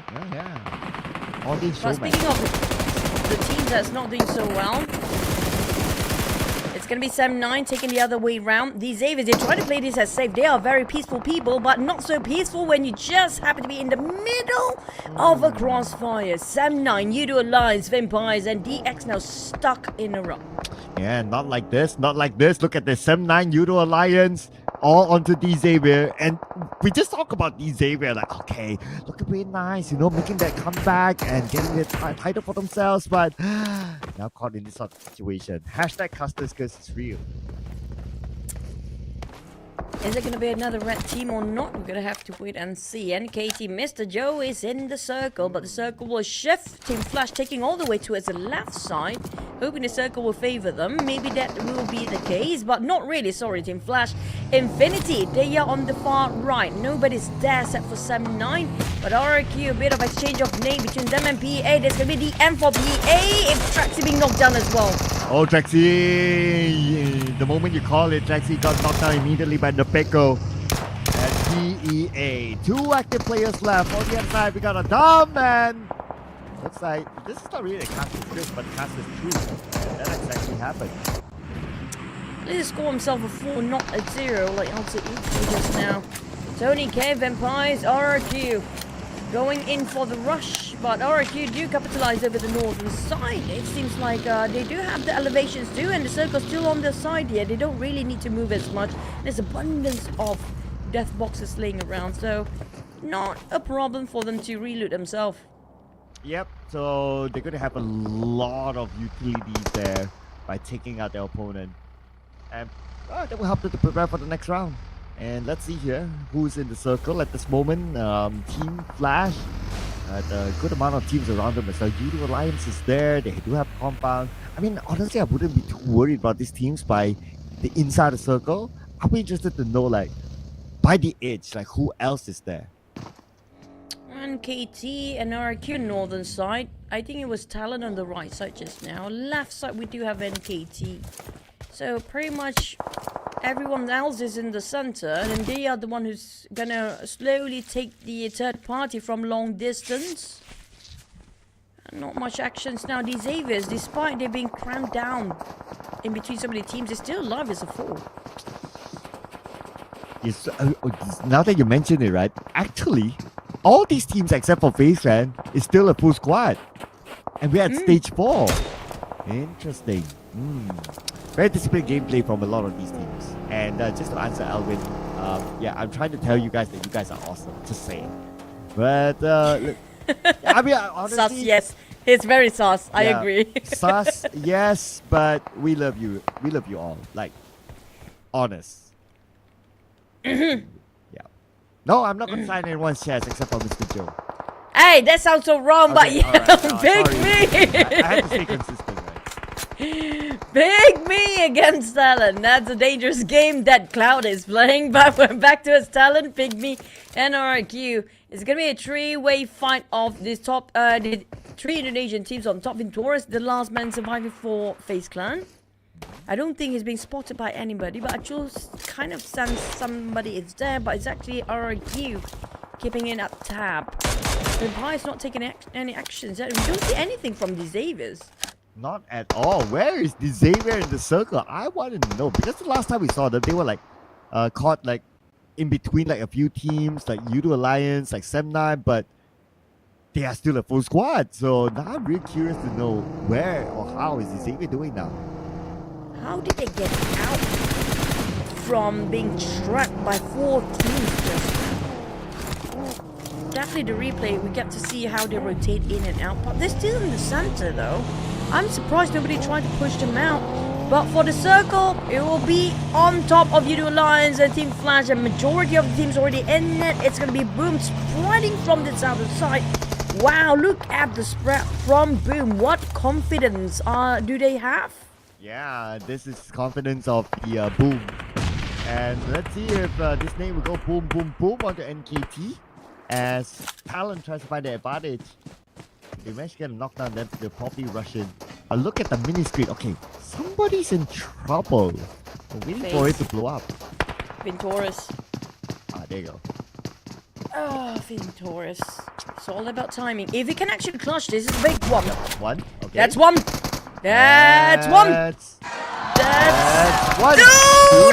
Oh, no! Frustration. Wow. Everyone is like having the same reaction. If we had a casting cam like live right now, we have the same reaction, ladies and gentlemen. It's true, but we didn't scream. Yep. We will blow your ears away if we scream. Oh, the Axe now taking actions against the entire crew of Infinity. Is that the entire lineup of Infinity? Oh. Even Sem9 taking it. We want to see Infinity! One more Infinity, come on! We want to see Infinity! Infinity and beyond. One more player. Okay, I guess it's over now. Okay, there you go, there you go, there you go. Tony K. The last living legend of Tony K. Tony K. Fight back. I don't know who shot Sem9. I think it's going to be Boom. From afar. 0 points, by the way. Oh, yeah. And if they go out now, it's going to be absolute 0 points for them. Oh, NKT recently blowed up his vehicle, the gun. But you know, here we go. Boom Esports against Sem9. And Sem9 at this moment, 2 points collected. If they go out now, it's going to be only 2 points. There you go. Frenzy jumps in.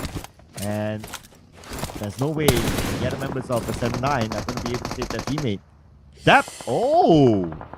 Still have a fight in him. Sem9 leaving only Dap out here. UI still driving his vehicle. He managed to reset himself. Oh, just a little bit of late tracking, but unfortunately the Razy coming up from behind. But this is gonna be a scary team here, Boom, at the receiving end. Whoever actually bumped into Boom, there's no stopping these guys. They're not even thinking twice. They don't even show any sort of hesitant when it comes to forcing the fight head on. I love the follow-up from Boom. And while the players get knocked, like, look at how fast the other players follow up. It's like, man, that is why. So well coordinated, great communication, and they don't hesitate when they want to back up their teammate. Beautifully done by Boom. And moving in unison as well, well orchestrated indeed. But back to the side of PIGMY, there's also the rising team here when it comes to the grand finals, but they are very volatile when it comes to their performance, up and down all the way. Mr. Joan, unfortunately, bleeding out. It's going to be TALON versus NKT. TALON, they are still on the rise and no stopping these teams, but Team Flash seems to be butting into the business. And while TALON, Axel taking out on NKT players, we have Mr. Joe who might be finished off as well. Oh man, my Mr. Joe. Just as when I big up Boom Esports, they took out my Mr. Joe. Out at number 9 without any points at all, so it's going to be 0 points for NKT. But for Boom Esports, they are dominating with 5 eliminations right now. And also having the high ground advantage against Team Flash. Now it's them telling Team Flash, hey you, come on, come on. Weird view we have here, Batman. We want to see the gunfights. Thank you in advance, observer. But yeah, Boom splitting himself into 2 parts, taking those elevations. TALON just slowly marching in, bulldozing everybody from behind. I mean, TALON is one scary beast. Despite don't have a red face 2 times in a row, we're looking at their lineup, but there's going to be a plain sight for Boom to shoot them down. Here we go, Boom Esports. Look at the spread still. Like, how is TALON going to counter this if they don't have information on where exactly the players of Boom are at? At least for TALON, okay, good news is that they managed to slide into the circle. That's pretty much about it. But for them to move forward, and if Boom is still there, the position is pretty hard. Team Flash trying to gatekeep them from behind, taking advantage of how TALON kind of stuck themselves. Team Flash, the moment they start to open fire, Boom just shifted their focus straight onto the heads of Team Flash players. And on the other side, we do have TALON as well. So Flash, are they just trapping their own self by exploiting their own positions? Oh, but okay, we move over to Xavier now. Now, look at Xavier has action against Vampire Esports with Shadows, 50% of health left. Vampire Esports from the outside circle coming in, but for Xavier, they don't really have them. They also have both Esports behind. Wow, all this top heavyweights up against each other. The heavy hitters has spoken. When it comes to the top 8 team, it's gonna be all the firepower at their best performance there. Boom moving as a 4. Still full 4 squads for all the 8 teams remaining, by the way. Shrubs open fires, and the moment they try to stand up, Vampire's been just shut down. Sit down, they say from these Avis. Here comes another nade. 3 eliminations in the pocket, and they just obliterate the entirety of Vampires this way, and that one nade rule them all. Oh man, Xavier, ladies and gentlemen. Oh, Sunscreen is there. Hey, Sunscreen, hello. Hey, you know what? Xavier, with that one win, scored 7 eliminations. And at the same time, when they won the fight against Vampire, they were actually managing Boom at the same moment. So that is like absolute multitasking by Xavier. Yep. But for the Xaviers, they barely got enough time to reset themselves. They're playing in the blue zone as well. PUBGM have to work alongside with the Xaviers. Nate T down to only 2 of them. One of them still bleeding out, but they couldn't save him. But for PIGMY, that long toss from Yoru all the way from the high grounds. Now giving a pressure. I don't know how these guys calculate their tosses, but it seems like perfect almost every single time. There you go, another one. Billboard being pushed all the way back even. Yeah, they probably have been playing a lot of basketball. And now the basketball training is giving them a return. Oh wait, Achul? Oh, one with the nature. One with the nature, Achul. You don't know he's there! He's prepping the nade, he's prepping the nade. Here comes the nade to finish off TALON! Oh, close enough, close enough! One more? No! Joprenki this time. Where's the remaining 3 of TALON? They will have to respond to this. No time to respawn, or will they not respawn at all against PIGMY? Oh, well, from the other side, it's going to be all fake shots from RRQ. 4 Indonesian teams still in here. Might be their domination when it comes to this Mirama, but look at the spread from TALON. They're taking Flash all by themselves. Not really. Linux might actually try to guard over Team Flash by himself here. Oh yeah, now speaking about Linux, it's only him and Yoru. Interesting enough though, after all that action that TALON went through, they only scored 3 eliminations so far. Like, that was a lot of work. But a lot of work as well for Utilize to defend against RRQ. Okay, I like Jimmy's position. Just look at this. Right behind, off angle, and in case RRQ does something funny, he can shoot them down. Snakes coming up from above. Here comes the toss. And there's also PIGMY. Snape's thinking about where to toss this next nade. But they're sharing the same compound as Udo Alliance. If they're not being careful, that's when the pack are being shot down from the outside. These Avis coming up from behind, pressuring to the side of RRQ. There's also Boom coming in. As a full squad, Team Flash being sandwiched between TALON and Boom at the same time, while Nepeko and RRQ just managed to slightly reset, but the nade drop on Hexons. RRQ, they are in shambles. Oh, I gotta give it to Udo Alliance defending the ground without any look. Oh! Nepeko sent the nade to the second floor. And now it's only Jimmy OP left on the other side. What a nade by Nepeko. And now with the information that they've gathered, they know Jimmy OP is right below them. Nepeko trying to find a good angle. Jimmy OP with G2 and the smoke still active. How is he going to overcome this? What a turn of time, but that nade by Nepeko turns the table for the side of RRQ, despite they were losing so many men before. That one nade changed so much when it comes to their survivability, but next they have to focus on these Avis. The moment they open the door, these Avis project might actually have some infos. There's gonna be a big one. No mercy, just easily not breaking any sweat. Finish off Udo Alliance. That is an absolute 3-pointer there for no mercy. Man, what an accurate nade. That went boom. Oh, boom onto RRQ. No, that's not the name that I want to hear. But anyway, right now, PIGMY got one for themselves as well. Frenzy gets another one out of a Team Flash. It's starting to get, it's starting to be real messy. There's got 15 players, but stage 8 is upon us. Be stolen away. PIGMY being keep knocking down on Team Flash just now, but Boom casually just takes away the eliminations from the sidelines. Pombit, 9 eliminations by the side of Boom, and Razy trying to get the double digit here. Pombit being knocked down. Paragen is still in there. Team Flash versus PIGMY still going on for the longest time.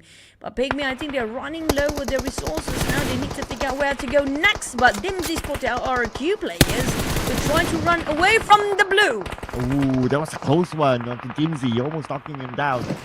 And Boom Esports, look at this, 11 eliminations already, but Boom Esports looking for more. Next target is going to be RRQ, Nepeko, and No Mercy. Now, taking a lot of damage. Oh, lasting of health now for No Mercy. He has to heal up on Nepeko. Back up to 8% of health, but he does not have the space to play with. The moment he steps out of the building, Frenzy will be waiting. Oh, never mind. Frenzy cancelled it out. I don't think he got any first aid left from the RRQ side. He seems to be using band-aids for now. DMZ still having a trade of nades against Team Flash, but it's a bit short toss, a bit short coming up from Team Flash. RRQ finally being eliminated. And now here comes the spray by PIGMY. They're aiming 2 teams at the same time with these Davis to play the time down there. Oh, here we go. PIGMY's making a move. And Gosu is there. Oh, they probably didn't notice that Gosu is there, but now they do. Gosu on the lower ground. Nades at the cross. Man, today's nades have been absolutely amazing. On point. And everybody been training their basketball like you said.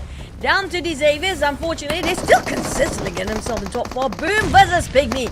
Another Indonesian finale. Yeah, well, will it be the pink team of PIGMY or will it be a slightly red? Boom taking the chicken here finally. But Boom, all they need to do is finish it off with more points of elimination. 17 right now. If they score the 19, a big push. They take away the #1 spot. There's one more to go. I mean, it's going to be a straightforward elimination. It should be a chicken dinner for Boom Esports without losing any players at all. Ladies and gentlemen, your last season's champions, they are back with a boom. Boom, boom, pow. I mean, like, Yummy being interviewed before this. He doesn't want to provoke, but he's provoking every single team in the game. The gentle guy is not so gentle. He is quite a monster when it comes to the Miramar map just now. But we're not done for the entire day yet. When it comes to the top 5, we can see a bit of a swap of that number 1 spot. Woo! PUBG spots. Okay, they didn't break the record, but look at this. How many eliminations is that? Wow, Frenzy 11 eliminations by himself. Okay, I'm doing the math now. 15, 16, 18 eliminations as a team, and Frenzy 11. Man, is this a new record for the grand finals? I believe for the grand finals this is the highest. Just grand finals. Yeah. Just now was 21. I said like for individual, yes. Yeah. For individual, yes. Man. But Razy's the MVP though. Sorry, Frenzy. I know you got the 11, but Razy did a lot of work in 935 damage, 4 eliminations, 169 damage received, 30% team coverage at 28 minutes, 3 seconds survival time. He did a lot of work. By the end of the day, it was Frenzy who scored the points. So many third party coming in when it comes to last few stages just now, but the Xaviers showcase such consistency. What a phenomenal run. They have been placing themselves in the center of the map all the time, but for PIGMY, it is one of their best runs when it comes to the grand finals, as well as the rise of RRQ here. Yeah, and I just want to point out as well, again, a red color logo team, just putting out there. Yeah. Putting out there. We're getting consistent here, right? At Indonesia Galore, of course, majority of them from the Indonesian region. Let's the best moments from Boom Chicken Dinner.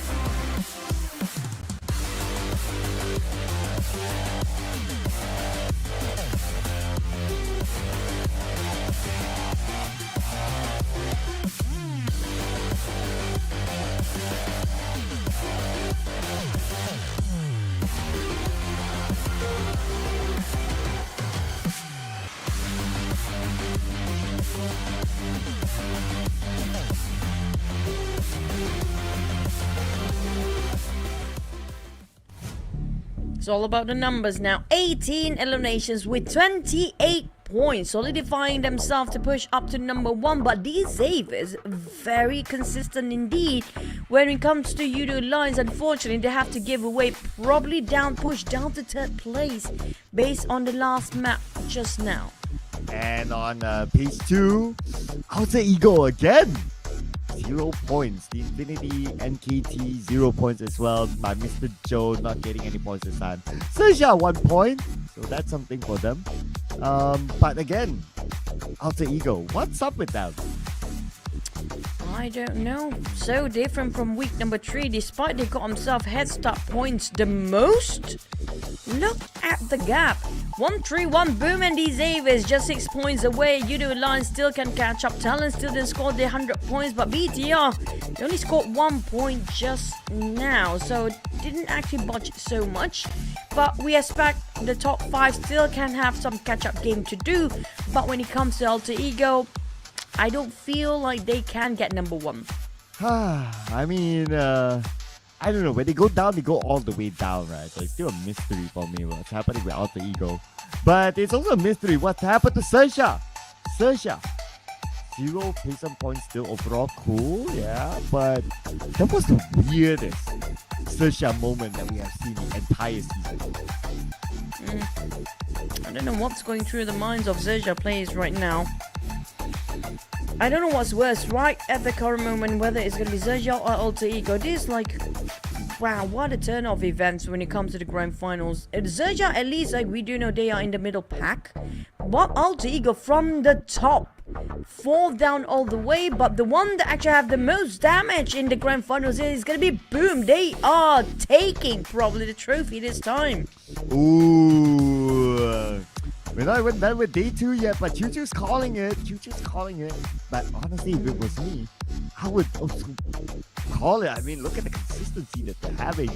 And they have 335 damage, the most that we've seen so far in the grand finals. RRQ 2067, TALON 1904, and IQOO Alliance 1580 in terms of damage dished out by all these teams. But man, Frenzy is the boss. Frenzy just now, what a native, what a turn of events when it comes against the IQOO Alliance. And Razy did so much work too. I mean, like, these two actually did so well when it comes to this season. It's not like Yummy Mayo has got himself in the top spot, but it seems like the rise of the other teammates is doing so well for the grand finals. But telling you, did so much of elimination steals from the back, and IQOO Alliance still have one player squeezed up here, which could be Leon DZ. I have a confession. Yeah. I always mix up between Frenzy and Razy. I can't tell the difference. Like, they're the same person for me. No, Razy looks more, how do I say, like a good boy face. Okay, and the other one, come on. He looks slightly a bit more naughty, I guess. Oh, so yeah. So your type is the naughty boy, so we know which you prefer, right?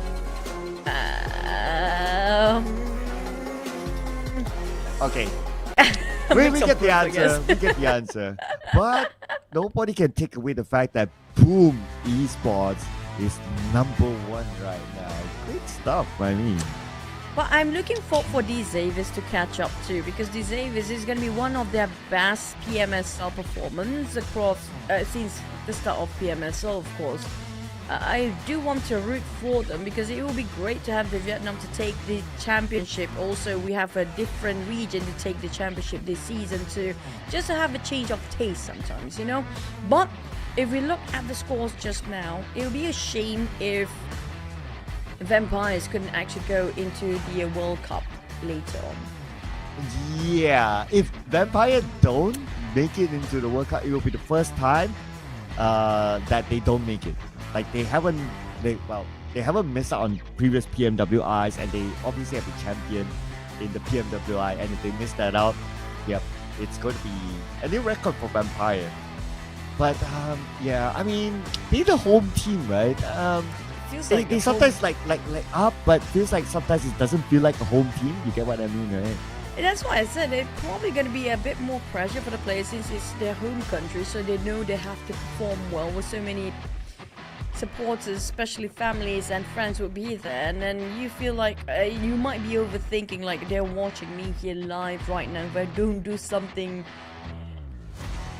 radical, okay. Probably I don't do enough. All right, this is the question I always had, right? So let's say if you're the player and you're playing in this offline setting, right, would you want your parents to come and watch? No, just okay. It's just because no, right? It's easier to focus when you have, you know, for me personally, because I played some semi-pro tournaments back in the days, it's actually easier to focus on when you being booed or not being cheered by anybody, you know, because it gives you sort of a drive that you want to prove something. But when there's somebody cheering out for you, you feel some players do love that. I mean, like they do have those motivation, but for me, I'm the reverse. I feel like because there's a lot of hopes that you have to tank on, like I don't want to disappoint anybody. You start to overthink that. Some of the players do prefer in a setting where, you know, they don't have too much hope that being sprayed on them. Yeah, it's like people spend their time and all that to come and see you, and then you're like, oh, I have to do something back for them.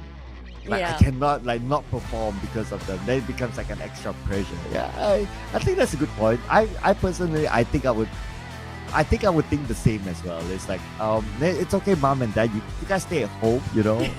I'll let you know what happened after I'm done. Okay?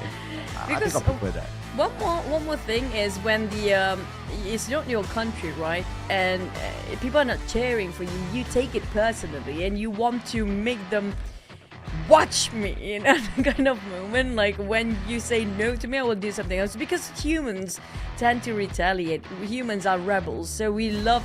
Especially, I think gamers, we are a bit more rebel of our side. So we have that competitiveness. We want to show them what we're capable of, where people disrespect you in that way. Yes, so there's like this pro and con thing, right? Like, of course, one side is like our personal thought, and our means like Choo and me, and the other side is like, okay, the parents are there giving their blessing, you know, and parents' blessing it is powerful at the other side. And plus, they are not homesick. They don't feel. They don't miss their food, so health-wise, it's more structured. It's more organized for the home country teams. I wonder if like the parents who show up here, do they like, you know, cook or bring some food? They definitely actually pack some food from their home. I know that because my parents would definitely do that. Oh, I don't think my parents would do that, but okay. Even bring a durian, perhaps. The arena. I'm not surprised my parents do that. Sorry, I was distracted with the glasses of that guy. Like, I don't know who he is, but like the orange glasses. Yeah, I would want one of that. Can you actually like see clearly? Because sometimes a bit of a neon orange glasses too actually don't really. You can actually see well. Yeah, that's a good question. I have never worn any of that. It's so distracting if you have neon colors, especially when you're driving at night now. That's like reflective, right? Yeah. Yeah. Good question. I don't know. Maybe we can ask Mr. Manager to try it out, you know. Can you imagine Mr. Manager wearing neon glasses? He looks so dumb with it, please no. Oh, okay. That's a good confession. I like it. Please no. I you know, I cannot sleep at night. I have to sleep in a different room if that happens.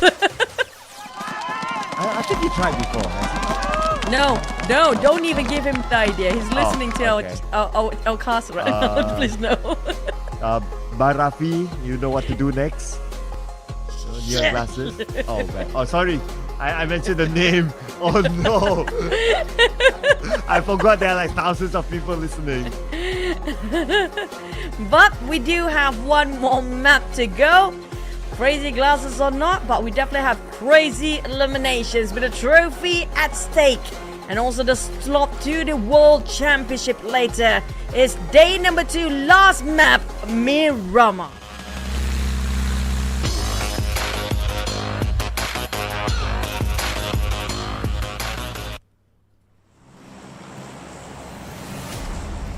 And looks like Imam Musalin agrees with Choo. Neon glasses, no. But what we do agree is that this is going to be the last game for today. This will set the tone for tomorrow, ladies and gentlemen. So whoever it is that's playing right here, this will be an important match because it will also determine what's going to be the discussion. What is going to be in their minds for game number 1 in the final day? It's really down to Boom to call it here. If Boom can score another big run and just break the 150 points, it's going to be tough for the other teams to catch up. So I I think it's okay for us to say by now our top 3 contenders. It depends on you to align. I don't know if they've been pushed down to number 5 or not.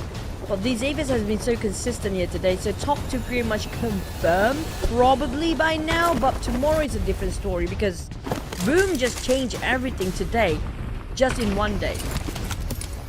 Yep.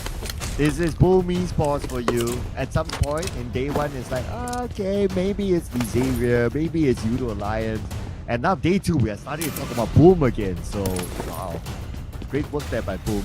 But it's all about whether they can hold on to it by the end of tomorrow. At least inside Choo-Choo, we're going to get a different kind of circle. It's somewhere around your town, Chumasera. And also don't forget about Talon. Talon with one map just now. They don't even need a whole day to change things. One map to turn things over. Boom got the Boost Chicken Dinner. That's going to be them. We do have them playing a very focus on their gameplay. Well, it's a looting phase, but you have to be aware regarding the other teams. You talked about the circle. It might be a Chumacera circle. High chance it will be. But the question is, will it be the high grounds of Chumacera or will it be the low compounds Chumacera? We need to keep an eye on that. At this point, I don't trust the circle anymore. You know, if in case you guys don't know what we're talking about, you gotta rewatch the first Erangel. Was it the first Erangel? The first Erangel, Make it right? the entire day Erangel, that's it. Oh yeah, okay, yeah. The circle's the MVP, ladies and gentlemen. You just scroll back in case you did not watch it and just look at the circle. It will make you want to watch the entire game. Second Erangel was to be specific, the one that makes it so much pain for us and the players, especially the players though. So unpredicted. Yeah, just like my girlfriend when deciding have one? on what to eat. Oh, actually I don't. So okay, just like my imaginative girlfriend. Yeah, thanks for making me being specific now. Yep. Now Cindy, don't laugh, okay? I know that you're laughing right now. Oh, is she the one? No. I mean, Cindy is one of our loyal viewers at the English stream. So Hey. shout out to all our lovely people out there. Anything can happen, man. I have so many friends that actually ended up married to their viewers too. Yeah, just like you and Mr. Manager, you know. I know, he's not my viewer. We used to be old friends in an old team as well. Right. Yeah. We've known each other for like what? I think now, since 2008. So when is that? How many years has it been? So how long have you guys dated? We never date. Oh. He's my best friend. Oh, okay. We don't date. Do you The one think that he I will dated for answer- 10 years. Sorry? Oh. Do you think he will give the same answer if I were to ask him? Yeah. Yeah? Go ahead. Okay, We never. okay, I mean, we never date. Definitely. Okay, can we switch over to Mr. Manager now? Like, Can we actually do that? I mean, you can just pass him the mic, you know, it's not that hard. Mr. Manager, you want to come over and clarify? Yeah. Fee! He's ignoring me. Okay, he wants to run. No smile, X. No. That, no. Just don't be choo-choo, okay? Don't be choo-choo. But yeah, I mean, one of the rare occasions that like you marry your best friend. Am I allowed to say that? I don't know. Why not? I mean, okay, clarification. No. Do we ever date? No. No. Oh, That's definitely not my what? voice. Oh no! Oh, I thought you were asking me. Okay. No, I'm clarified. There you go. But I mean, like, it's actually the best. I mean, like, we're out of topic here, guys, because nothing is happening. Okay, just the segue is happening here. You know, For me I just personally, want like, to say, right? I have Yeah. never casted with all of a sudden another person comes in. You asked for it, bro. Okay, yeah, thank you for fulfilling my wish. Right? Thank you. For you, why not? Yeah.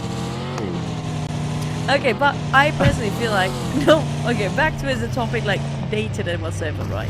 I dated another guy, which is also a doctor. Okay. For 10 years. For 10 years, man. And then the next day we broke up, and the next month I married this guy. I don't know why. So he amputated the relationship? No. Oh. Not really, no. Oh, then? He just met my parents and that's it. Oh, wow. Yeah. I have not met your parents, now I'm scared. You don't have to. Oh my god, what is wrong with you? Oh yeah, true enough. I don't know. I mean, it's one of those like 10 p.m. things or last game things. If players can do things in the game, we can do things in the podcast. You mean like XERXIA? Thanks. No problem. Or is it Kwang? Which one do you prefer? Oh. We had the Kwang, we had the Sersha, we had the Circle. I mean, choose your pick. You got everything. Choose your today. pick? Yeah. Pick it. I mean, yeah. Choose your pick. One. What? Yeah, choose your pick. Yeah. Pick one. Pick one best. Okay, if we had the best moment today, right? Yeah. Which one would it be for you? Definitely Kwang. You get the Kwang one. Okay. Kwang is so sus, man. I'm looking forward for the transfers during off season, just to make sure nothing sus there. Yep. I gotta check if Kwang is secretly learning Indonesian, like Bahasa Indonesia. Maybe he's actually only half Indonesian. Who knows? That could probably be it. Like sometimes like the background of these players that people don't really know because it's kind of hard to tell. Like Logan is half French. This guy Tony K is half German. Yeah. Oh yeah, half German. Choo Choo is half Chu. No, I'm actually half Pakistan or Afghanistan. I forgot. Wow. One of the stands. Wow. Yes, Not I half, will maybe always pick quarter. Mr. Joe moment. Sorry? Oh, wait, no. Some now identifies me as Mr. Joe biggest fan. Yes, You're I'll half pick Mr. any Joe, Mr. yeah. Joe. Yeah, yes, You're half I'm Mr. half Joe. Mr. Joe. Yeah. So Joe, maybe not Mr. Joe next season. Well, looking at how he has been performing, I would say Mr. Joe would stay on. Yeah, he gave us a lot of moments, so I can still continue to be a Mr. Joe fan. I mean, if he changed his name to Sir Joe and he did not perform, we know who to blame for next season. Oh no, Sir Joe, nah, it doesn't ring. It doesn't ring. You have to keep it Mr. Joe. So we can say it. Yeah, it Mr. feels good. Joe. Mr. Joe. I mean, there's a sort of an impact to it. You feel like, oh, that's so good. But what's better is going to be the circle, not going to be Chumasira. It's going to be right across Montenegro. We do have so many teams already parked themselves in Chumasira. There's going to be a lot of fights later. I saw that Rosemary. He was caught on camera. But okay, at least he landed back on all four wheels, so yeah, nobody saw that. But what we are seeing is that Alter Ego is 71 points. Okay, being a team that has the potential to be champion based on like previous seasons, they are now like what? 50 points away from boom. Would you say that Alter Ego is not able to challenge for the championship now? Yeah, 100%. I mean, like for the title, no. I'm trying to calculate how many points they have across the entire day here. Ooh. They have some, but it's not. There's so many maps that drop into zero, but our IQOO Hexas, that was in the Flash, where Team Flash. The one of those you play at your midterm moments, ladies and gentlemen. And Hexas looking for more. Okay, now opportunity for Snake. But Team Flash, are they going to be safe?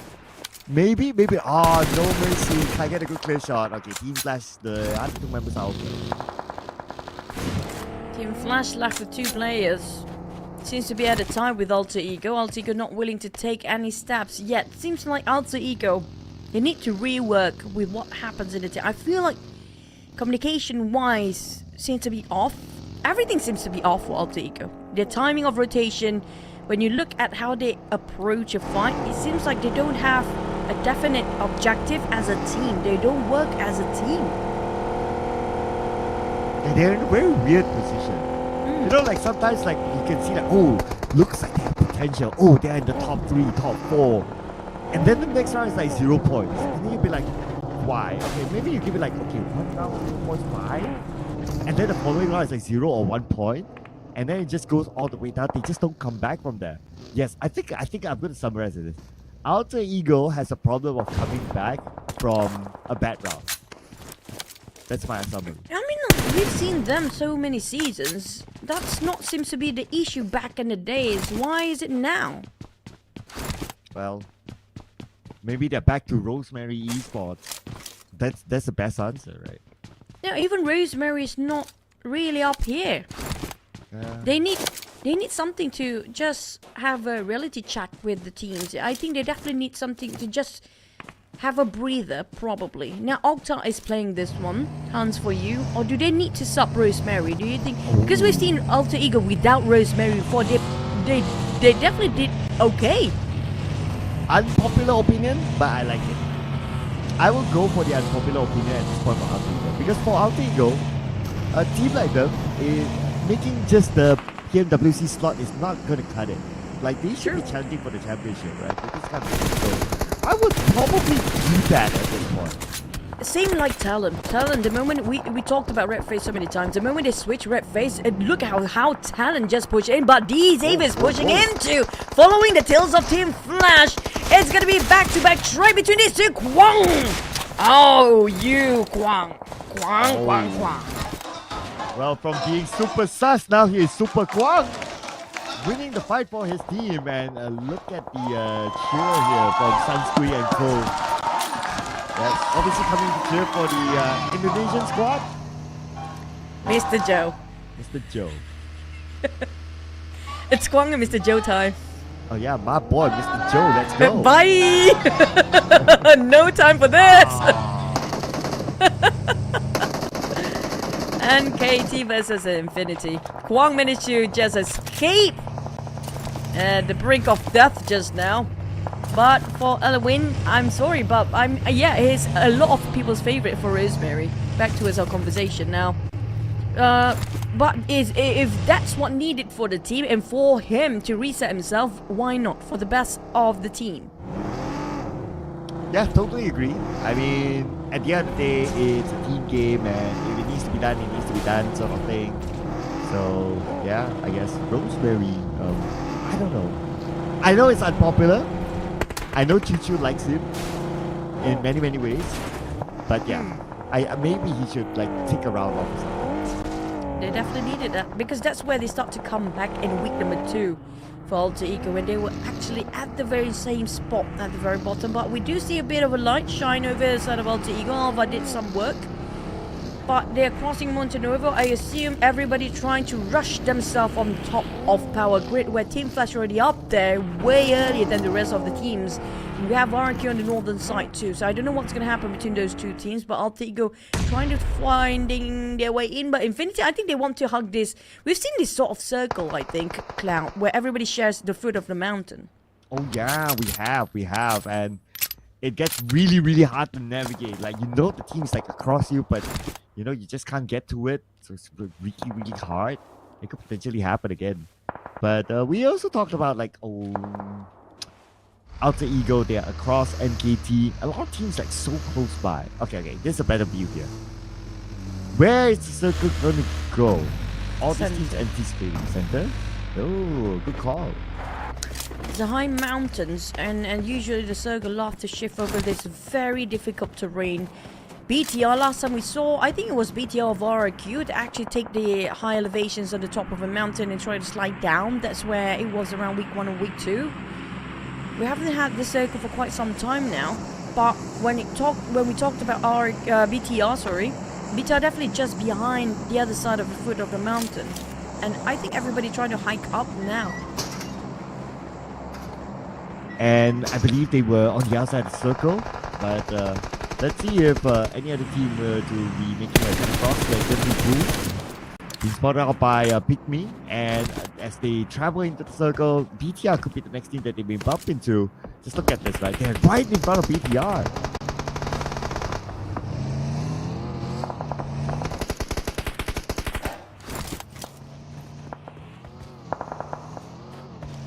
BTR will not easily let them hike up here.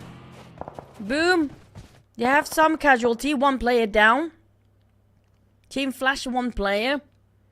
Still stuck down there, but it's going to be multiple terrains there. That's what's tricky about this sort of circle.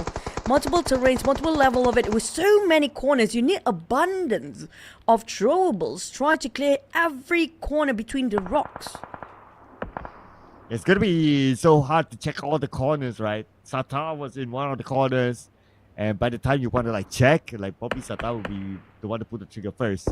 But speaking of pulling triggers, Hexas getting another one this time out of pond mid. This time around, Hexas have been putting up a good performance.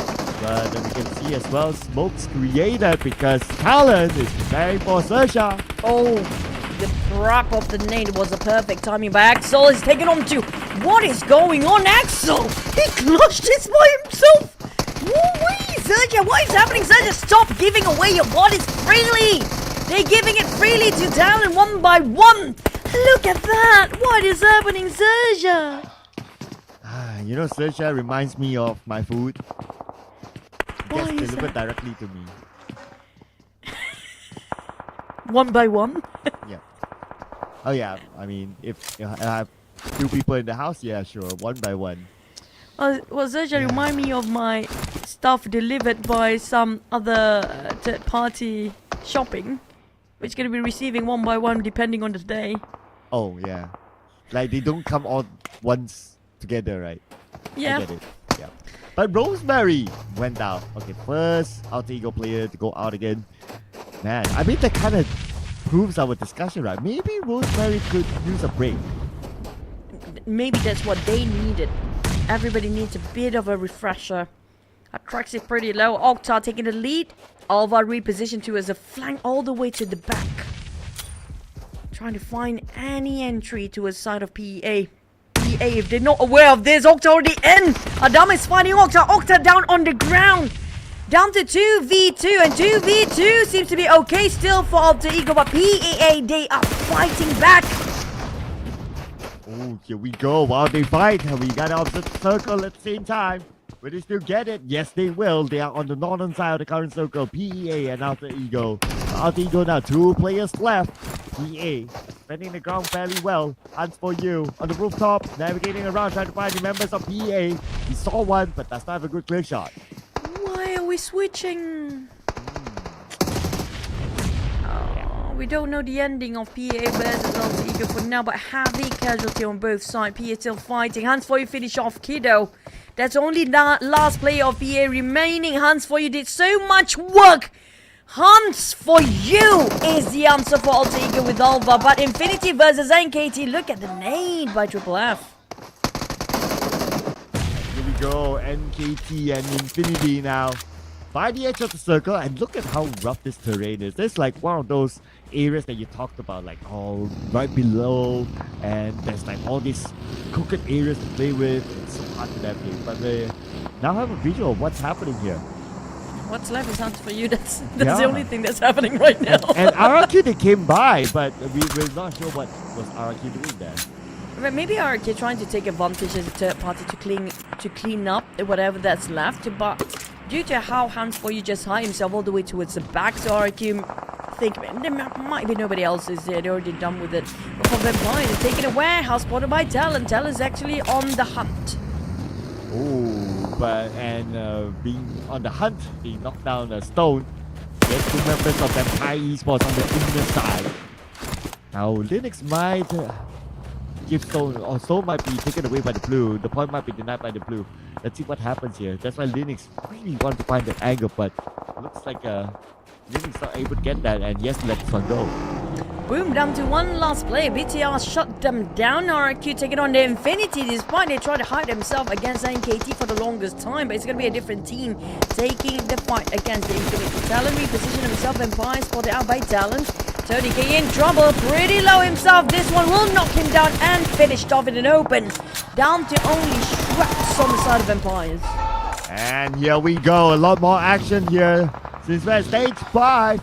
Moving towards the end of the game. Traps now on the other side. Judo Alliance. Tossing nades at the Traps, putting a lot of pressure on him to being the last member of Vampire Esports. He himself tosses his own nade. But Judo Alliance is like, you're only Traps. We're not interested. We'll let this one go. Ain't nobody got time for that. But they reposition themselves. This might be it. If they're not being careful, Shrubs is an opportunity he can take. I think let's spot him out. He's actually keeping track on Shrubs' position here. Here comes the nade toss. But the thing is, Shrubs pretty open himself towards BTR as well. The moment he picks out, and the Blue Zone will carry out its damage to a side of Shrubs. It's going to be trouble for Vampires trying to keep it alive and afloat. But Yudo Alliance seems to be in shambles too. PIGMY, BTR, and Yudo Alliance seems to be in crossfire. That is it for Shrubs. That is it. Yudo Alliance going to keep him from the inside the circle. Nowhere for Shrubs to go. It's just a matter of time at this moment. Depends on how many first aid does he has. And we're going to see circle time move towards the middle where BTR is at. Look at this YouTube. BTR again has the circle. There's something up with BTR. How many did they spend it today? Well, I saw also, Edwin Chia, who is the CEO. He's there. He gave the high five to the players, so he's probably the one that approved the budget. The buff of the high five. Yeah. And Shout out that's to Edwin Chia, by the way. The current go-ed there. But also, don't forget about RIQ Cloud. They got himself quite an elevations up there and still in the center though. Oh, yeah, I know, right? Man, that's also a different kind of advantage. So let's see who will get it at the later stage, because we still got like stage 7, 8, and well, 9 doesn't really have a circle. But for Yudo Alliance, no circle, no problem for them to retain all 4 their players. It's a matter of winning fights against TALON. Nice tap by Jimmy. Violently tapping as much as he can. But that's going to be the end of the run for TALON for this one. So that leaves Yudo Alliance and Boom to try to push the numbers up in the last map of the day, whilst Alter Ego down with the 2 players. BTR, all they need to do is just keep it afloat and just survive, and they might score themselves 100 if they can score a couple of eliminations before they went down, or even when it comes to the top 5. Man, look at the eliminations by RRQ. 8 eliminations already, and they're looking for more right now with the Infinity just right below them. But yeah, this terrain is really, really hard to get a good angle. And No Mercy trying his best. But not just that, he needs to be extra careful not to slip down. It's going to be a tall jump down there. We've seen that happen before. A lot of accidents. But Yudo Alliance, BTR seems to be greeted straight in the front. Earlier trying to get off angle, but BTR. Oh, Satar is a bit too far now. Well, BTR now, only 1 player left. Nothing much you can do about it. But the next question is going to be what Yudo Alliance is going to do about themselves against PIGMY, who has a high ground against them. Build up each other and they toss them to the second floor. But none of them truly connected. Dubrenki is shy, but he wants it. He's waiting around the angles. A surprise getting on 1 with that UMP, trying to get for another. Oh, PIGMY coming up from behind. Who shot him, by the way? Billboard now with a nade of his own. How many nades does Yudo Alliance have? I mean, it feels like unlimited, but he lost Jimmy OP in the process. Dimsy takes him out. Nice nade on the second floor, but then again, still, they got the knock, but don't have the ability to push. At least reloot. At least they got that. So no more nades. Definitely none on Leon's DZ so far.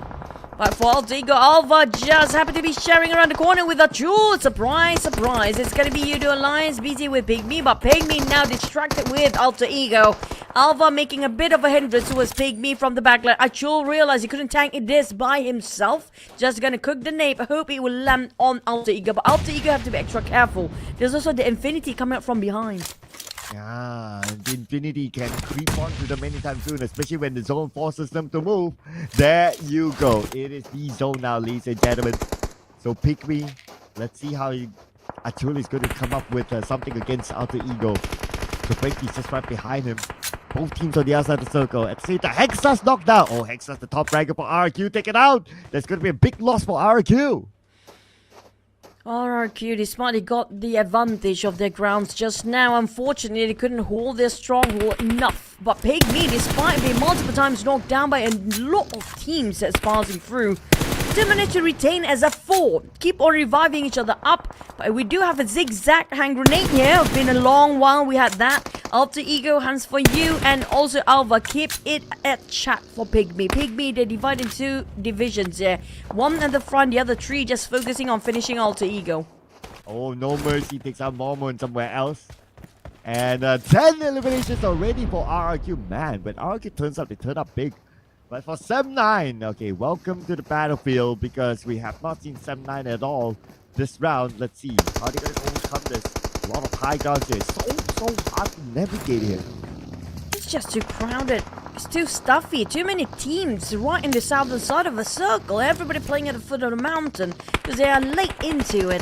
Sem9 now pushing towards, just cutting across. Utilize needed by Sem9 UI. And Brian tried to do some follow-up, but it's going to be FaZe Clan on top of them as well.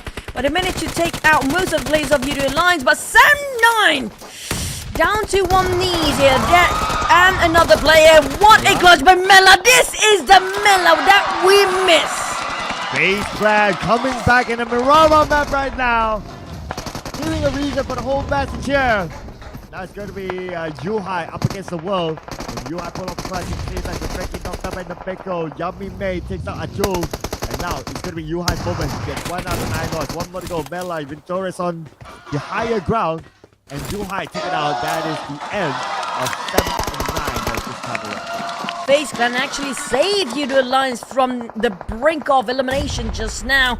But Alter Ego is next. That one nade by IQOO Peko shuts down on the remaining players of Alter Ego.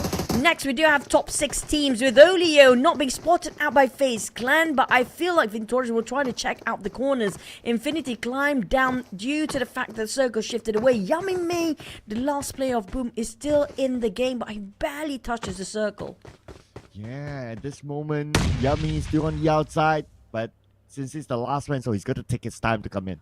But on the other side, FaZe Clan. Oh, look at this. Oh man, it's just so hard to navigate up. Mela thought that he got up but immediately slipped down. But the best part is that No Mercy is here. Can No Mercy actually take out Mela? Oh, he has a good clear shot. He No can Mercy. see, but he knows Nine Noise is there. So if he opened fire, Nine Noise was just easily spray him down. How to clutch everyone here since No Mercy is the last player there is. Oh, he given away his position. Okay, maybe not yet though. Okay. Very patient play. Okay, there you go. No Mercy. Okay, Mela. Go for it. Mela, no Mercy. Go for it. Okay, Nate. Okay, this has to be the biggest 3-pointer ever. You ready? Boom! No! Wow, No Mercy's made. Man.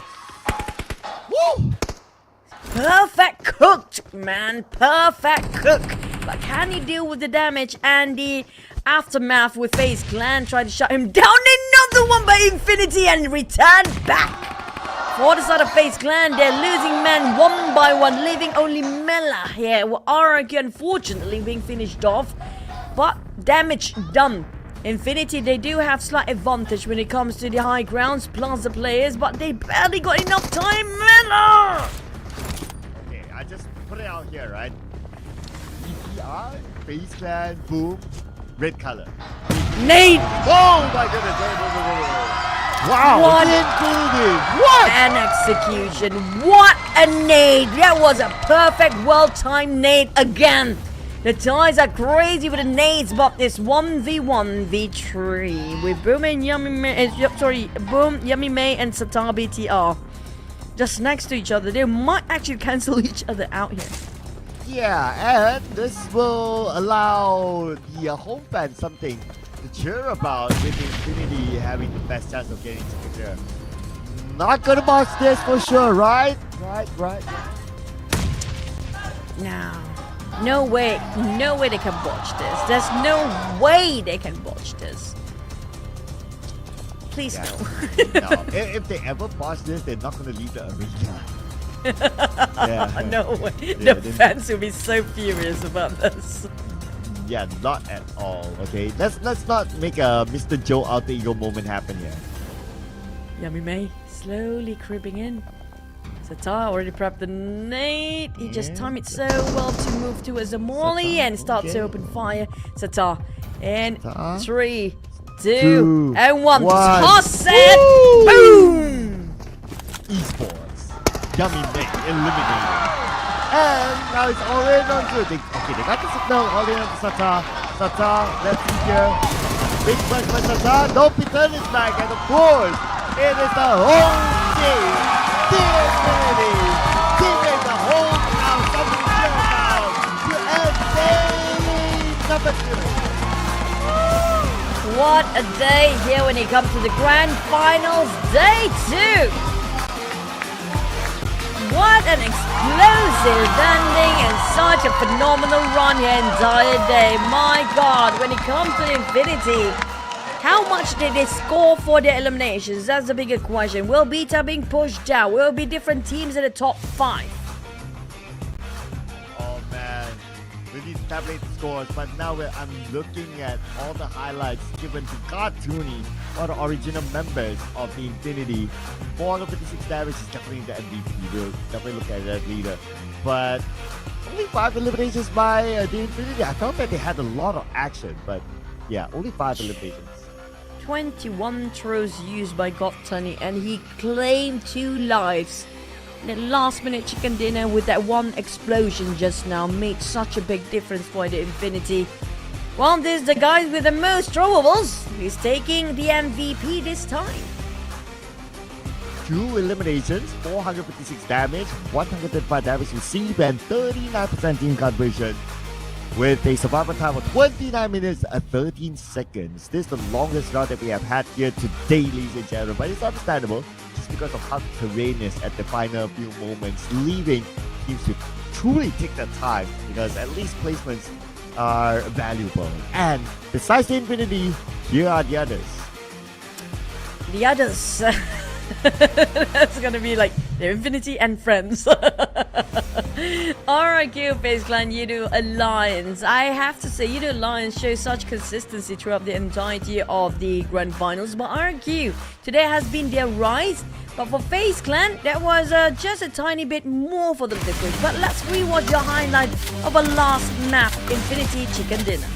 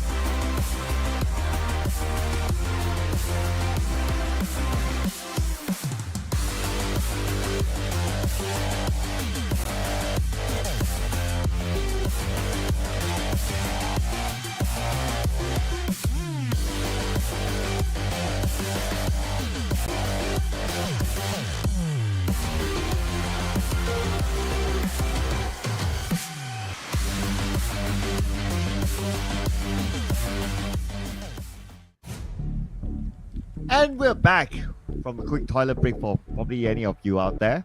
RRQ actually scored more points than the Infinity since they scored 14 whooping eliminations this round, and the Infinity only scored 5. So it's 17 points for RRQ, the Infinity 15, followed by FaZe Clan 13 and Judo Alliance 10. This is definitely going to change the middle pack when it comes to the overall rankings. I don't know if any of the middle ones will push up into the top 5s since BTR don't score as much. But unfortunately for Vampires, this means bad news for them. The probably going to be pushed down because of how small the gap is between the teams and XERXIA. Another 0-point round for XERXIA. I believe like today, XERXIA probably scored like only 2 or 3 points the entire day. So Roy I remember 2.0. they started at 9. Feels like Roy 2.0, right? XERXIA right now. Oh, yeah. Yep. But anyway, no changes in the top 5 at all in terms of placements. But welcome TALON and IQOO Alliance into the triple-digit mark. BTR is only 4 points away, so we'll definitely get to see that tomorrow. But here it is. Okay, so TALON has 13 points. Yeah, that's probably like, I think they only got like 5 points today or something like that. But for Vampires, they're starting off today at 9th place. It seems like they didn't budge so much for the entire day by now. Start at 9, ends at 9. Yeah, and yeah, I mean, yeah, interesting. And also the other names. Unfortunately for PA, today hasn't been that day. From like page 1 now until towards the end of page 2. But we gotta give it to RRQ in this round. 3163 damage this out. A lot of damage, but in terms of eliminations, it's a lot, but it's not like wow. It's a lot, but it's a bit late. And also, speaking of tomorrow, they have to keep this momentum up. But for IQOO Alliance, it's still a while over 3,000 over, because the highs we had very close to the previous one, which was TALON. IQOO Alliance at 2.2k, still a high end there. And PIGMY at 1.5 or 1.1553 with 1514 for a side of FaZe Clan. Now I'm thinking about the numbers here. I feel like it's gonna be tough for tomorrow, but back towards our top 4 gunslingers, no mercy. A lot of RRQ players this time. Yeah, no mercy. Nabeko Hexas up here. There's only one. Who's not in the list? Was it Snape? Yeah, it's probably Snape. Yeah, probably Snape. Not up there. But no mercy. He normally plays the support role, but this time maybe they had a little bit of a switcheroo, and he was put in a role that he could put out a lot more damage, so higher than his other teammates. In fact, higher than Nabeko, who's always given the vouch for being the top fragger for RRQ. Yeah, it seems like RRQ is on the rise as a whole entire crew, where we had that a bit in between the league where we saw Alter Ego do have the rise of all the other players like Hans for You, even Alva. And boom, I mean, like after the switch happens last season, this season definitely they almost perfected their rotations of players rosters here. But for RRQ seems to be one of the team that everybody should look out for next season as well. I don't know why No Mercy's photo feels like identification card photo. I don't know, he looks like very angry. Yeah, I know, right? It's like, oh, No Mercy, put up a smile, you're doing well. But let's hear it from the host.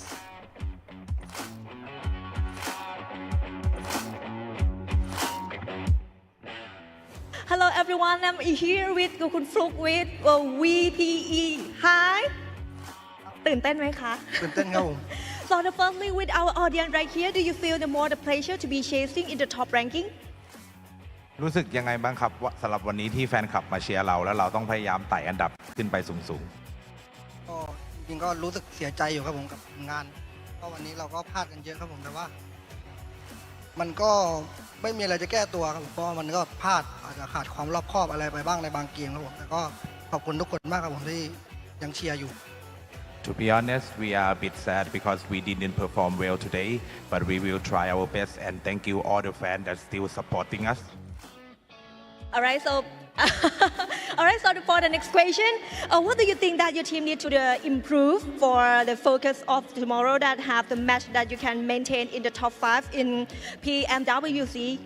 ก็คิดว่าอะไรคือสิ่งที่ทีมเราต้องปรับปรุงและพัฒนาครับเพื่อที่จะการันตีท็อป 5 สำหรับรายการ PMWC ในปีนี้ก็อาจจะต้องโฟกัสมากขึ้นครับผมเพราะว่าตัวท็อป 5 เราก็ยังมีโอกาสอยู่เราก็ยังไม่ได้หมดหวังขนาดนั้นครับผมก็ต้องกลับไปคุยกันแล้วก็แก้ไขในวันพรุ่งนี้ให้ดีกว่าเดิม We need to do a lot of homework. We need to do a lot of meetings, and of course, we need to do our best to maintain in top 5.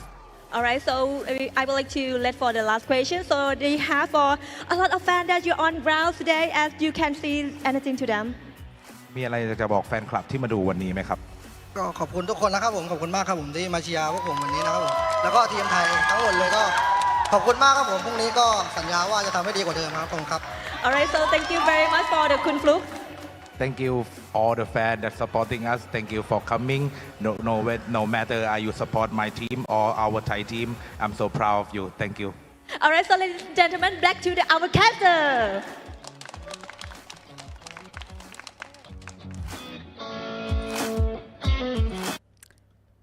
The translator exactly, Mr. Bo, is like, let me translate first.